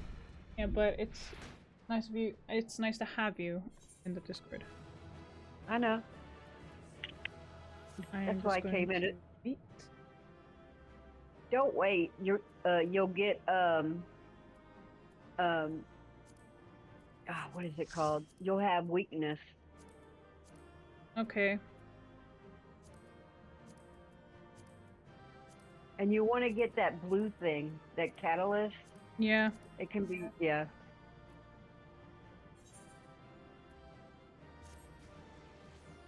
I'll just do that, and there we go. Yeah, so this way you don't have weakness. I see you, Max. I don't think I got anything. But it's fine.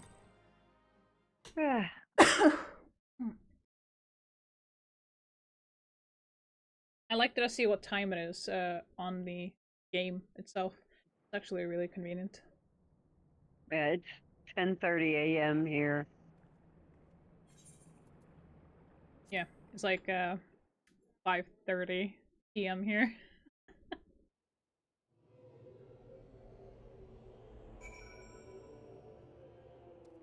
Okay.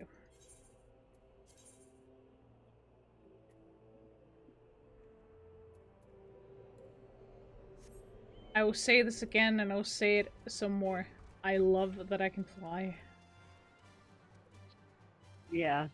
It's not right now. I need to get out of wherever I am. I can go ahead and fly. Apparently, I can't fly right now. It's because I need to get out of this area.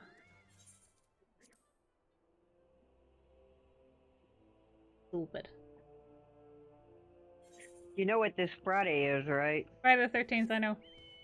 Yep. I'm usually not unlucky on that day. I'm just like... Unlucky? What do you mean? I will be COVID free after tomorrow. That's good. Yeah, because they say 10 days. Because I couldn't get the test. Because they were out. Yeah, you told me. Yeah. I was like, what? So apparently, Brandy, everybody who hasn't had COVID has now gotten COVID after 4 years. I still haven't gotten it. I know, and I hope you never get it. My son hasn't gotten it either. It's good. My dad's gotten it twice. Oh, God. He got it when it first came out, and then he got the second, No. when it had mutated, yeah. Well, me and my partner got the mutated version, but since we both got the shot and the booster shot, and we have avoided the entire thing, and the person that I came in contact with was, hang on, was pretty much had the milder version of it, then I got really lucky because this won't have any permanent effect. Yeah, well, my dad, he got it when it first came out, and then a couple of years later, after he got, like, a couple of months after the booster shot, he got it again. Oh, for the love of... It's just a never-ending fucking circus. Yeah, and then my sister had it, and so did my niece. My nephew didn't get it, though. Yeah. Well, I'm just happy that I didn't get the one that has a lasting effect.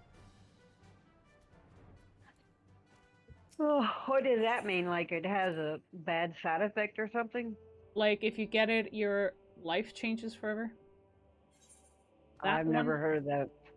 So, for those of, so when it first came out, you know, and they were doing the vaccines, some people died and all that. Yeah. And, some people got infected so badly that their life changed forever. Like, yeah, I heard some people like were really healthy, yeah. and then they got it, and then their whole life is just became sickly. Yeah, that one. I am glad that I didn't get that one. I am too. Because otherwise I would have to be... I don't want to be veteran, okay? Yeah. Well, you might not even be bedridden. You might just be where your immune system could be, you know, weakened, where you wouldn't be able to go anywhere. Exactly. So, me and my partner got lucky in that sense. Hey, if I can skip the cutscenes, I'm gonna skip it. I want to get to the main quest. Oh yeah, we never set up the new wedding date. Oh yeah, we will. Don't worry. I'm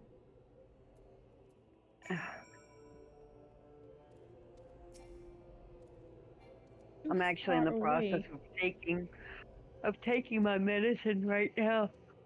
Oh, you just woke up, didn't you? No, I haven't been to sleep yet. What the? Please go. That's why I'm taking my medicine.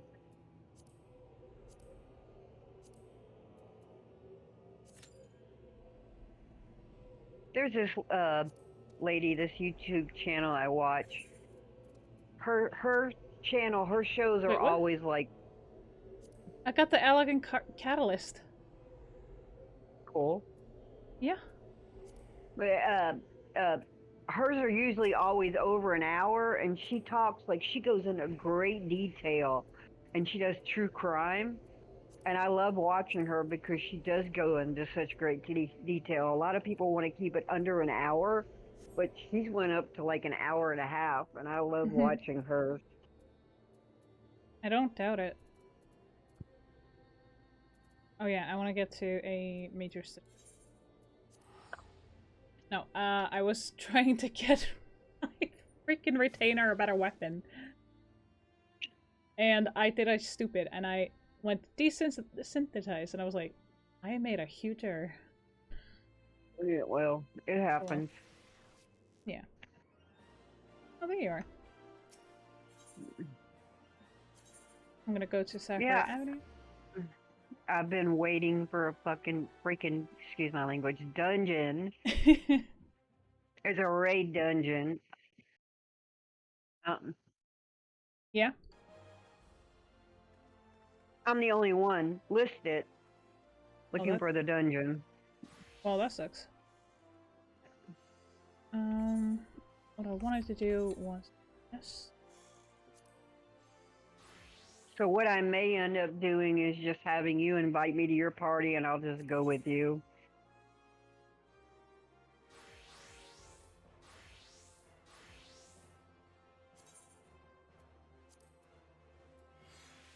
Do Viper too. Ooh, chill.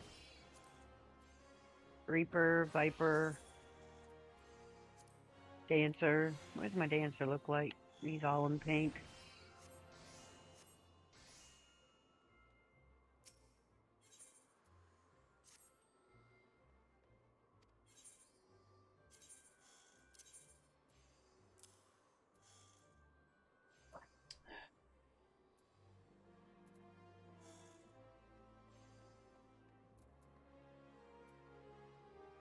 I don't even put gear on my people. No, but I've been trying to... I know how you are. Yeah. That's just how you are. I don't worry about it. Because I want to get Byron's skin. But I only have her at 95, not 100. So. But she can go ahead and get me some rep.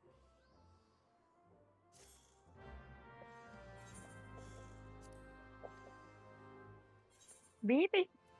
Baby. Hi, meow. He's such a beautiful cat. It's a pretty kitty. He's a big ass cat. Both of your cats together probably make Beefy. That's how big he is. No, here's the thing.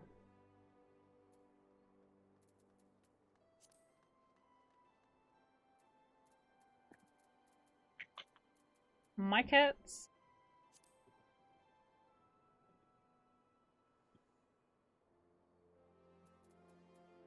they are big. Like actually Frosty is a big boy and Raven is just a tiny little. Beefy's huge. Yeah, I know. I've seen photos. He a big boy. He mama boy. Yes, you are. You mama boy. Yeah. You mama boy. I mean, it's like your cat is that big that there would have to be a third cat in the mix. Yeah. To make up Beefy, because honestly, he's that huge. Yeah, he's huge. Aren't you? Are you a good boy? Huh? Also, Your mama's boy. Funny enough, my partner's cat, Legolas, he acts like such a grumpy, skittish little thing, and I'm like,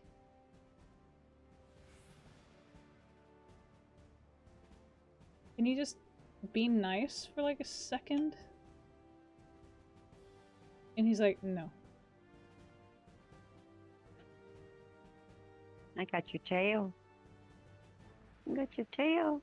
I got it. What are you gonna do? Not a damn thing. I think I'm just doing the orders while I wait for this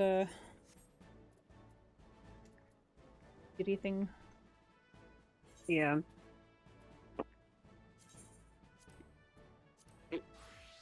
I'll go with you if you want me to.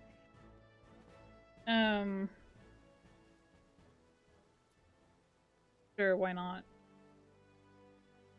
You just invite me whenever you're ready. Hang on. Friends list. Here. Or can I not invite you to a party? You can. Okay. Wait, now I you need just to... need to go back and do. Yeah, you got to re-register the duty. Wait.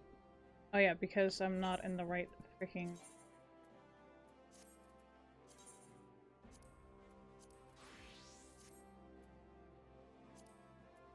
There.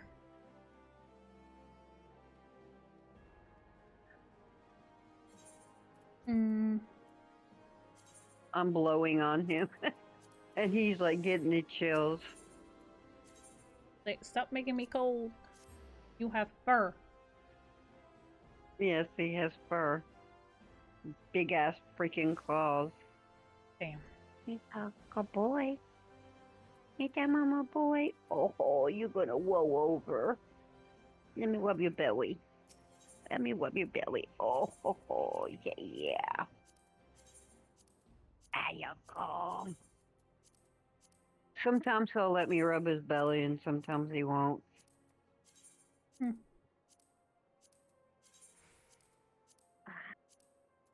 rubbing your neck. Oh, you're such a badass cat.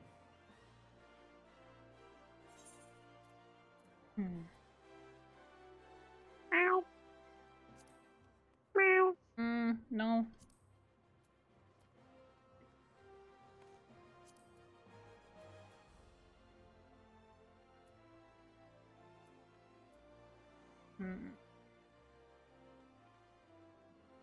Oh, he likes the top of his head scratched. Believe you.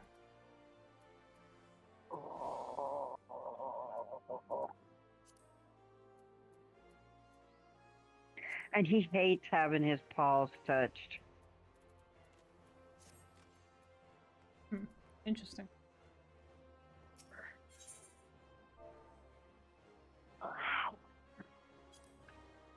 You're such a big boy. You're such a big boy. Oh, let me walk you. Can I walk you?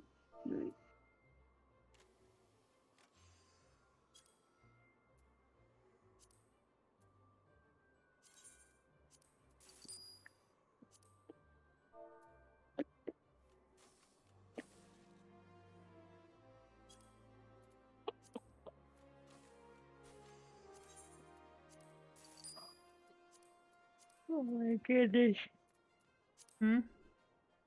I said, oh my goodness. Okay. Because I was yawning. Oh, fair enough.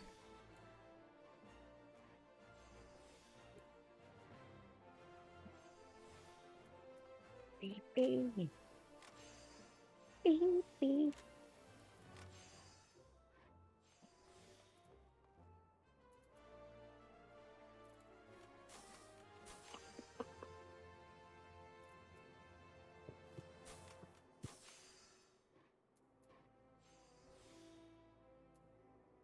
Wow.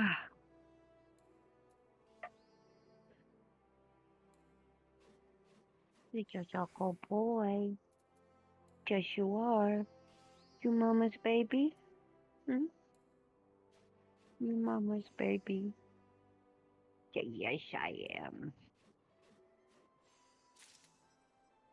Ugh. I love animals because when you talk to them, they look at you like they're either thinking, yes, I am, or they're looking at you like, just shut up. Wait, what the fuck did you just say?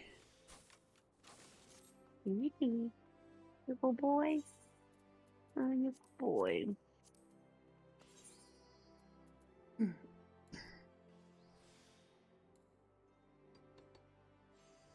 Oh, that's where it's at. I wondered where those damn pills went. They're on the other couch. The couch that I sleep on. Oh, yeah.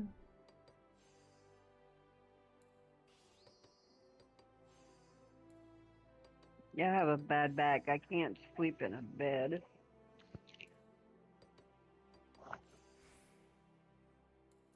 Well, that is not a pleasant feeling. Yeah. If I sleep in a normal bed, I wake up and I'm in immense pain. Not good.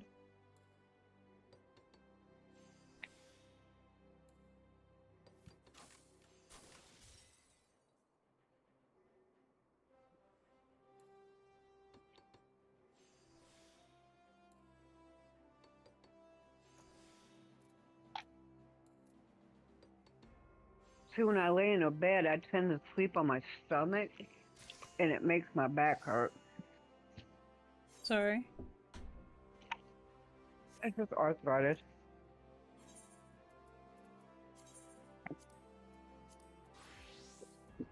Alright, let's see. Next.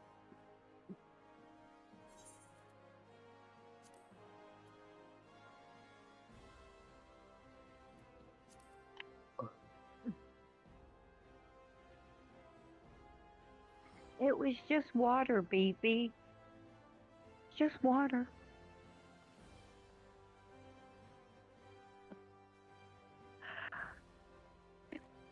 Hmm.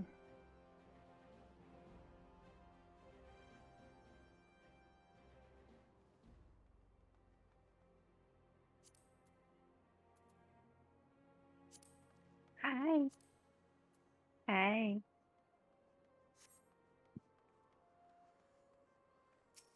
Hey, Bit. Hey, bitty, bitty, bitty, bitty. Hey, bitty, bitty, bitty. Bit is like the smallest cat out of all of them. You told me. Yeah, it goes Beefy, Max, Co, Fluffball, and Bit.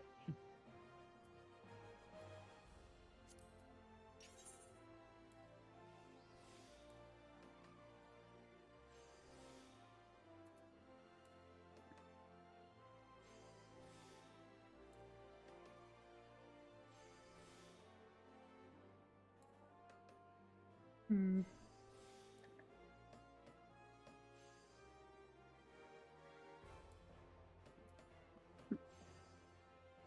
Don't you try to bite her. And you want to know why she always smacks you when you walk by? It's because you always try to bite her.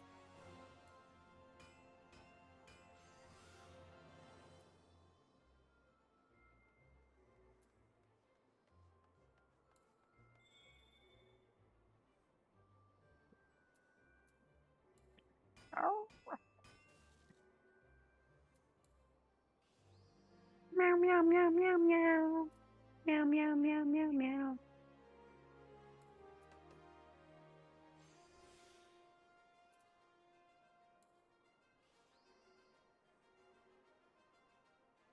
See, I'm hoping that this dungeon pops before I get ready to go fall asleep.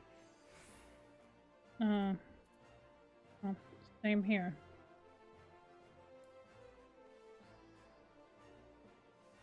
I have got to get a comb for my cats. I pet them and so much hair comes off.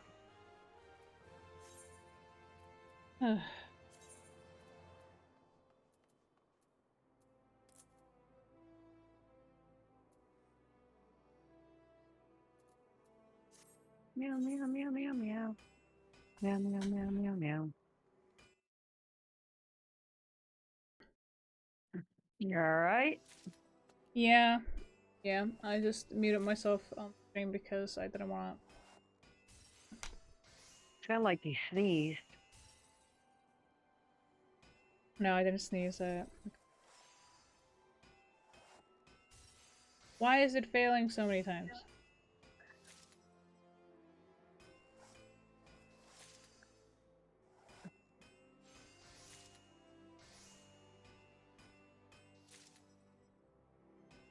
Ugh. Not one high quality. I might need a better freaking...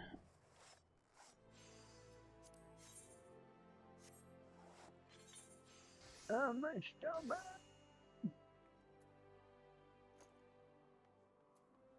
Level 66 on blacksmith.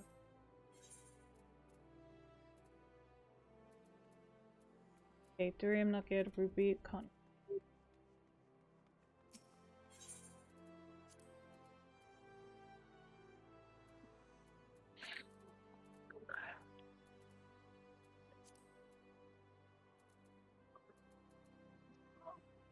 Ugh.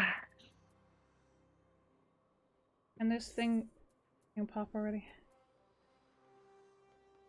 Ruby, cotton cloth.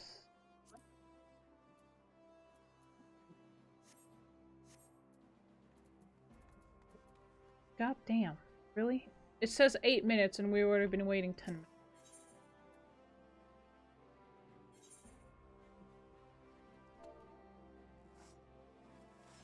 Yeah. It says average wait time. Average.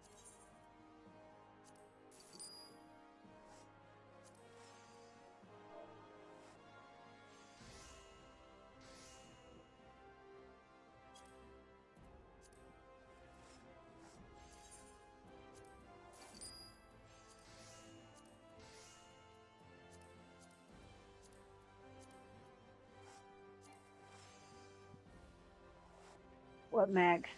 Okay. Hey, buddy. Hey, Max. I need to go find the fucking... Find what thing?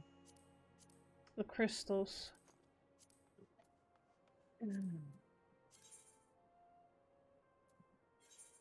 So I can frickin' craft the goddamn thing.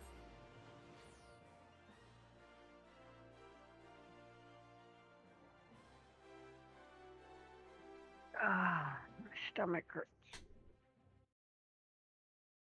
Well, that's not good. Yeah, I'm probably just gonna go ahead and log off and go to sleep. Yeah. But you go get some sleepies. Oh, yeah. Move, Max.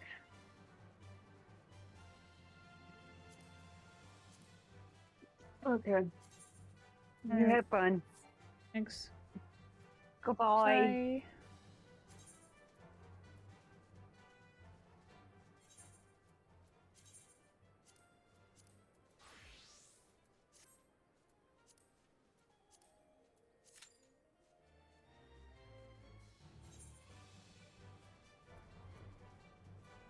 course. And I lose the damn thing.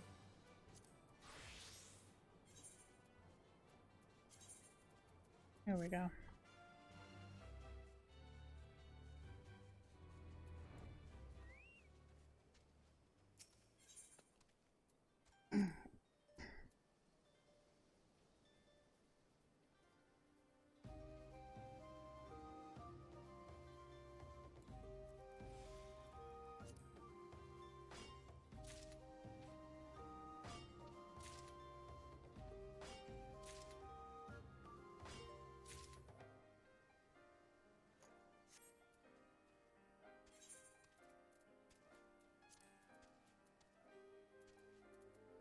Yeah, I'm definitely gonna get a few of these.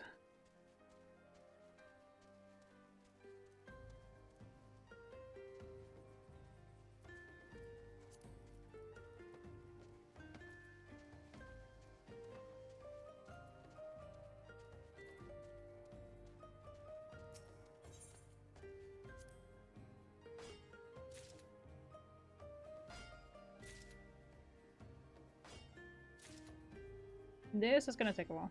Also, we're still waiting on that freaking duty thing. It says average wait time 11 minutes. I think we're gonna wait longer.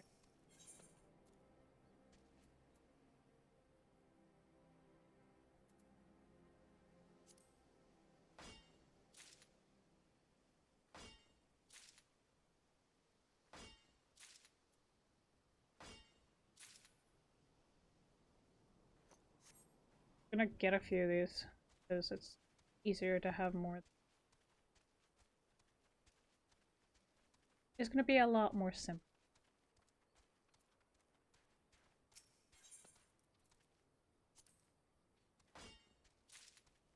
You know, actually getting the freaking fire crystals, sure, tedious, of course, but we're gonna need a lot of these if we're gonna keep crafting stuff.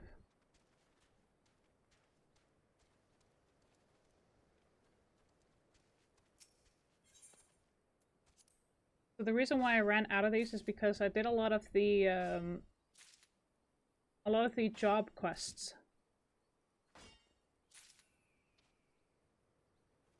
To get like gear and stuff, so that's why I ran out of these.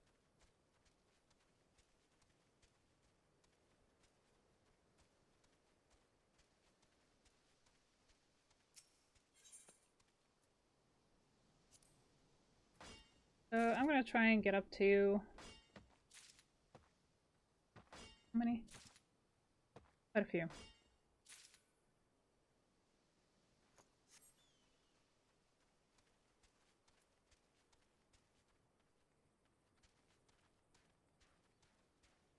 I don't care if there's a fate nearby, I do not give. Or maybe I do.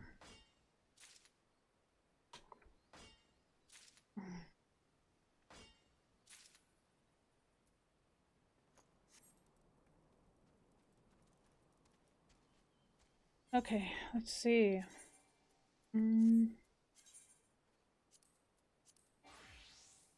Yeah.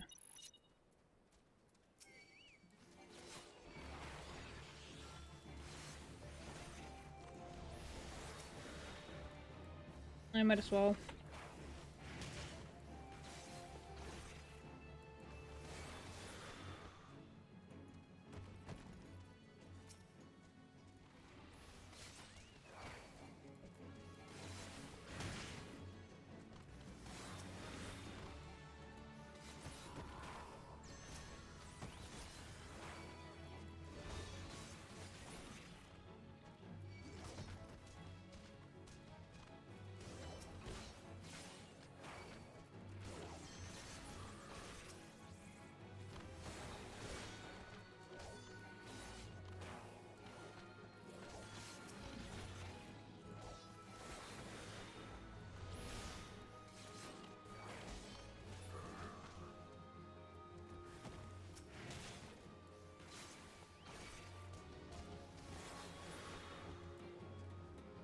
I mean, since we're waiting anyway.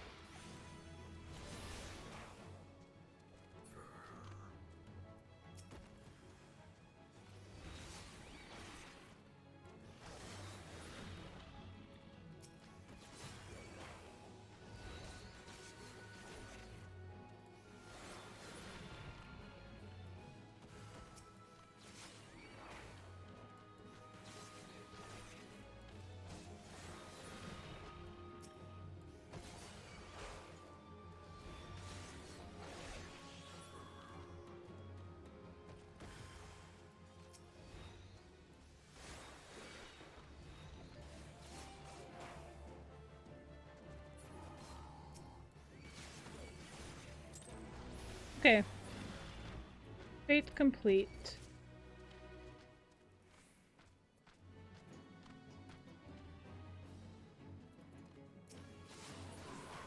Okay. Now I'm gonna switch back over to minor. And we're gonna continue. Escapade.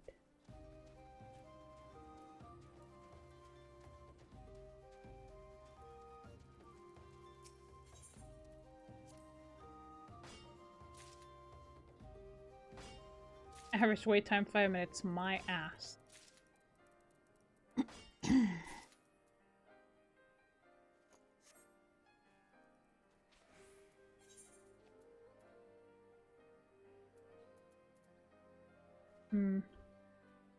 Getting over 100 seems to be the correct idea here.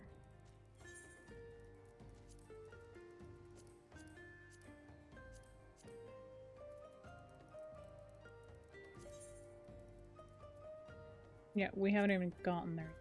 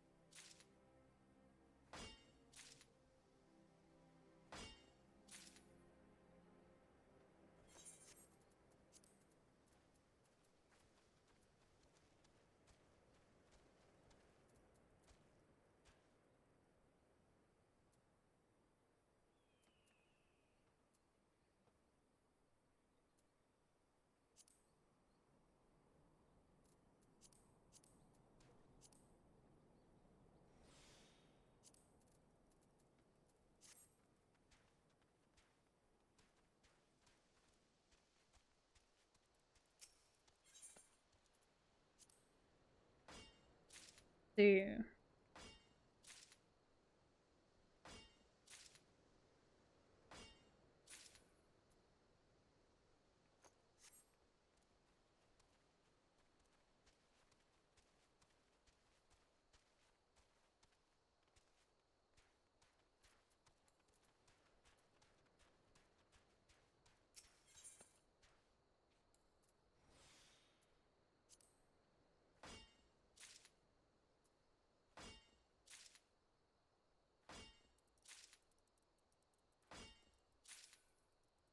Okay, getting very close. And then I'm gonna go ahead and get the earth ones as well.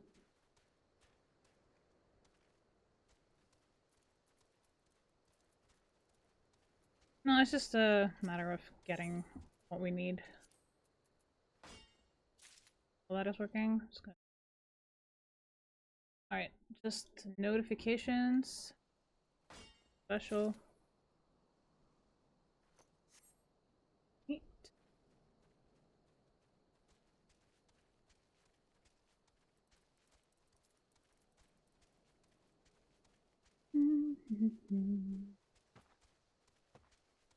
Well, at least we were doing something productive.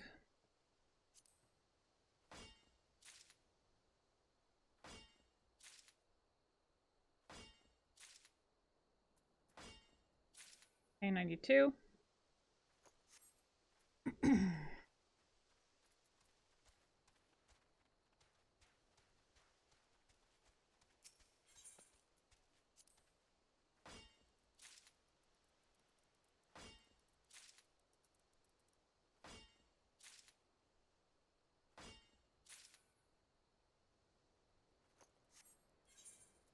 Alright, let's see.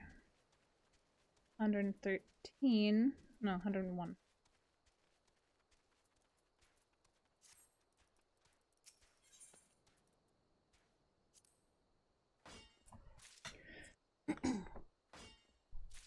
Let's see.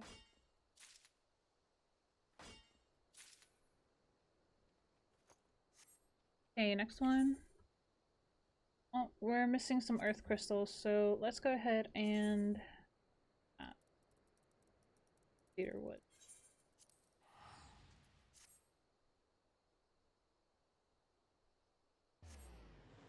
Oh, still waiting on that duty finder, so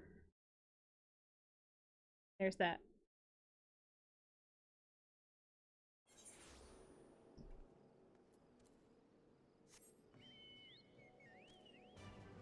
No, since we're already low on certain crystals, and we only got 13 earth crystals, we might as well go get a few of them.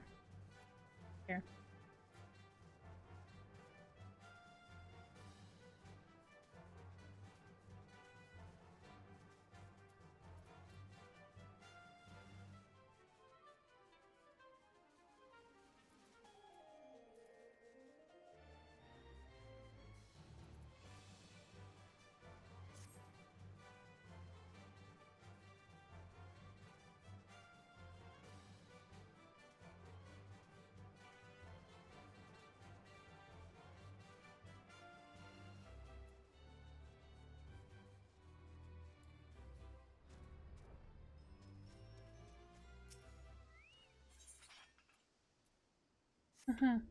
No. I'm not wasting my time on that.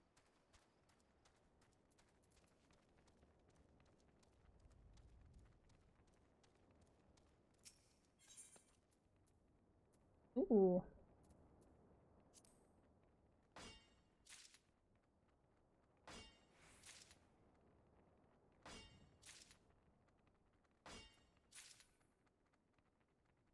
No, we're gonna try and get over 100 with the earth crystals, but if we can't, we can't, and it's that.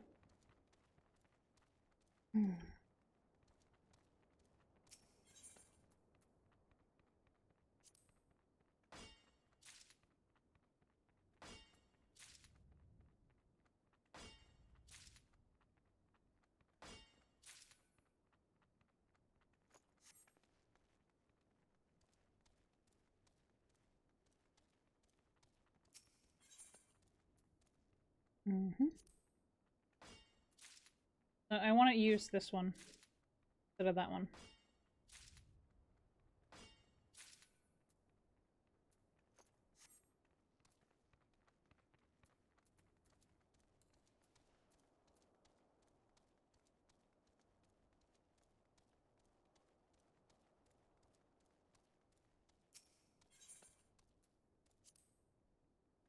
That.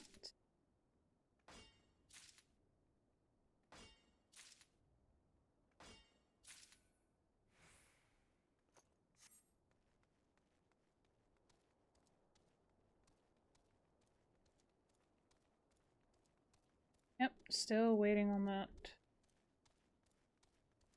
Duty finder. Not much to do about it. Okay, then we get 3 for each one. Let's see.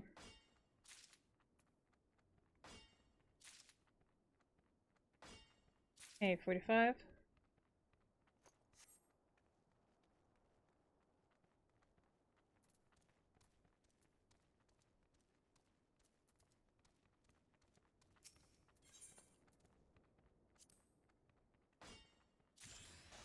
Ooh.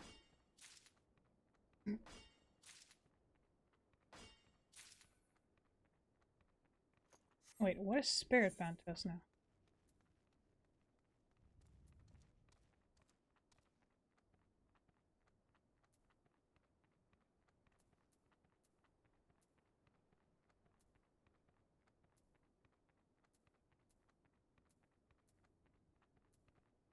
Oh.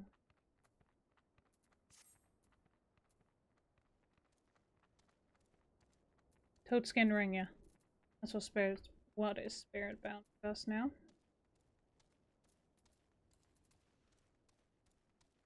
Well, that's fine. Good thing.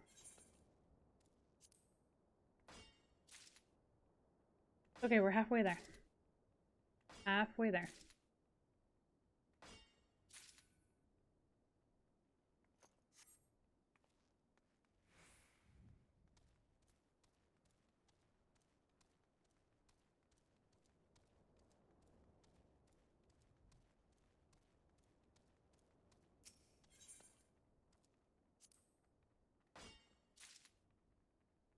Ooh, nice. Heck yeah.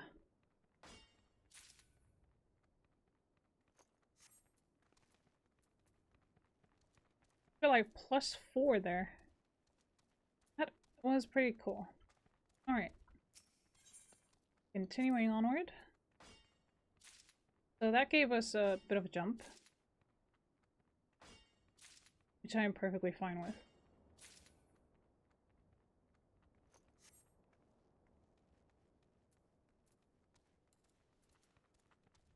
Okay, let's see. Ah, there it is.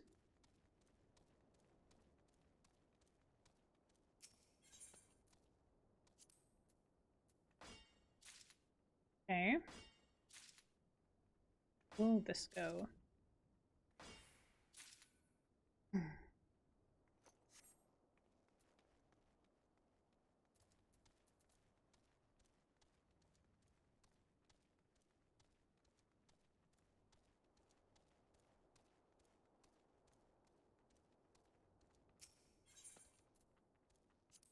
Okay, well, this is going for the moment. I'm just gonna grab me some water.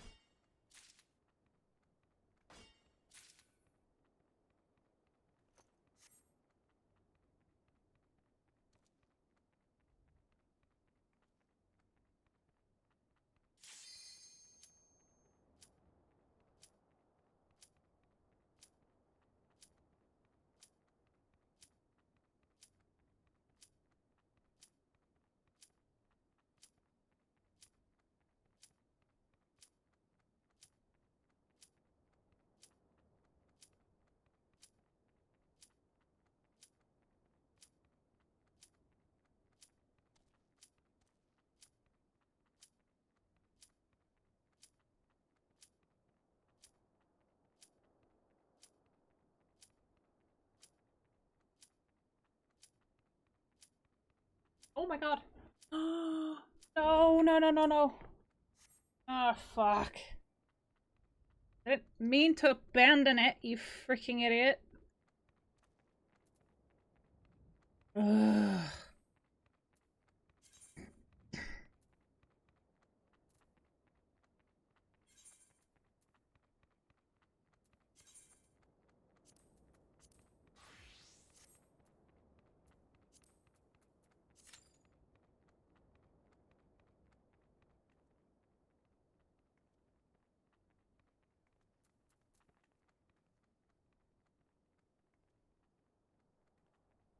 I didn't want to freaking. God damn, man.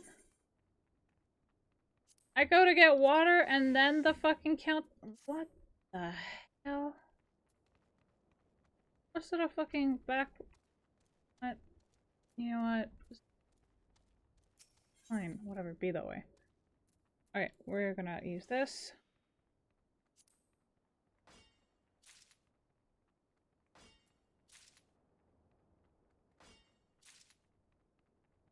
I go and get water and then I get into the freaking duty. I'm like, you know what? That is such focus. That's some bullshit. Major BS.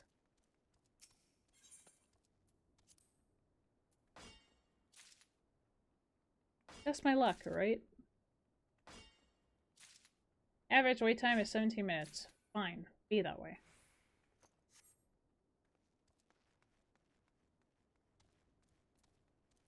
What the shit I fucking do?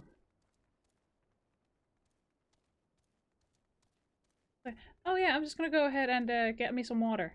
Oh, you got in. Wait, what? Why didn't you guys say anything? God damn. You be hanging.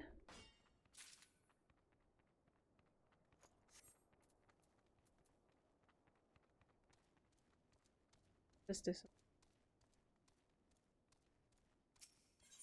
5 minutes, really? 5 minutes? Dude. Can you just tell me it was gonna be 17 minutes?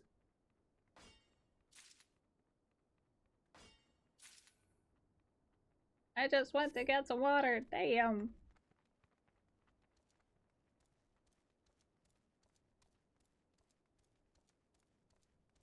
I got punished for trying to actually be healthy.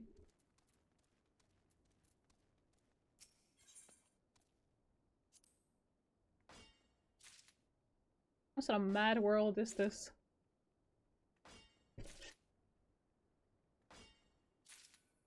Right.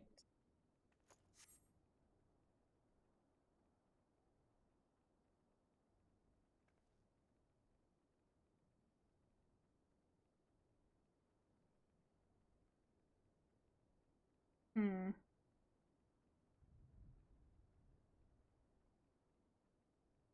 Need the freaking water bottle.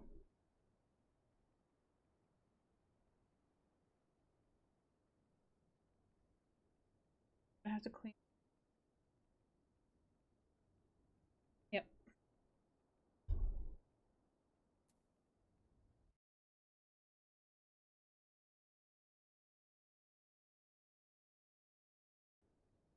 Hmm.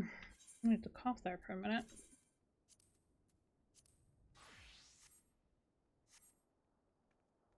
Okay. Now with that out of the way. Or at least most of it.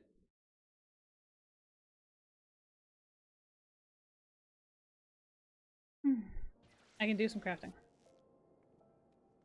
Hopefully.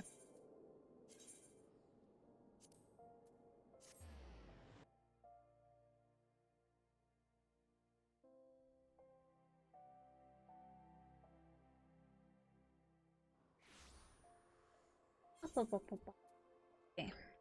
So we're gonna go ahead and work our way over to.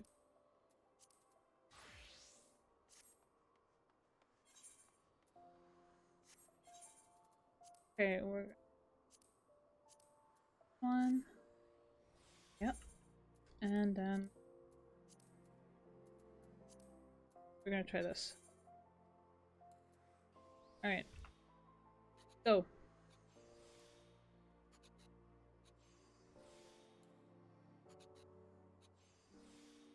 Looks like I'm not the only one having a fit. My partner is practically coughing up a lung.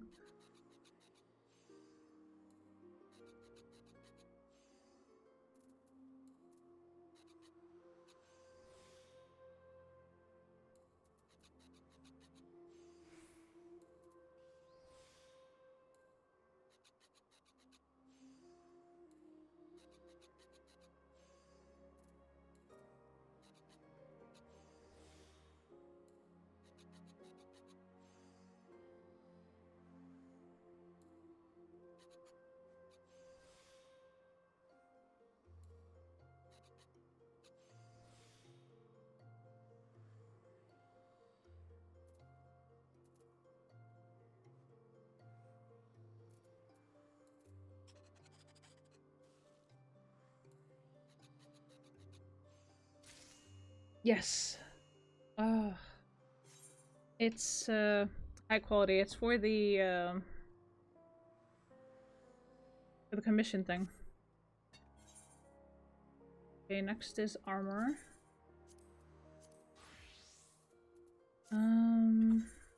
We need to find titanium vambrace. Titanium vambraces of maiming. Huh. Yes.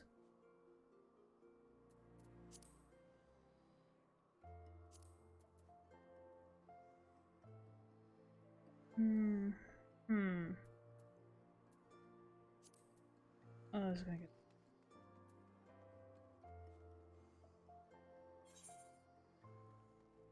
Wait, do we have titanium?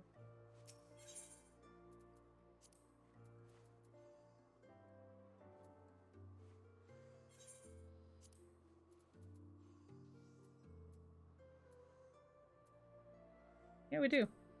Sweet. Okay, there. Dragon leather. Let's see about that. Yeah, we do. Gonna take the one. Salmon leather. Close. Okay, and hard silver ingot. Huh? Okay. So, I'm gonna have to remove thing.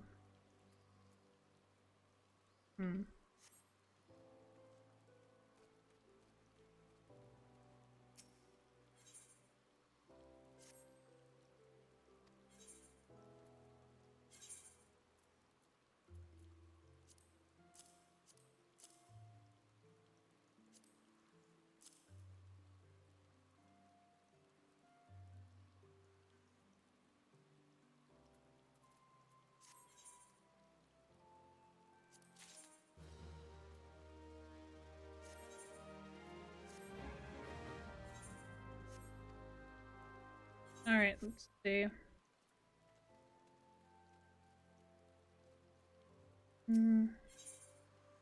I am, on the other hand, put this in here. And...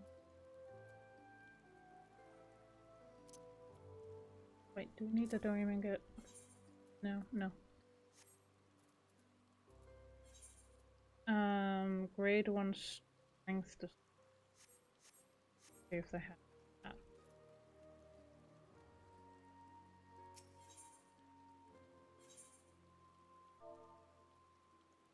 Grade 1. This open. I just need the one.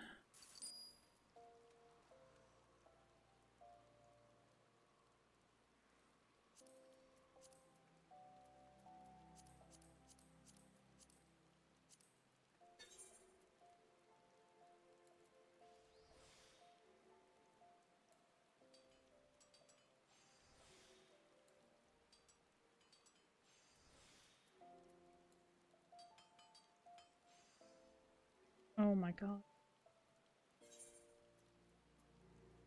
Oh my god.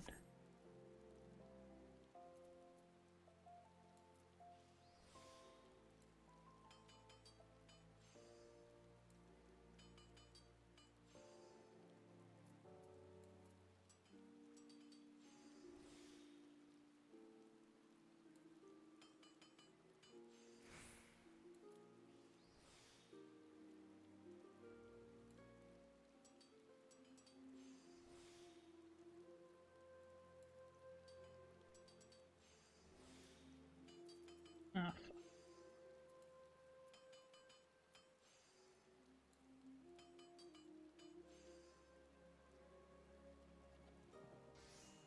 It might not be enough.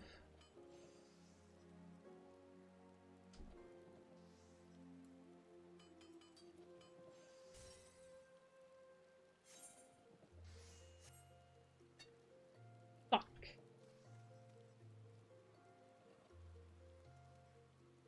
I am gonna need a better freaking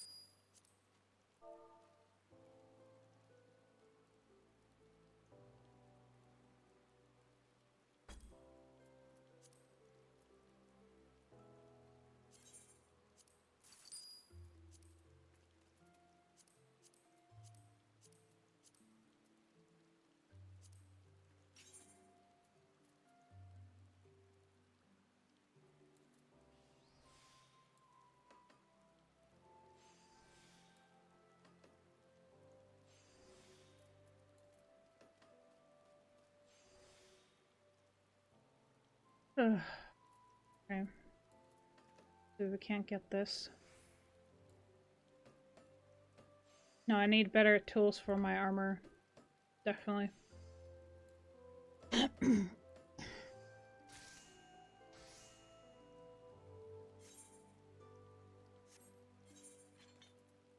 let's see.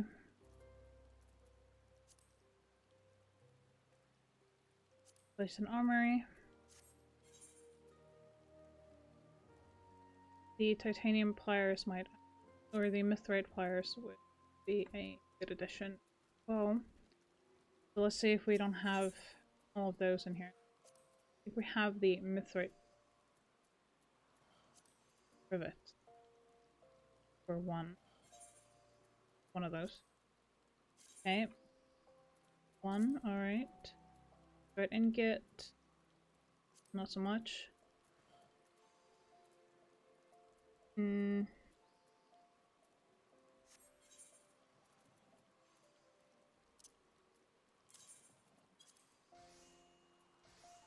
I am, however, going to put in stuff that I don't need.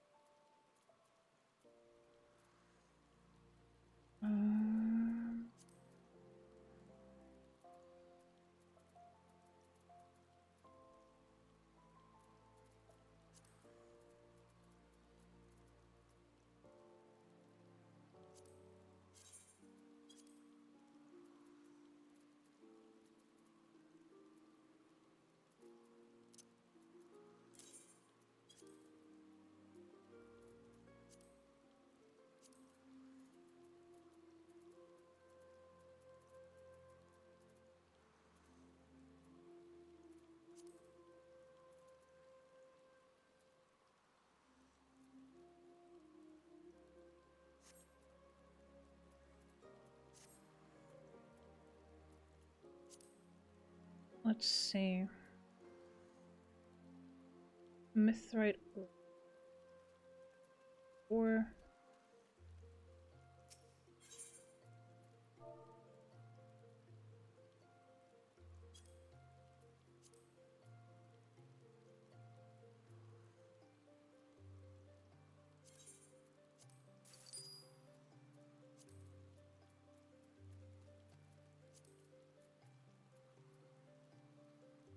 Linseed oil. I think I can make that.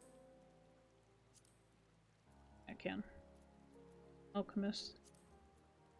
Okay. Crafting method.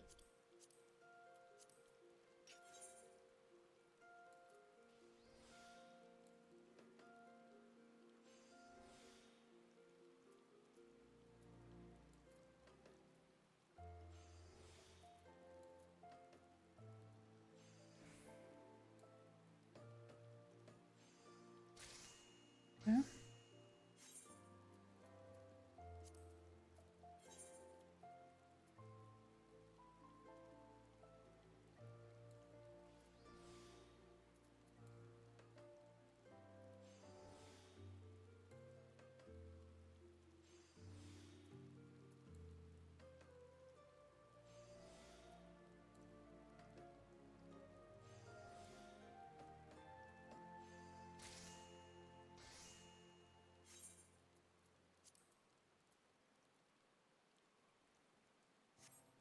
Okay, then we'll go to Alchemist.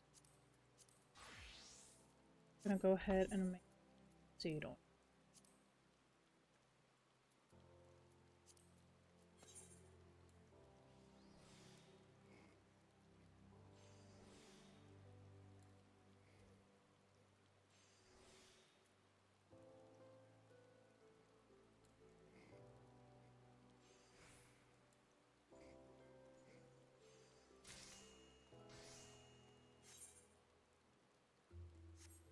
Go. Alright, back to blacksmith. And we're gonna make that freaking there.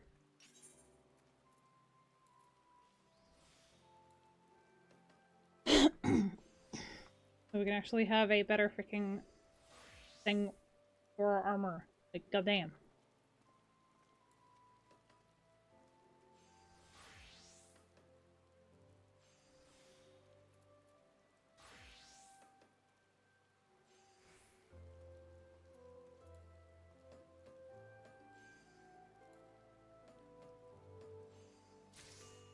Sweet.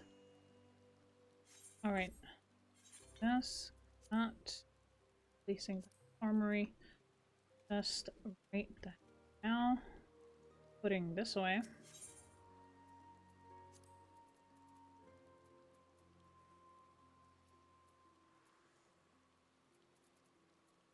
Okay.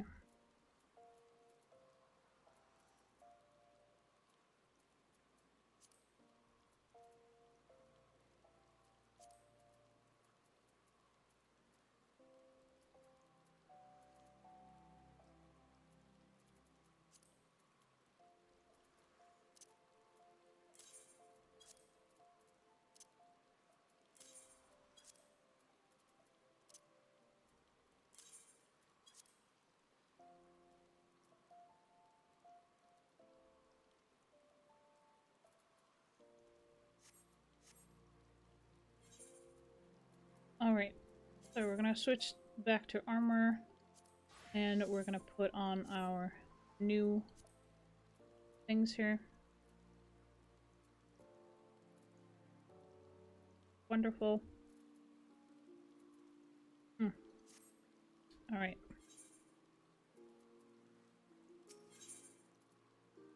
Okay. Now we need to get all this again.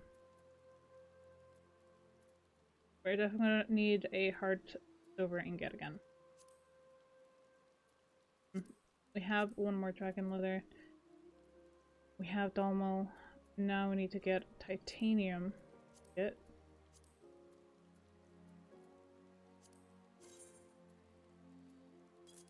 one of those. Damn. Crafting them.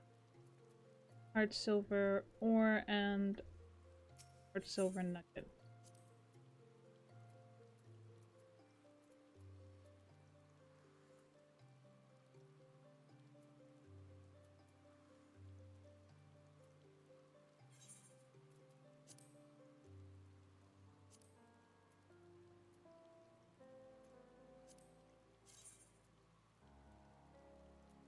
Gonna be taking the one. Okay, hard silver ore.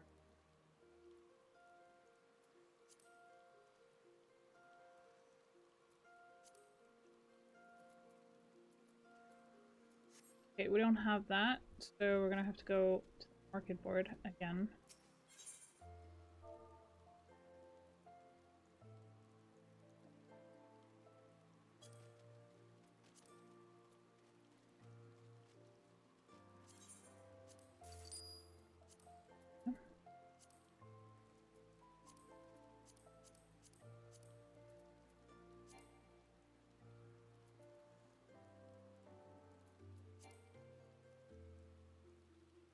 Ah. I need to be goldsmith for this. How annoying.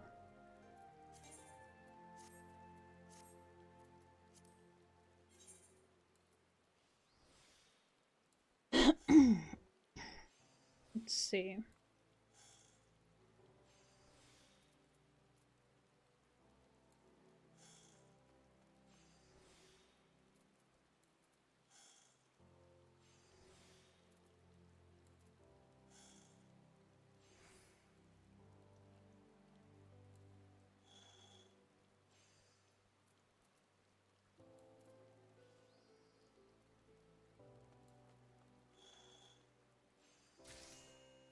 There we go.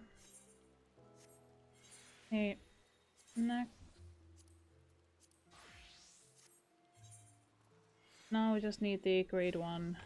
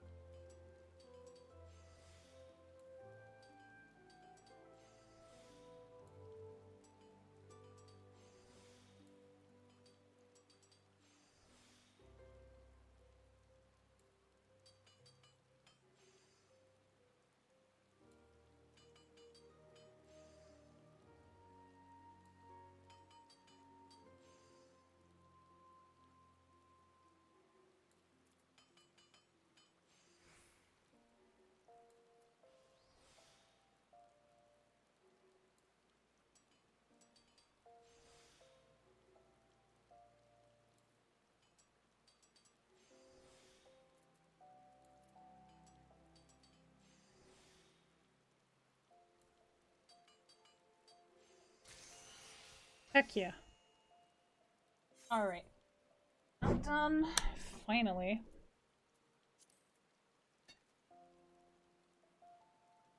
Okay, so which one is next? If I'm being honest, I don't care which one's next. What I want is to get into the freaking dungeon thing.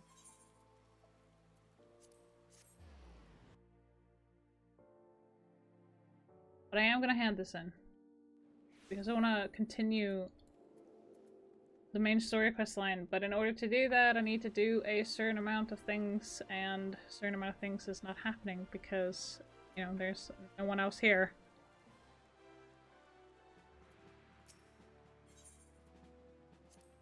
Apparently.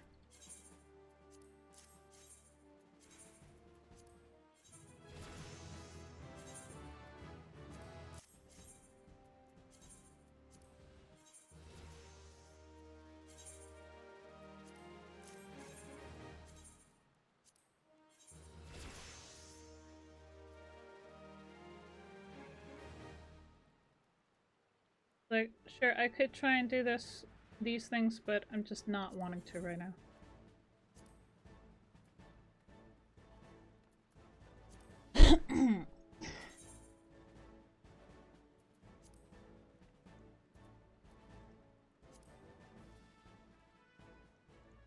Hmm.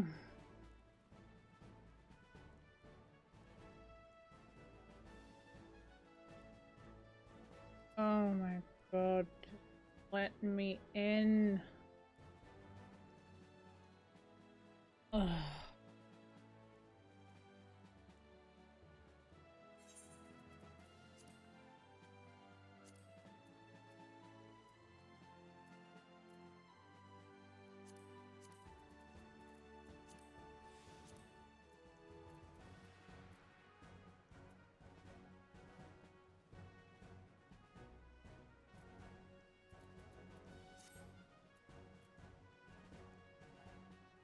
This is getting very, very stupid.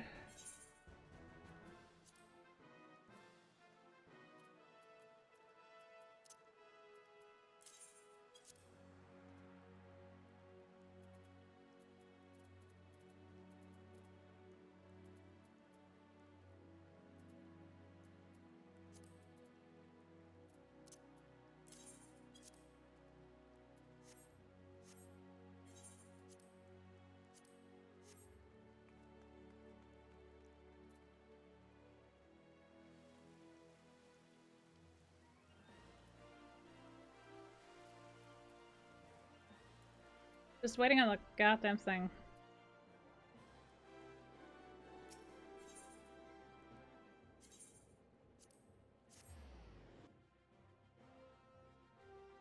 Hmm?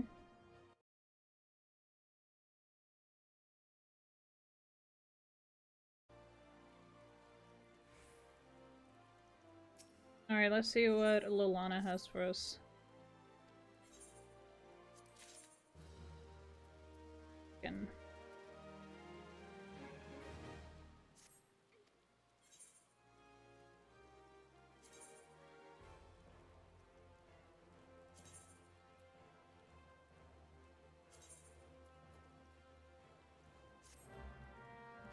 Okay. Just so I don't have to worry about that later.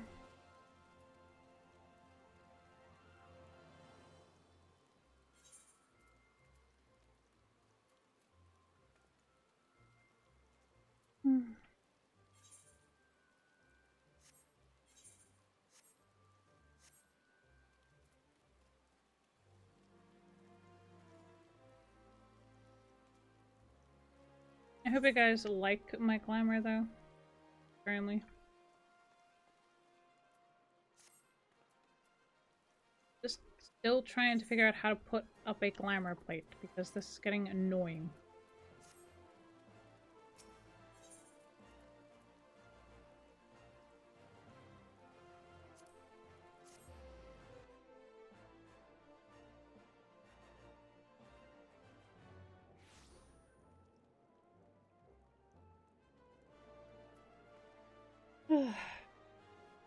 Hmm.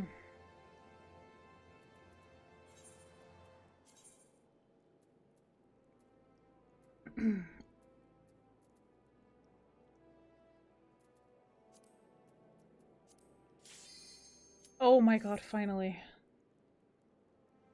Please. Let's get this thing over with.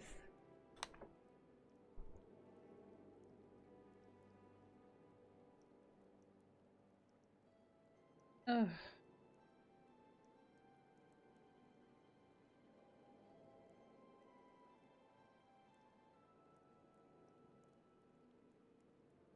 Finally.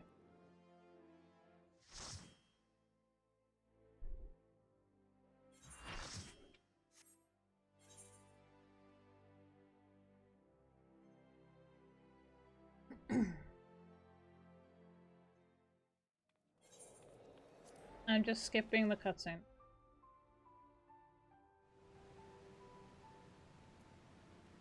Oh! I've seen this on someone else's stream before, but I've never been here myself.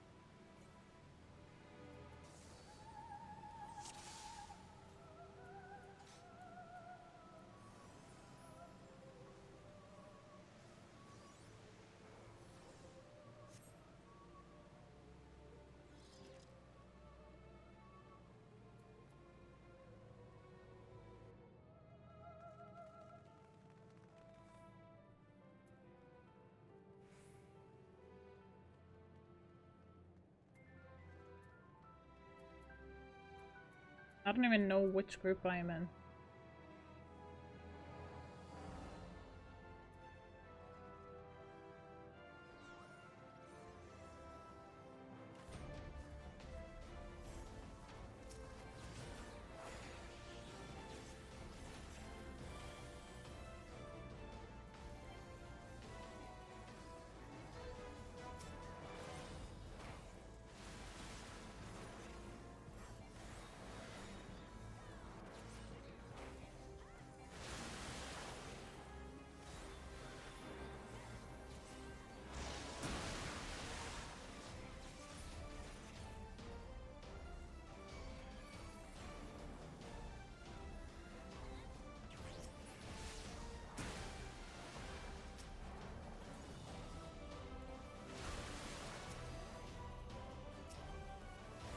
I can't even click on anything.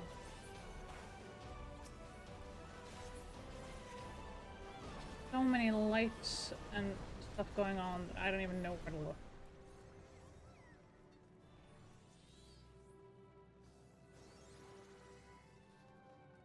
I'm on Alliance B. Oh, so that means group 2. Okay. I'm group 2.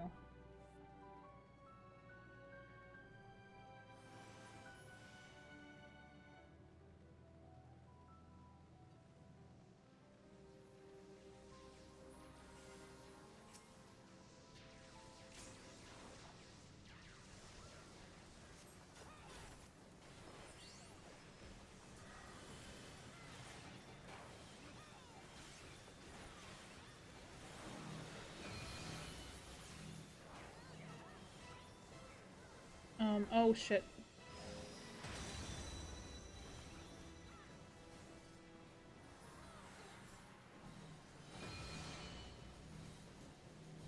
Where am I supposed to be going here?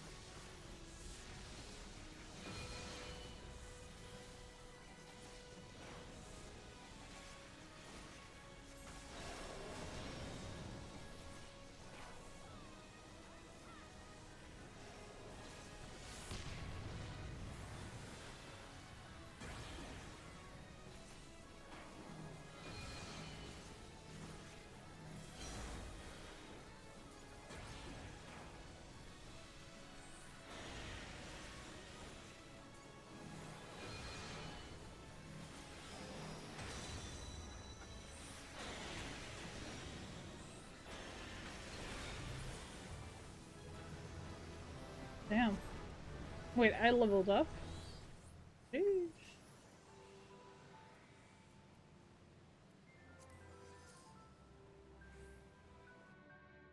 Damn it.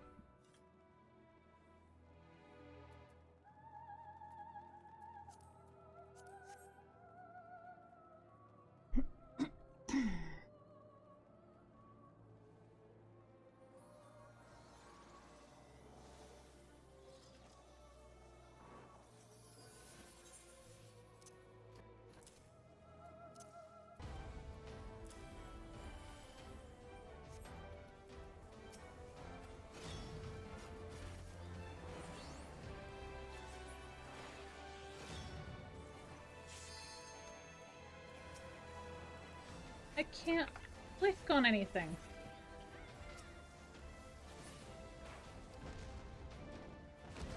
Oh.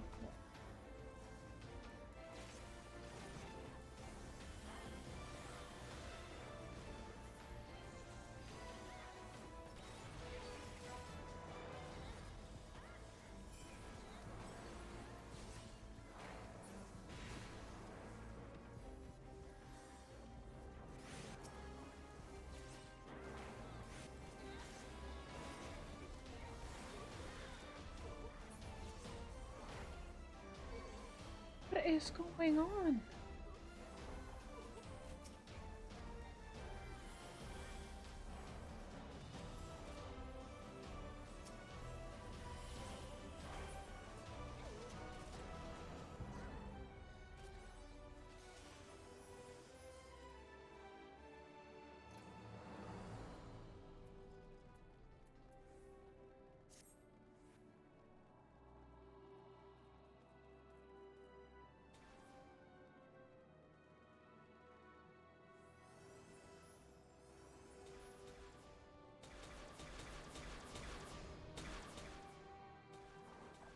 Oh no.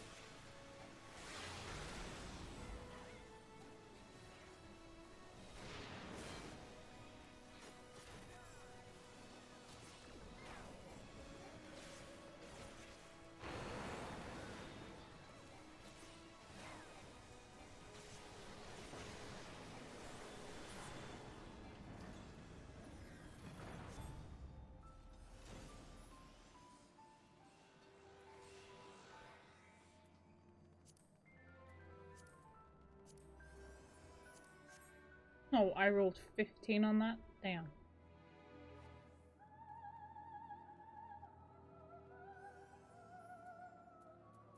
And the one that I might actually need.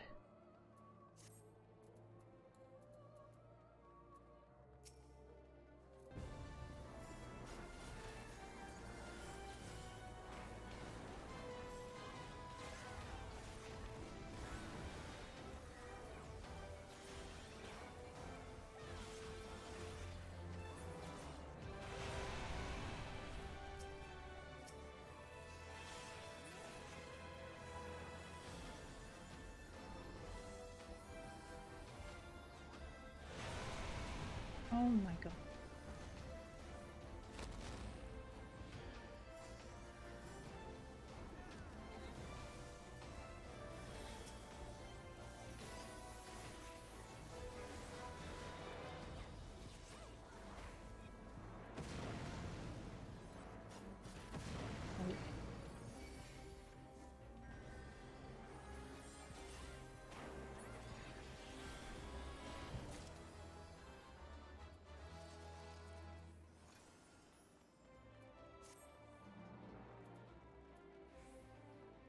Alright, this is going pretty fast.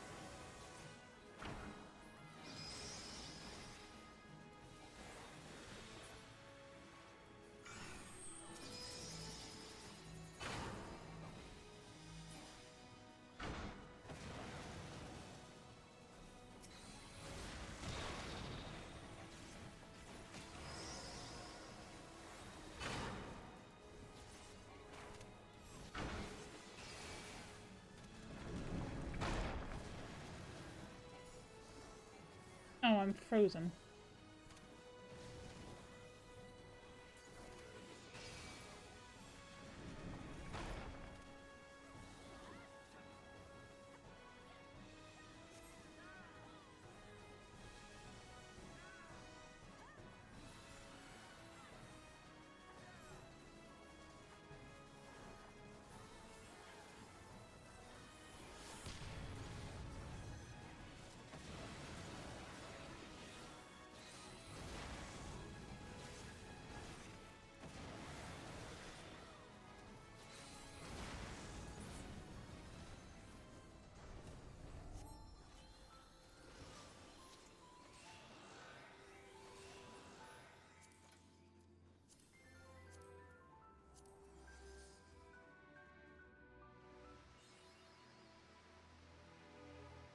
Okay.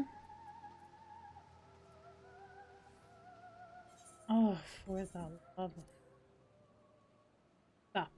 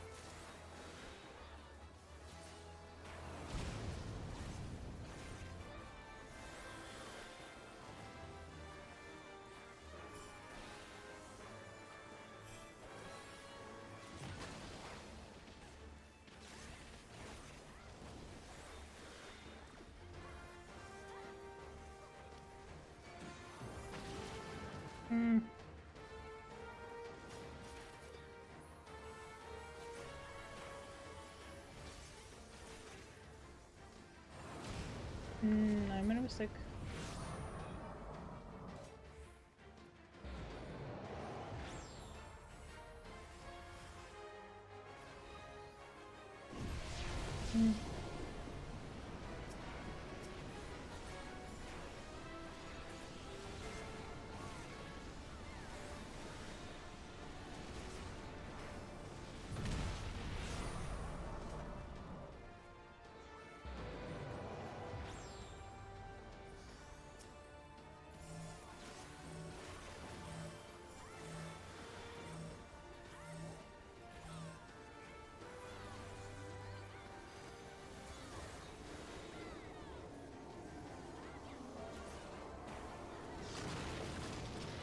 Holy. Oh my god.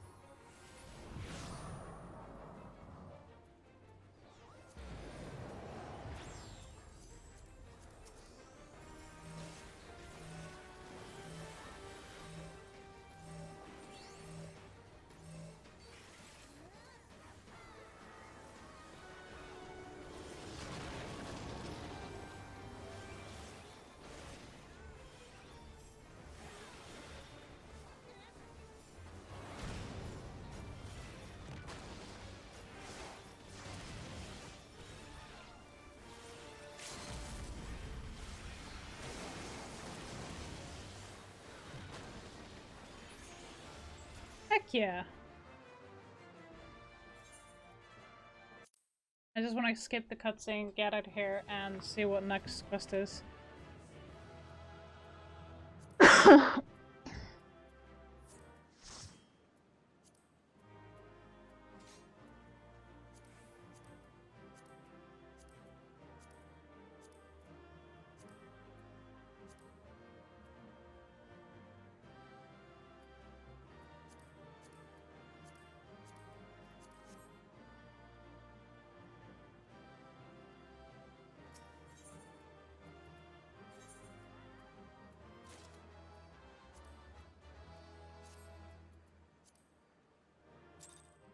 Alright.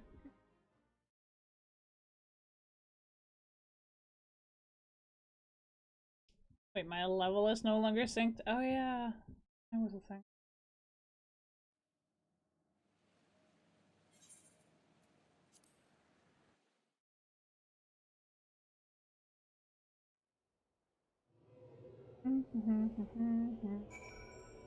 Alright.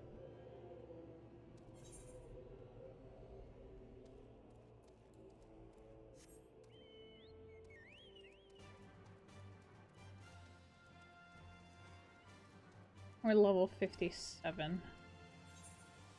Sheesh.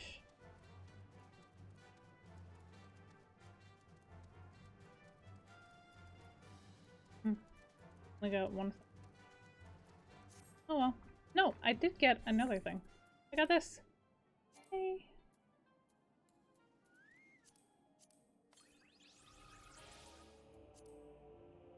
Yippee!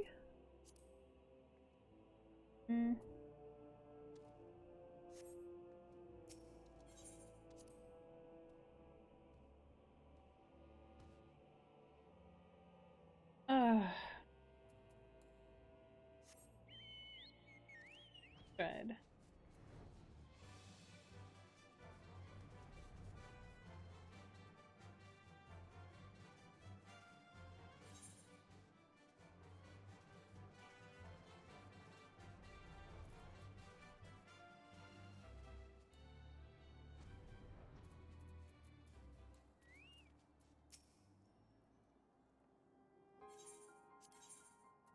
Not completing that. World of Darkness. Yep.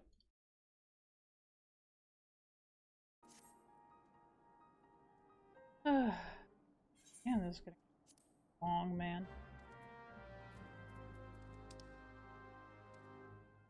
You cannot be serious.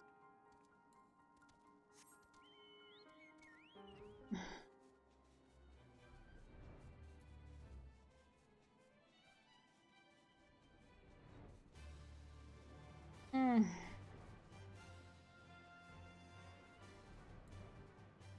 Mm.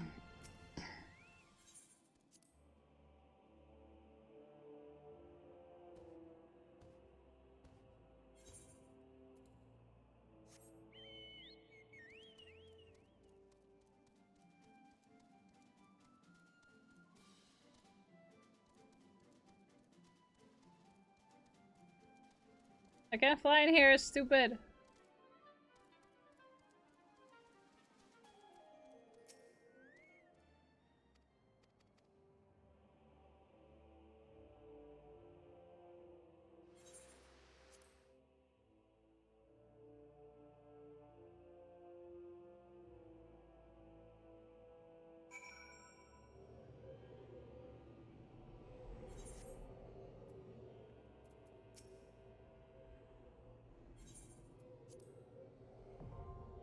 Oh, for the love of.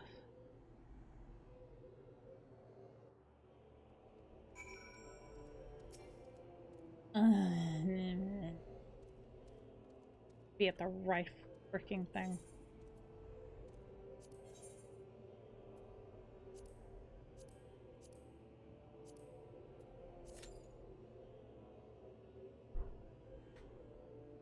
$30? Are you shitting me? Okay. Alright. Nope.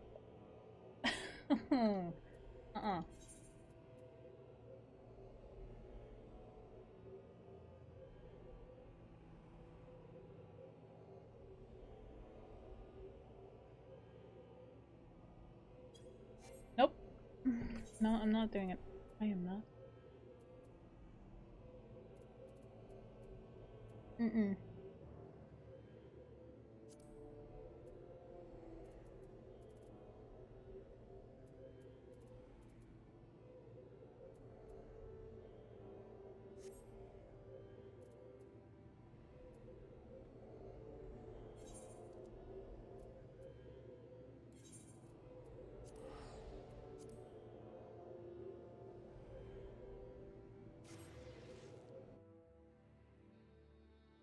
I'm not waiting 30 minutes, man. I'm getting tired, okay?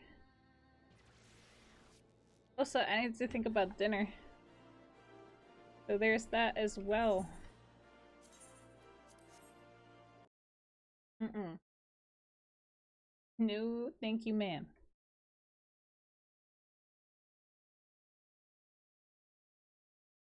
Woof. That is a lot, okay? A lot.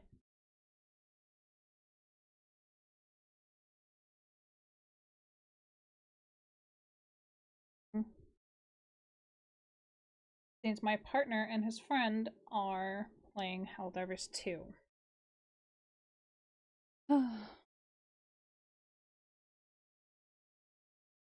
As for myself,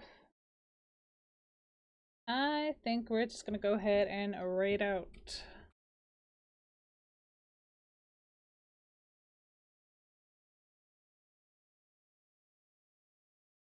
So please do copy the raid message, and if you're subscribed, please do spam the raid mode at your leisure.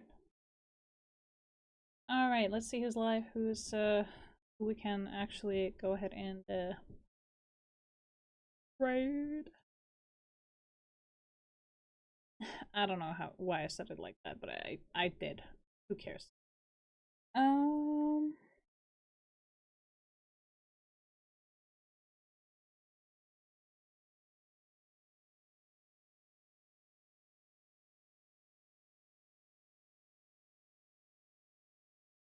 Just gonna check a little bit who's live, how long they've been live, all that stuff.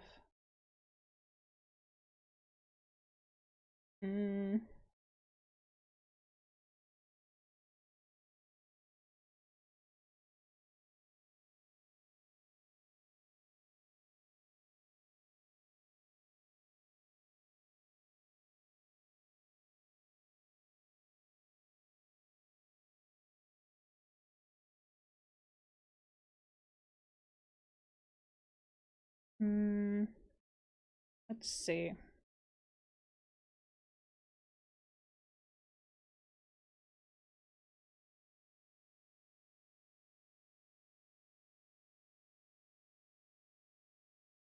You know what? Let's just go ahead and raid Hoods Gaming.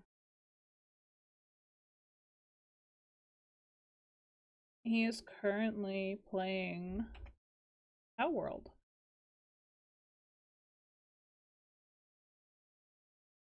Go ahead and show him a little love and oh wait.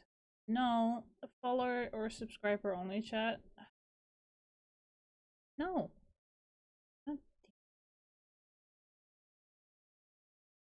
Wait.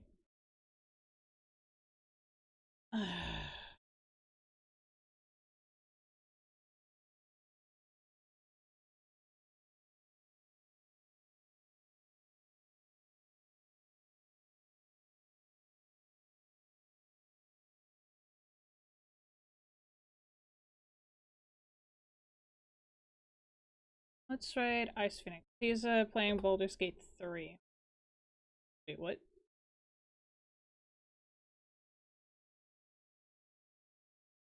Oh, okay. And I wrote their name wrong. Yay!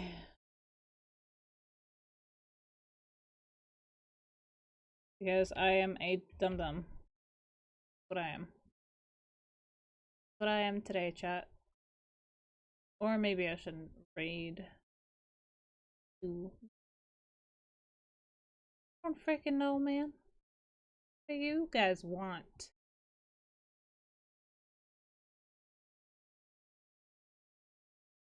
Not freaking damn. You know what? Fuck it. I'm gonna do this. Put on a fucking video. I'm gonna end it with that. Because you know what? I don't feel like a rating right now. No one fun. I say that now and I'm just like, alright, let's go see some older videos. Places you can't, top 3 places you can't go, but people who went anyway.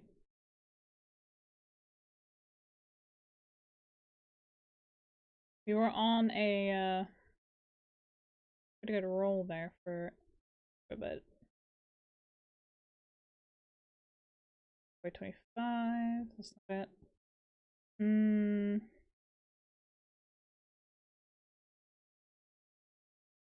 Huh. Okay,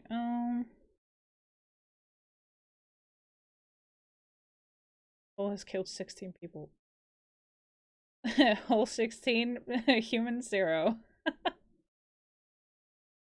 Oh, that sounded so wrong. That sounded so wrong. Top 3 places you can't go, but people who went anyways. Okay, it's 21, so we're looking for part 22. Okay, we did 22. Alright, where's 23?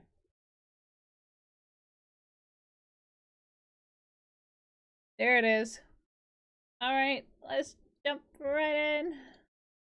Today, we're going to look at 3 places you can't go and people who went there anyways. But before we get into today's stories, if you're a fan of the strange, dark, and mysterious delivered in story format, then you come to the right place because that's all we do and we upload 3 or 4 times every week. So if that's of interest to you, please replace the like. Okay, just to note, this is a very old video. Okay, this is from like when? Yeah, it's from 3 years ago. He only uploads once a week now, so it's a very old video, okay? Like button's hairspray with Gorilla Glue adhesive spray. Also, please subscribe to our channel. Okay, the Gorilla Glue thing, there was a woman who did that to herself. Yeah, let's not do that. Let's not be like that, guys. Okay, back to it. Channel and turn on all notifications so you don't miss any of our weekly uploads. All right, let's get into today's stories.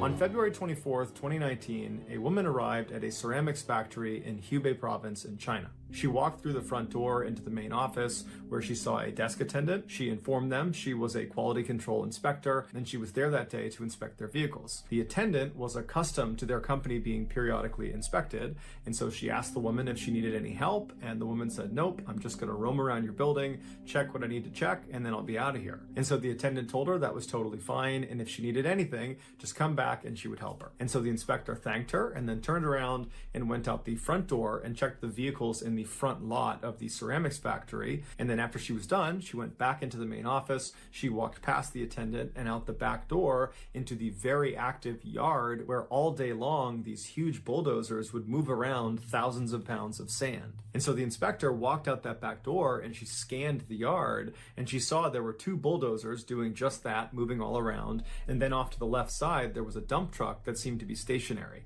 And so very confidently, she just walked right into the yard and made her way over to that dump truck. And then when she got there, she flagged the driver down and said she was an inspector and that she was going to check the vehicle out. And so the driver helped her by turning on and off signals and moving back and forth. And then at some point, the inspector needed the dump truck driver to back up a significant distance. She needed to watch him do that. And so she, the inspector, backed away from the dump truck until she was in the middle of the yard, standing right in front of this parked bulldozer. What happens next is all caught on video. And so as she's standing there and she's watching the dump truck back up right in front of her, the bulldozer driver right behind her turns on the machine and immediately lurches forward. Now, the driver of this bulldozer did not see the woman, and she was in his blind spot right in front of the bucket of his bulldozer.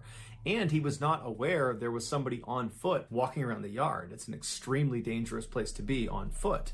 And so he goes right into her and he knocks her backwards. She falls into the bucket. She starts screaming, but no one can hear her. It's so loud. And the driver drives the bucket directly into a pile of sand and scoops up thousands of pounds of sand that come down directly on this woman. So now she's completely buried alive and being crushed by all this sand.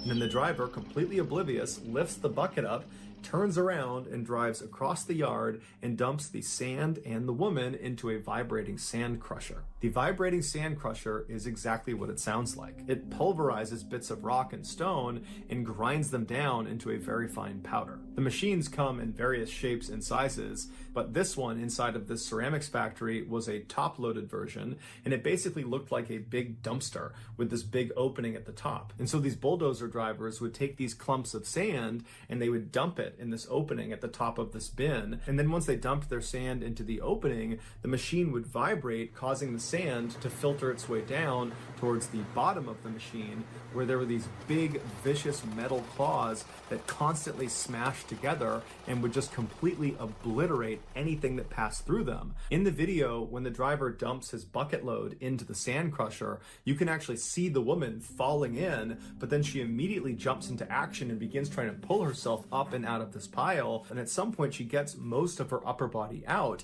and she waves, and she gets the attention of the driver who's just dumped her into the sand crusher. And the driver, he stops right away. You can see the vehicle lurch to a stop. He leaps out and he starts running over to the sand crusher. But as he's running over, this woman who's waving and waving, at some point her leg or some other part of her gets grabbed by those jaws at the bottom of the machine, and she's pulled slowly down into the sand crusher and disappears under the sand. When this happens, the driver is frantic and he's screaming for other people in the factory to come over and help. And at some point, the others inside, they realize there's an emergency and they all run over. But when they realize what's happened, that someone has fallen into the sand crusher, they all just stop and stand there because they know there's nothing they can do. The woman was gone.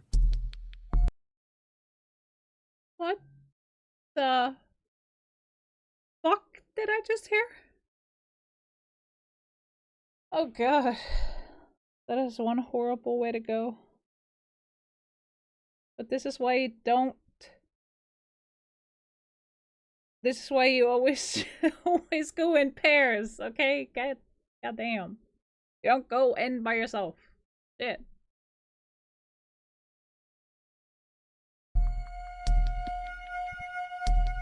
In June of 2015, 45-year-old James Young landed his dream job. For the last several years, James had been a 5th grade teacher in East Canton, Ohio, teaching special education. And while he loved his job and he loved the kids he worked with, he had always had his eye on becoming a guidance counselor for high school students. In 1988, James had actually graduated from East Canton, Ohio High School, and ever since his graduation, he had wanted to come back to the school and help the next generation of East Canton students prepare for their lives as adults. And a guidance counselor was designed to do just that. James had applied for the job before, but every time he applied, they would tell him that while he was qualified, there just wasn't a spot open for him. However, at the end of that school year, he was told a guidance counselor spot had opened up at the high school and the job was his if he wanted it.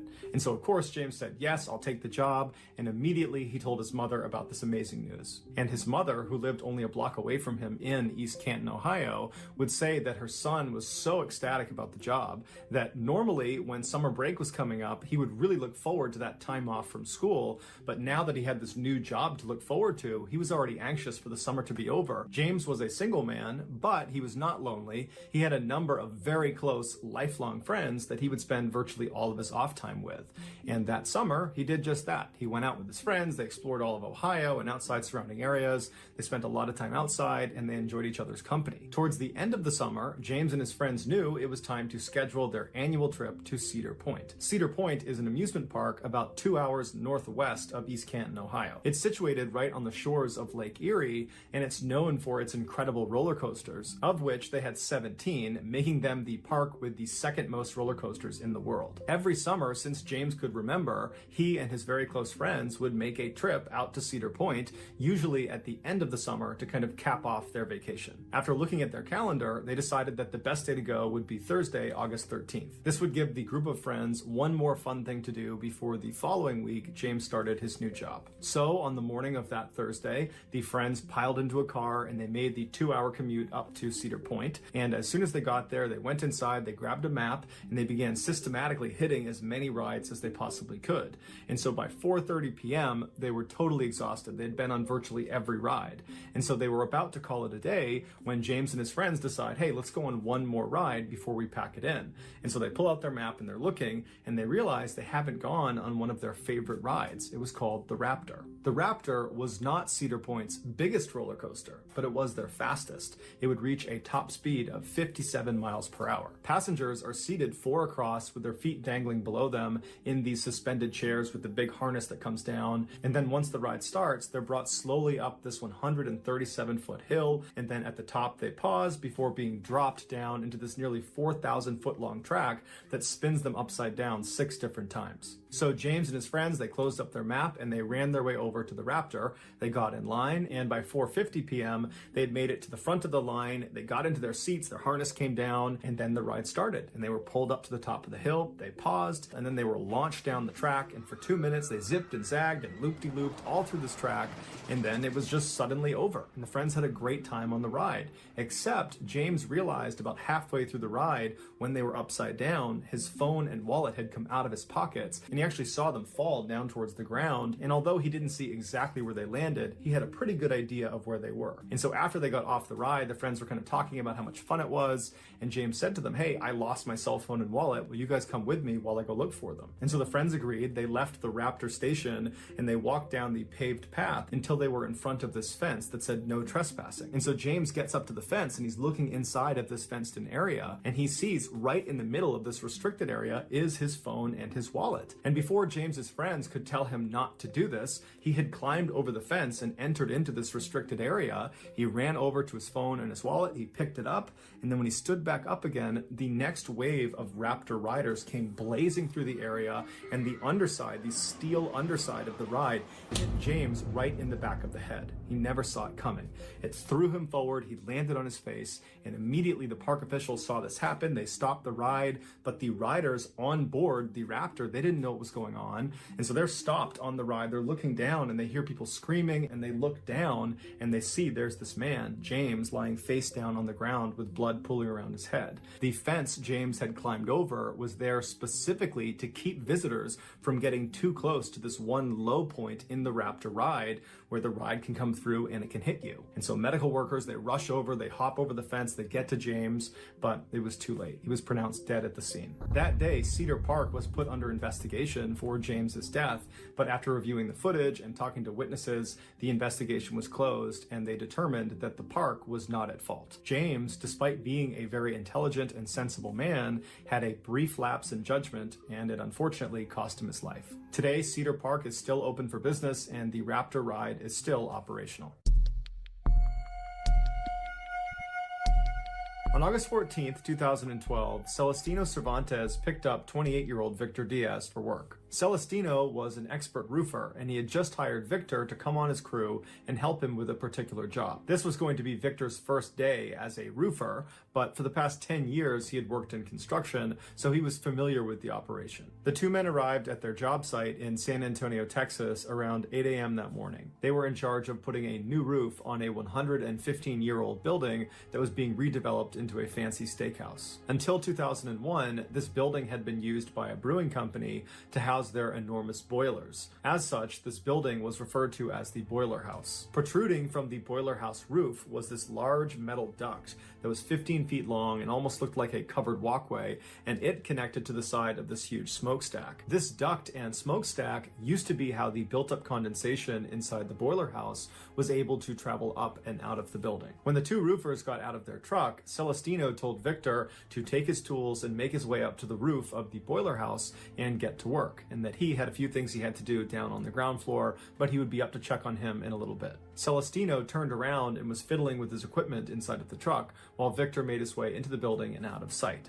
An hour and a half later, Celestino went up to the roof to check on Victor, but he couldn't find Victor anywhere, and he couldn't find his tools anywhere. So Celestino went back down into the main section of this building where other contractors that were working on this renovation were, and he began asking them, hey, have you seen this guy, Victor? He works with me, I can't find him, and no one had seen him.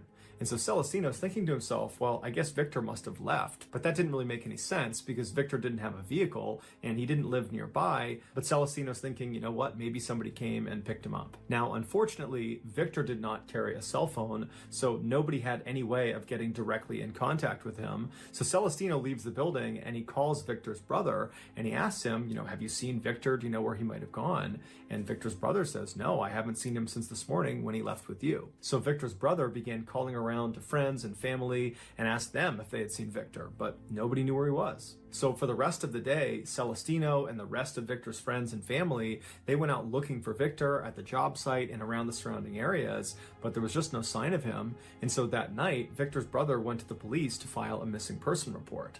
But the police told him that it was really too early to file a report because Victor was an adult and there was no sign of foul play, and that he should just come back in a day or two if Victor still has not shown up. 2 days go by and Victor had still not shown up, so Victor's sister-in-law went back to the police and says, okay, now I want to file a missing person report. We don't know where he is, no one can get in touch with him, we need your help. But the officer she spoke to told her that she still needed to wait another 5 days to process this request. It would turn out this was just not true. It was a mistake. There was no arbitrary waiting period to file a missing person report. So without any help from the police, Victor's friends and family and co-workers spent the next several days scouring San Antonio, scouring the job site, looking everywhere for him and handing out flyers and asking people if they'd seen him, but no one had. He had just disappeared. By Monday the following week, so 6 days after Victor has gone missing, his family had printed out dozens of these huge posters with his face on them and a number to call if you had any information about him, and their plan was to distribute them the following morning all over San Antonio. But the following morning, before they headed out, they got a call. Victor had been found. 7 days earlier, when Celestino told Victor to head inside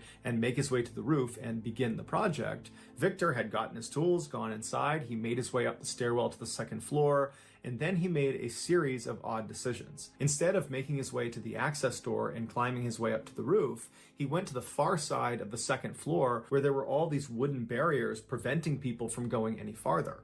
He climbed over all these barriers and he reached the entrance to that huge duct where the condensation used to go. And so from his perspective, he would have been looking into this duct and it would have been completely pitch black because it connected to that smokestack and the smokestack was totally sealed off. But despite not having any idea where this tunnel goes, and it clearly not being the place Celestino told him to go, Victor decides to just get into this tunnel, which required bending over because it was only 4 feet tall and 5 feet wide. So he gets inside of this tunnel and he begins shuffling his way deeper and deeper into this tunnel until he reaches the end of the tunnel where it actually connects into the smokestack. Now at the top of this duct where it connects to the smokestack, there wasn't a grate or bars or any sort of barrier that would stop you from spilling into the smokestack, and because it was totally pitch black, Victor, when he made it to the edge of that duct, he just kept on walking and fell 20 feet down to the bottom of the smokestack. And so in total darkness, Victor, who was probably badly hurt from the fall,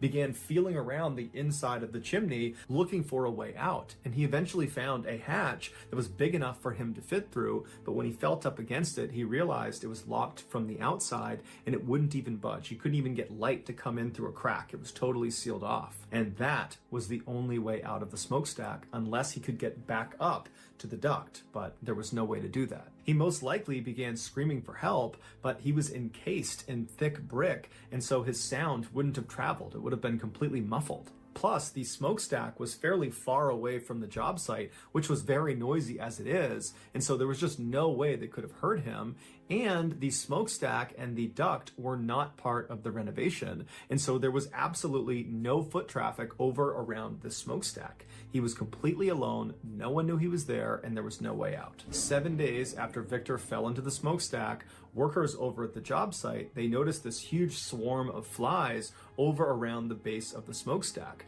There were so many flies over there, they decided they had to go investigate. And so as they walked closer and closer to the smokestack, they were hit with this overwhelming stench of death and decay. And then when they got to the smokestack, they could see the flies were centralized on that hatch at the bottom. And so they cut the lock, they opened it up, and inside they found Victor's body. And they saw his hands were badly bloodied and bruised, and they were pressed up against the inside of the hatch, indicating in his final moments he was desperately trying to open that hatch and save himself, but there was just no way to do that. Although no one knows this for sure, it's believed Victor confused the condensation duct with the access point to the roof. So that's gonna do it, guys. If you found the secret in today's video... That's horrible. Holy shit. Dude, okay, that... If you're given specific instructions, follow it to the letter. Let's see. Okay, that was part 22, right?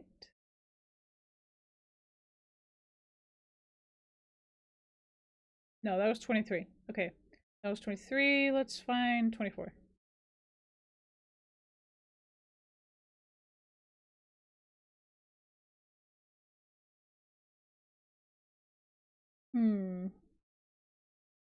Yep.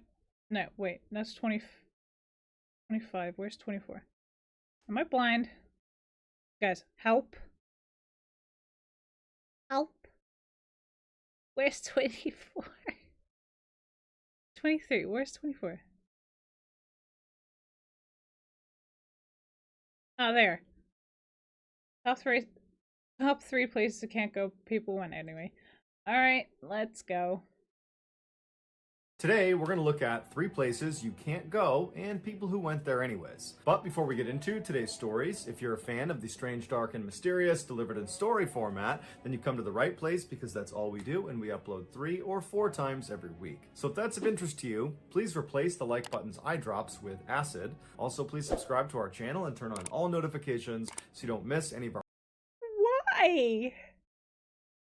The eye drops, oh my god. Okay, I know the hate for the like button's superbly real, but what the fuck, man? And some things are a little too far. Okay, let's see what this is. Our weekly uploads. All right, let's get into today's stories.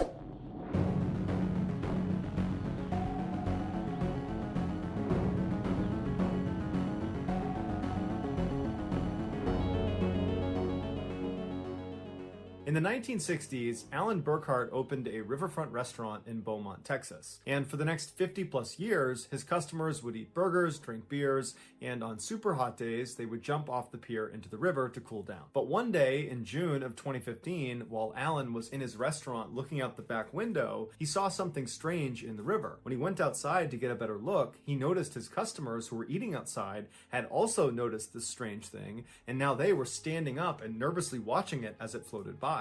Alan immediately yelled out to everyone to not go swimming, obviously, based on what they were seeing, and then he went back inside and made a sign that said no swimming, and he posted it on the pier. A few weeks later, on July 2nd, a 28-year-old local man named Tommy Woodward and his girlfriend, Victoria LeBlanc, arrived at Alan's restaurant for a fun night out. After several hours of drinking and playing pool, Tommy and his girlfriend made their way over to the bar and had a seat, at which point Tommy began telling his girlfriend that he planned on going swimming in the river that night. The bartender overheard him and said, "Tommy, you can't go swimming in the river anymore." But Tommy was a bit of a rule breaker and said he didn't care, he was going to go anyways. The bartender began pleading with him and even got other staff members of the restaurant to talk sense into Tommy that he should not get in the water. But eventually Tommy just stood up, he grabbed his girlfriend's hand, left the restaurant, and began walking down towards the pier. The The bartender at this point just kind of rolled her eyes and thought, I can't do anything to stop him, and so she went back to her bartending duties. When Tommy and Victoria got down to the pier, the black water was quiet and calm as Tommy took off his shirt and removed his valuables from his pockets. Right before Tommy was about to jump into the water, Victoria stopped him and said she thought she saw something moving underneath the pier. But Tommy just laughed and said he didn't care and jumped into the water and disappeared below the surface. Immediately, the water around Tommy seemed to erupt like a bomb had gone off underneath him. When Tommy came back up to the surface, he was screaming and trying to swim back to the pier, but before he could get there, something pulled him under the water. And then a few seconds later, Tommy came back up again, and this time Victoria could see the left side of his torso was bleeding profusely. And so she instinctively leapt into the water to try to save him. And Tommy, even though he knew he needed help, he said to her, "Get back on land, save yourself." And so she obliged. She climbed back onto the pier, and when she turned around, she caught a final glimpse of Tommy as he was pulled back under the water, and this time he did not come back up again. The bartender had heard screaming and so ran down with a flashlight to the pier, and when she got there, Victoria was hysterical and she was yelling Tommy's name and looking out over the water, and so the bartender at this point is reasonably certain she knows what happened to Tommy, but if by some miracle he's still alive, she wants to find him. And so she raises her flashlight and she begins scanning the now totally calm black water. And as she's scanning, she finds him. He's floating face down, way off in the middle of the river. And as soon as the flashlight hits him, something pulls his body under the water and he disappears from view. It was no secret that the river that ran next to Alan's restaurant was home to alligators. But these alligators were small and they didn't bother anybody, and so the locals really didn't have any issues swimming with them. In fact, they had nicknamed two of the alligators that were seen the most often. They named them Cheeto and Marshmallow. But on that day in June of 2015, when Alan and the other guests saw this thing out in the river, what they were seeing was a monster alligator, the likes of which they had never seen before in this river.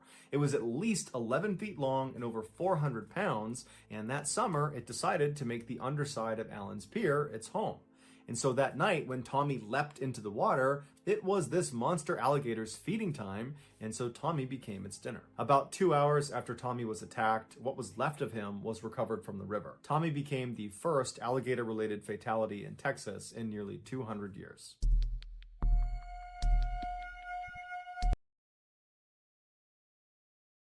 The sign says no swimming.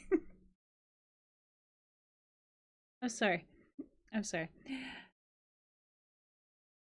There are certain things that are there to prevent you from dying. Okay? If there is a sign after, like, okay, people have gone swimming there. Okay, fine. But if there's a sign there, that means that something is terribly, terribly wrong. And no one else swimming, no one else jumps in or whatever. There is something that is very, very dangerous. Jesus Christ. And being a local at the, you know what? People make dumb decisions, especially when they're having a few drinks. Okay. Alright, let's see. See what else happens, shall we? Just north of San Francisco, California, lies Lake Berryessa, which is a massive freshwater reserve that provides drinking water and hydroelectricity to hundreds of thousands of people. The lake is not a natural occurrence. A dam was built in the area in the 1950s, and after it was in place, the water that pooled above it became Lake Berryessa. During the dam's construction, the engineers realized the structure would not be enough to keep all the water in if the lake were to flood. To solve this problem, the engineers installed what's called a spillway in the middle of the lake. A spillway is like a huge drain. When the water levels in the lake are normal, none of the water will go into this drain. But when water levels reach a certain point, the water, instead of spilling over the side of the dam, will spill into this spillway, and it will travel 200 feet straight down the 78-foot wide pipe, and when it reaches the bottom, the pipe bends sharply to the right, and the water is shot out on the other side of the dam into a creek. On a summer day in 1997, 41-year-old graduate student Emily Schwalik was swimming in the recreational side of Lake Berryessa. That evening, before she got out of the water, she decided she wanted to have a closer look at the spillway, which at the time, because the water levels had risen high enough, water was pouring down into the spillway. So Emily turned around and began casually swimming away from the recreational area towards the center of the lake. At some point, she would have seen signs poking out of the water, and she would have seen them on land telling her to stay back. After passing those signs, she would have reached a long line of red caution buoys that were the last line of defense to try to keep people back from this spillway. But Emily went under those buoys and continued on towards this huge drain. Meanwhile, the other swimmers that had seen Emily take off towards the middle of the lake, they didn't think she would actually get close to the spillway. Nobody went close to the spillway, and so nobody tried to stop her. Around 6:10 p.m., Emily made it to right before the edge of the spillway. It would have been deafeningly loud as 360,000 gallons of water poured over the edge into the spillway every second. Emily most likely was trying to get right up to the edge and then grab that outer cement lip and kind of anchor herself and then lean over the edge and get a look down into the hole. But what ended up happening is as she got closer and closer to the edge, the current picked up so dramatically that it began pulling her down into the hole. And so by the time she's over this cement lip, she had already turned around, realizing her mistake, and was trying desperately to swim away from the spillway.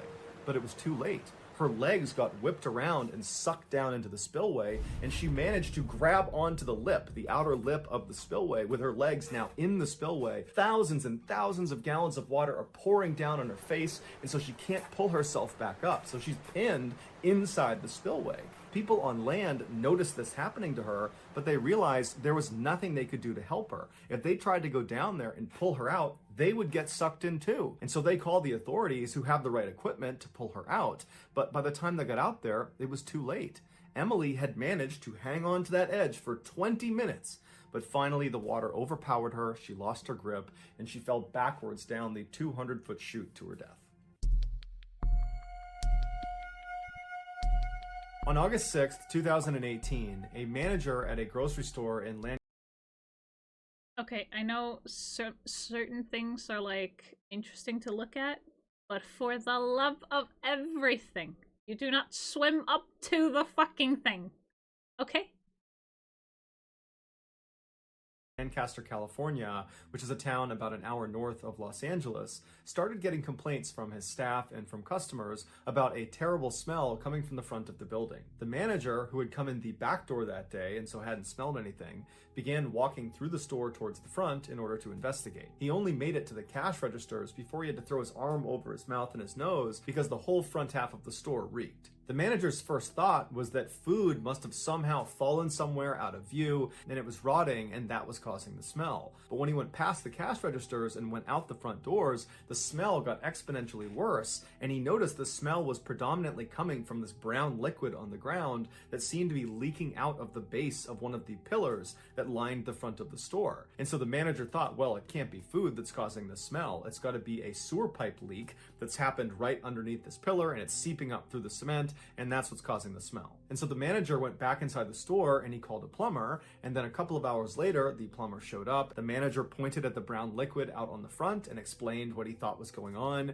and the plumber looked at it and then looked at the manager and said, there's no sewer pipe underneath here, so whatever that liquid is, it's coming from inside the pillar. And so the manager was stumped because this pillar and all the others in the front of the store were purely decorative. There's no reason anything would be leaking out from inside of them. There was nothing inside of them. And so the manager asked the plumber to pull off one of the bricks around the area where this liquid was coming from so they could see what was on the other side.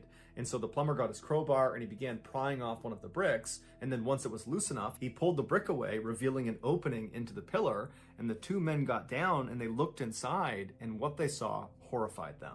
And they immediately backed up and they called the police. 5 days earlier, a 35-year-old man named Ray Rivera was pulled over by Lancaster, California police on suspicion of driving a stolen vehicle. As soon as the officer got out of their cruiser and began approaching Ray's vehicle, Ray peeled off down the road, turned the corner, and was gone. The officer immediately got back in their cruiser and took off after Ray, but he had gotten a huge jump start and he had fled into a highly populated and busy area where it would be relatively easy to blend in and disappear. The officer called for backup, and before long, there were dozens of other cop cars in the area looking for Ray, but no one could find him. A little while later, the police heard over the radio that a car matching the description of the one Ray had been driving had just crashed into a local grocery store. And so the police head over to the grocery store, and sure enough, there's Ray's white pickup truck crashed into the side of the building, but Ray is nowhere to be found. The police began asking witnesses at the store if they had seen the man driving the white pickup truck, and a few said they had. They said after he crashed, he leapt out of the vehicle and he ran inside the grocery store and then went up a flight of stairs to the staff-only area. The police went inside the grocery store and searched the staff-only area, and they searched the rest of the grocery store, but he wasn't there. And so they assumed at some point after going inside, he managed to slip back out again and had escaped on foot. And so the police, just as a precaution, stayed outside of this grocery store for several more hours in case if Ray was in there, they would catch him trying to leave. But after a couple of hours, he never did. And so they put out a warrant for his arrest and they left. Well, it would turn out Ray had run inside the grocery store, but he had never left. After running up to that staff-only area, he found a crawl space and he hid inside of it for several hours until the police left. And then at some point that evening, he decided he wanted to find a better hiding spot, and so he made his way onto the roof. Now, it's not entirely clear how he did that. Either the crawl space he was in directly connected to the roof, or he got out of the crawl space and then found his way onto the roof another way. But regardless, he found his way onto the roof, and when he got up there, he realized the roof was totally flat until you got to the very front edge of the building, the part that looked down into the parking lot. There, on the roof, was this small structure that was built up just on the front end of the roof that gave the impression, from the parking lot looking up, that this building was a lot bigger than it really was. On the backside of this phony structure was a door that was accessible from the roof. Ray saw this access door and ran over to it. He tried the handle and it was unlocked. And so he opened it up and he went inside. Now, this attic-like space that sat on the front of the building really didn't have that much of a purpose to it. However, it did provide access to the insides of all of the pillars that lined the front of the store. And so it's believed that Ray, as soon as he walked inside, saw these openings and believed one of them would be the perfect hiding place. And so he lowered himself feet first into one of these hollow chutes. He got his feet and his legs, his hips, and most of his torso into this tight 9-inch by 17-inch space, but his shoulders were too broad. They would not fit into the pillar. And so he raised one arm over his head and he kept his other arm pinned by his side in order to make himself as narrow as possible. And this worked. Inch by inch, he began sliding deeper and deeper into this 2-story tall pillar until he was completely out of sight. But as soon as his shoulders had gone down into that pillar, he would have realized he had made a grave mistake. With one arm pinned above his head and the other pinned by his side,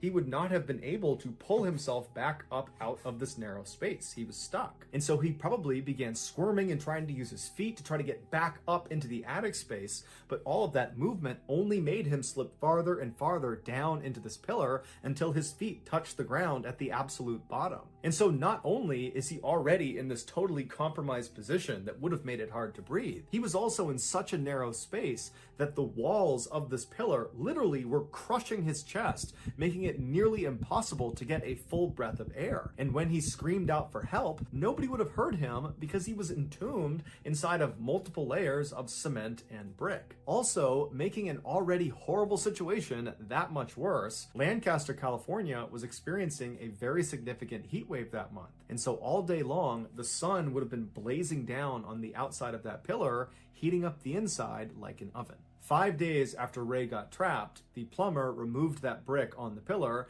and he and the store manager bent down and looked, and they saw Ray's leg. The smelly brown liquid that had been coming out of the pillar that had alerted everyone to this in the first place was purge fluid, which is something that comes out of a decomposing body. So that's going to do it, guys. If you found the secret in today's episode... That's horrible. My God. But still, why would you put yourself in there? Like,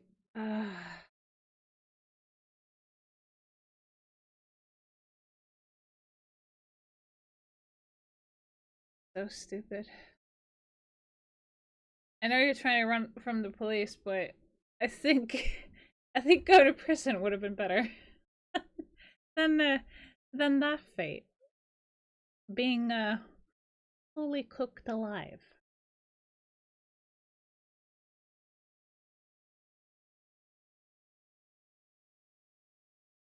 Okay.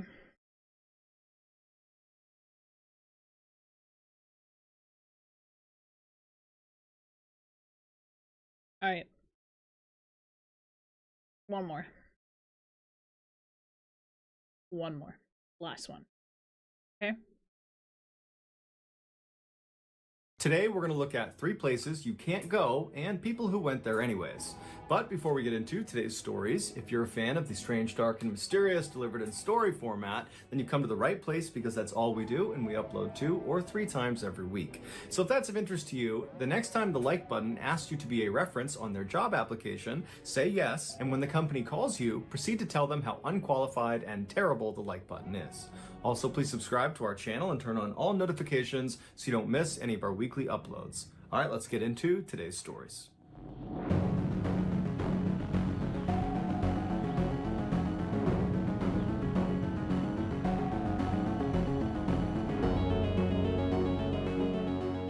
On Friday, August 21st, 2020, 58-year-old Aristides Polino was driving back to his home in Miami, Florida in his police SUV after completing a midnight shift.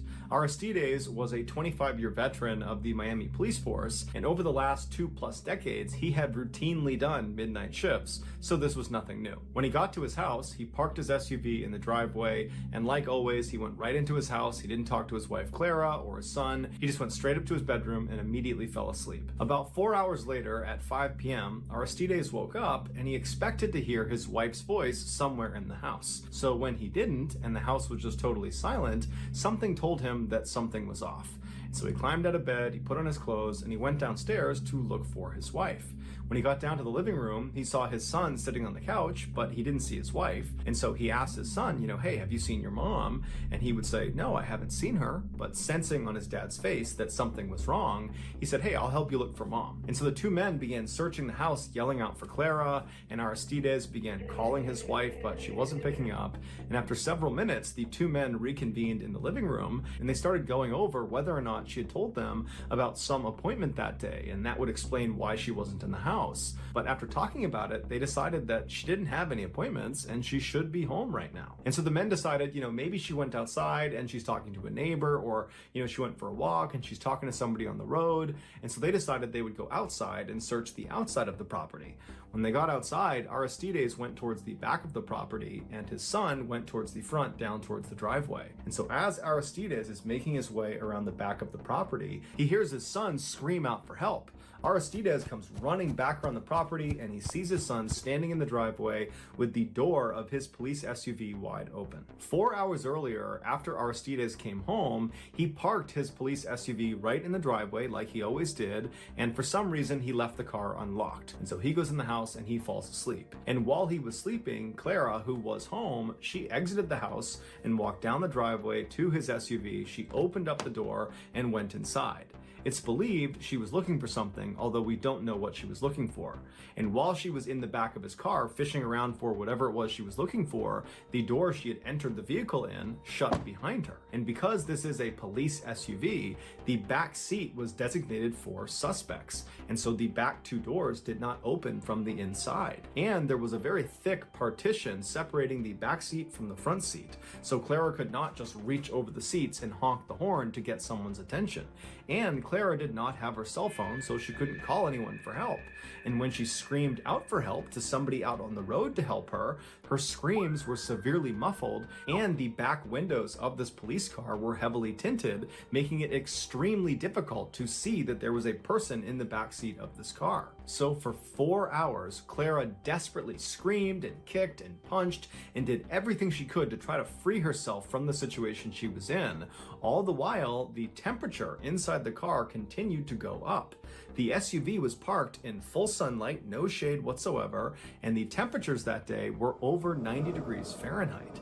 And so by the time Clara was ultimately discovered, the inside of that SUV had effectively become an oven. Aristides ran over to his vehicle and he pulled his wife out and he started doing CPR on her, but it was too late. She had died of heat stroke. Her death was ultimately ruled an accident. What the hell?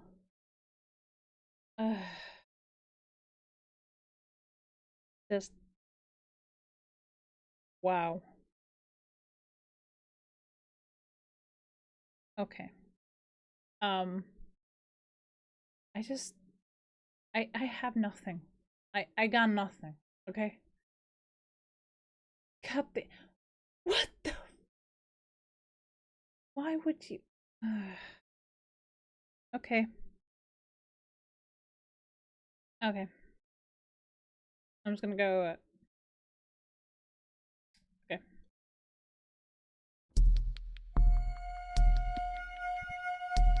On May 22nd, 2021, a father and his young son were out for a walk in their small suburban town just outside of Barcelona, Spain. When they reached their downtown, they were going to turn around and walk back home, but the boy pleaded with his father to make a quick stop at the old theater. The reason the boy and many other kids in the town loved going to this old theater was because out front of it was this huge papier-mâché statue of a dinosaur, a stegosaurus to be exact. And so after a little bit of convincing, the father finally agrees and they start heading in that direction. After they turned the corner and could actually see the dinosaur statue, the boy took off running while the father just stayed back and walked leisurely, watching his son the whole time. And as he's watching his son, he can see he gets right up to the statue, and then the boy just kind of suddenly stops and stares at something on the bottom of the statue. And so the father notices his son has seen something peculiar enough to make him stop and stare, and so he yells to his son, "Hey, what do you see?" And the son just points at the back right leg of the statue. And so the father thinks this is really weird, so he jogs up to his son and he crouches down right next to him and looks in the direction his son is pointing. And at first, the father believes all his son is pointing at is this fairly obvious crack on the outside of the statue on the back right leg. And he's thinking his son has just noticed that the statue is kind of falling apart.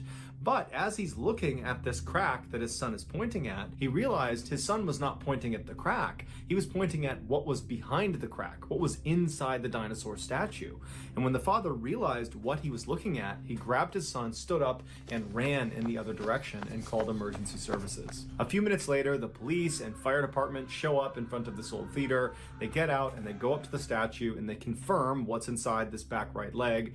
Afterwards, they go to their trucks and they get out chainsaws. Eventually, they were able to carve a big enough square on this back right leg that they were able to remove the thing that the father and the son had seen originally, and that was a dead man's body. Not much is known about this dead man, except that he was a 39-year-old man who his family had reported missing a couple of days before he was actually found. While we don't know this for sure, it's believed he decided to crawl inside the statue when he realized the belly of the dinosaur was movable.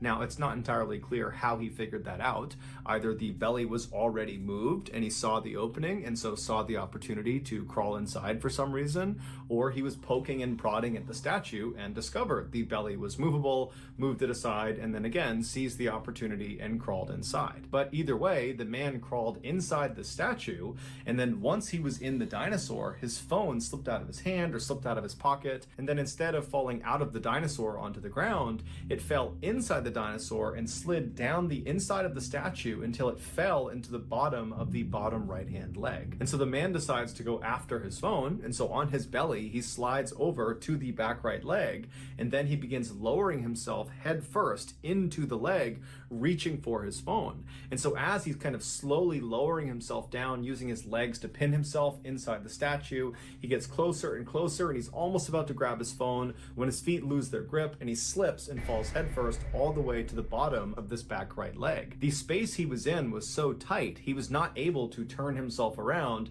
and climb up and out again. In fact, it was so tight, he could barely move. His arms were pinned by his side, and so he couldn't use them to even push himself back up and out. And because he could not bend his legs, he could not use his legs to pull himself back out again either. And so this man most likely began screaming for help, but for whatever reason, nobody heard him. And so after what must have been several agonizing days, the man finally just died. His autopsy has not been made public, so we don't know for sure what actually killed him, although one could speculate he died of either dehydration or perhaps asphyxia from being trapped in this really tight space where his chest may not have been able to expand all the way, and so he would have eventually suffocated. Following the gruesome discovery, the dinosaur statue was removed from the front of the old theater.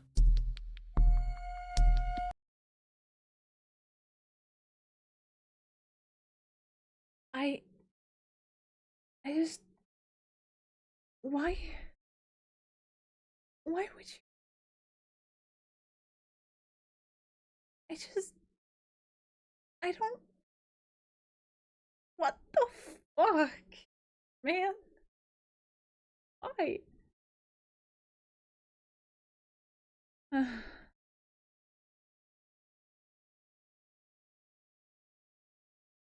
Why?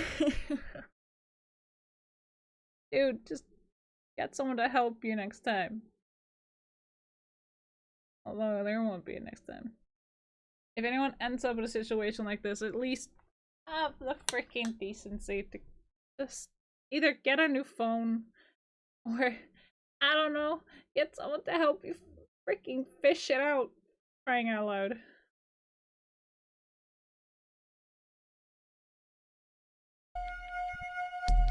In the early 1980s, John Harder was the classic, athletic, popular kid at his high school in Delaware, Ohio, which is a relatively small town just outside of the state's capital. But unlike most stereotypes that paint high school jocks as being these total jerks, that bully people and they're kind of stupid, John was none of those things. He was incredibly friendly and very warm-hearted and seemed to get along with everyone. John also was known for having a great sense of humor. In particular, he liked to play these kind of harmless pranks that would make people smile, like the time he very enthusiastically joined the cheerleaders during a high school pep rally, despite not actually being a cheerleader himself. John was set to graduate from high school on June 5th, 1983, and his plan was to study accounting at Kent State University the following year. A few weeks before his graduation, John's high school began selling these tickets to a grad night at a huge amusement park called Kings Island. Kings Island was located about 2 hours west of John's high school, and it was home to dozens of roller coasters, water slides, and many other attractions. During their so-called grad nights, this amusement park would shut down their public operations and not let anybody into the park that did not have these special student tickets that they gave to local area high schools. John, who was 17 years old at the time, was very excited at the idea of going to this grad night, and so he went and purchased tickets along with about 20 other students from his high school. At about 3:30 p.m. on Friday, May 13th, John and the other students who had bought grad night tickets met up outside of their high school. While this was a school-sponsored Friday the 13th. On a Friday, May the 13th. You did say that, right? Outside of their high school. While this was a school-sponsored trip, 30 p.m. on Friday, May 13th, John... Yep, Friday, May 13th. There we have it. Friday the 13th. Alright, let's freaking go. And the other students who had bought grad night tickets met up outside of their high school. While this was a school-sponsored trip, the students were responsible for driving themselves to the park. And so after all the students were accounted for, they all piled into a couple of their cars and they began their journey to the park. After a few stops along the way to get food and go to the bathroom, the students finally arrived at the park at about 7 p.m. And on the drive, John, who had been a passenger, had drank half a bottle of rum and about 3 to 6 beers. And so when he got out, he could barely stand. He was so drunk. And so the students made their way over to the front gate, they showed the attendant their grad night ticket, and they were allowed inside. And surprisingly, despite it being this special night where only people with these tickets were allowed in, it was still pretty crowded. There were lots of students that apparently wanted to come to this event. Once John and the rest of the students from the Delaware High School had come inside the park, there was no rule that they had to stick together for the duration of their time there, and so they all kind of broke into their separate groups and went their separate ways. In John's particular group was his girlfriend Pam, and for the first hour they were in the park together, all they did was bicker and fight. Onlookers would say John looked visibly upset and very emotional and very drunk. By 8:30 p.m., when John's group had gotten in line for this roller coaster, John was now openly saying, "I don't want to be here anymore, I just want to go home." It was pretty obvious he was still just mad at Pam, and that's why he was saying all this, was just trying to make Pam feel bad. And so some of the group members told John, just, "Hey man, calm down, you're overreacting, just try to enjoy this ride, and then afterwards we'll get some food, it'll be fine." But it was pretty clear that John was really worked up and seemed incapable of having a good time at this point. But regardless, John and the rest of the group, they got on this ride at about 9 p.m. and then after the ride was over, they disembarked and they walked away from the ride to regroup and figure out what was next, and they're looking around and John is nowhere to be found.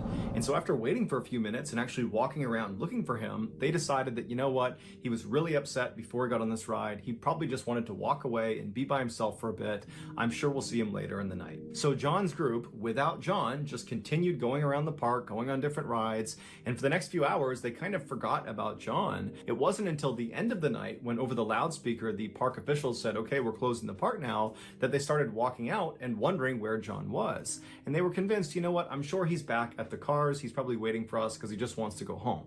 And so they leave the park, they get out to their cars in the lot, and John's not there. And so at this point, the group's starting to get a little bit concerned because no one knows where he is. They're meeting up with the other groups from their high school. No one's seen John. And so they're all just kind of staring at the front gate, waiting for John to come out, but he doesn't. And then eventually the lights in the park start shutting down and the security guard comes out front and locks the front gate.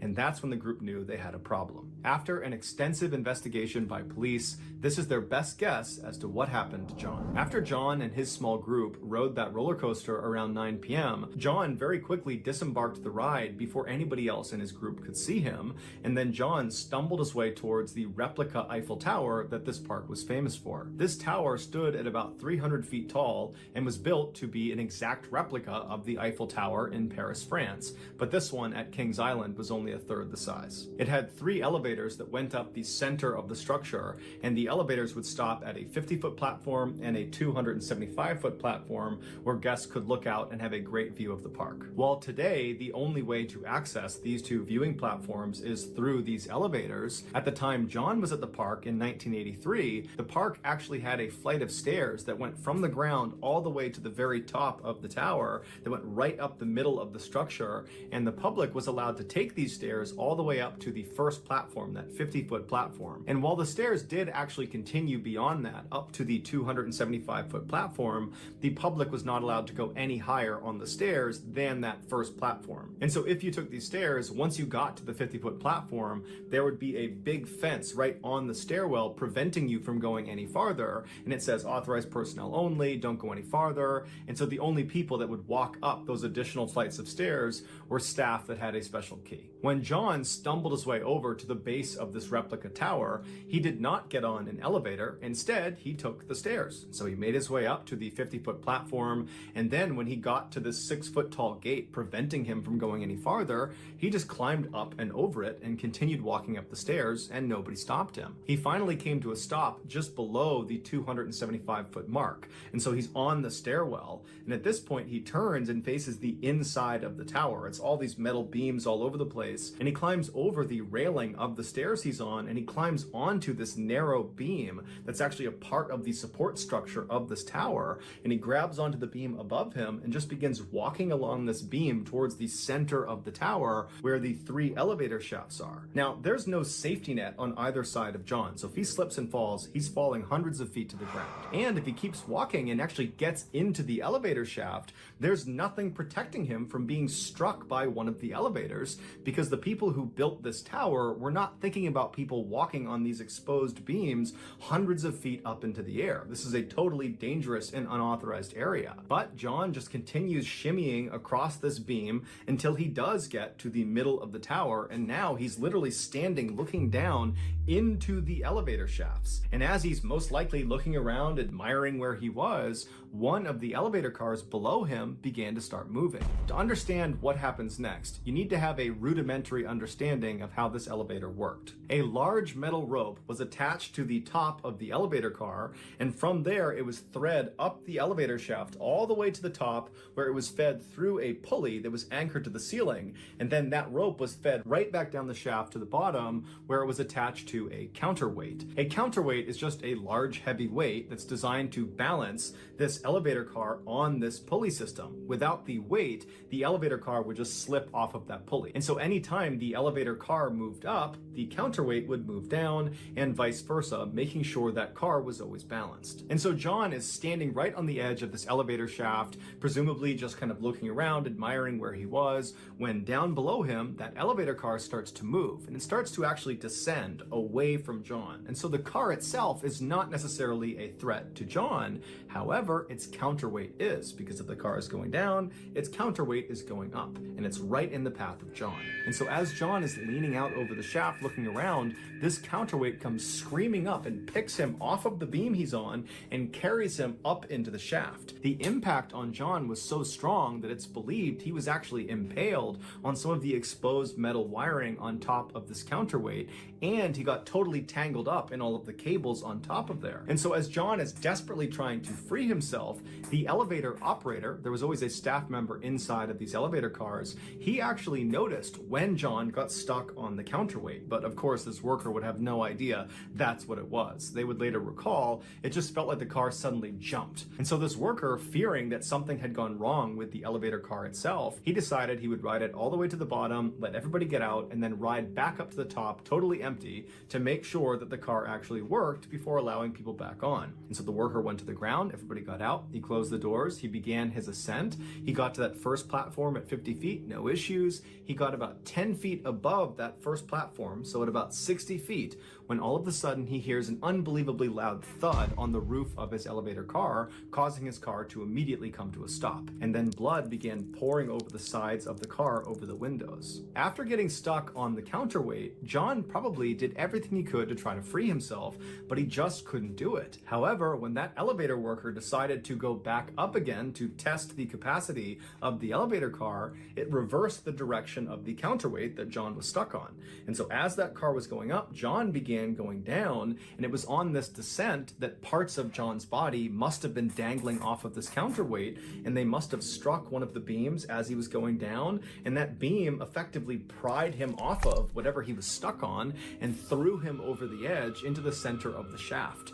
And so John would fall 200 feet and he would land on top of that elevator car, dying instantly. The park was very quick to block off the ride and the whole scene and got police involved very quickly. So only a very small number of guests and employees were aware an accident had even happened, and very few of them were aware that it had been a fatal accident. As for the police, they knew they had a dead body, but they had no way to identify the body. There was no ID cards on John, and so they had no way to let his friends know that were in the park or to tell his family. And so it wasn't until that night, when John's friends are out in the parking lot waiting for John to come out again, that they got really worried, and they went up and spoke to a security guard at the front of the park. And that security guard, after hearing their story, would tell them that actually there had been an accident in the park and there was a body, and the police are still trying to identify this body. And so maybe you guys want to go over to the hospital and see if it's your friend.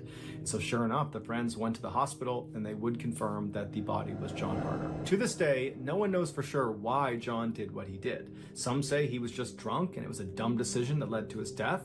Others say he was suicidal, but many of the people that were close to him say, no way, he was not suicidal. And other people say, you know, John, he loved attention, and so perhaps this was a dangerous stunt gone too far. But regardless of his reasons, John had clearly intentionally entered an area that was off limits, and it got him killed. So that's gonna do it, guys. If you found the secret in today's... What the hell? Well, don't ignore warning signs. Alright, let's see. Alright, we're gonna go ahead and raid out into Flawless Jane. He is currently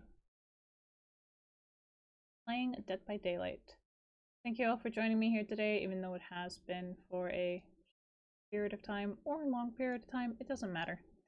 Any and all support is welcome. So, without further ado, please do take care of yourself, meaning eat, hydrate, and rest. These are very important to maintain your health, so please do so. Alright, if you have the opportunity and or the energy, please do try to take care of each other.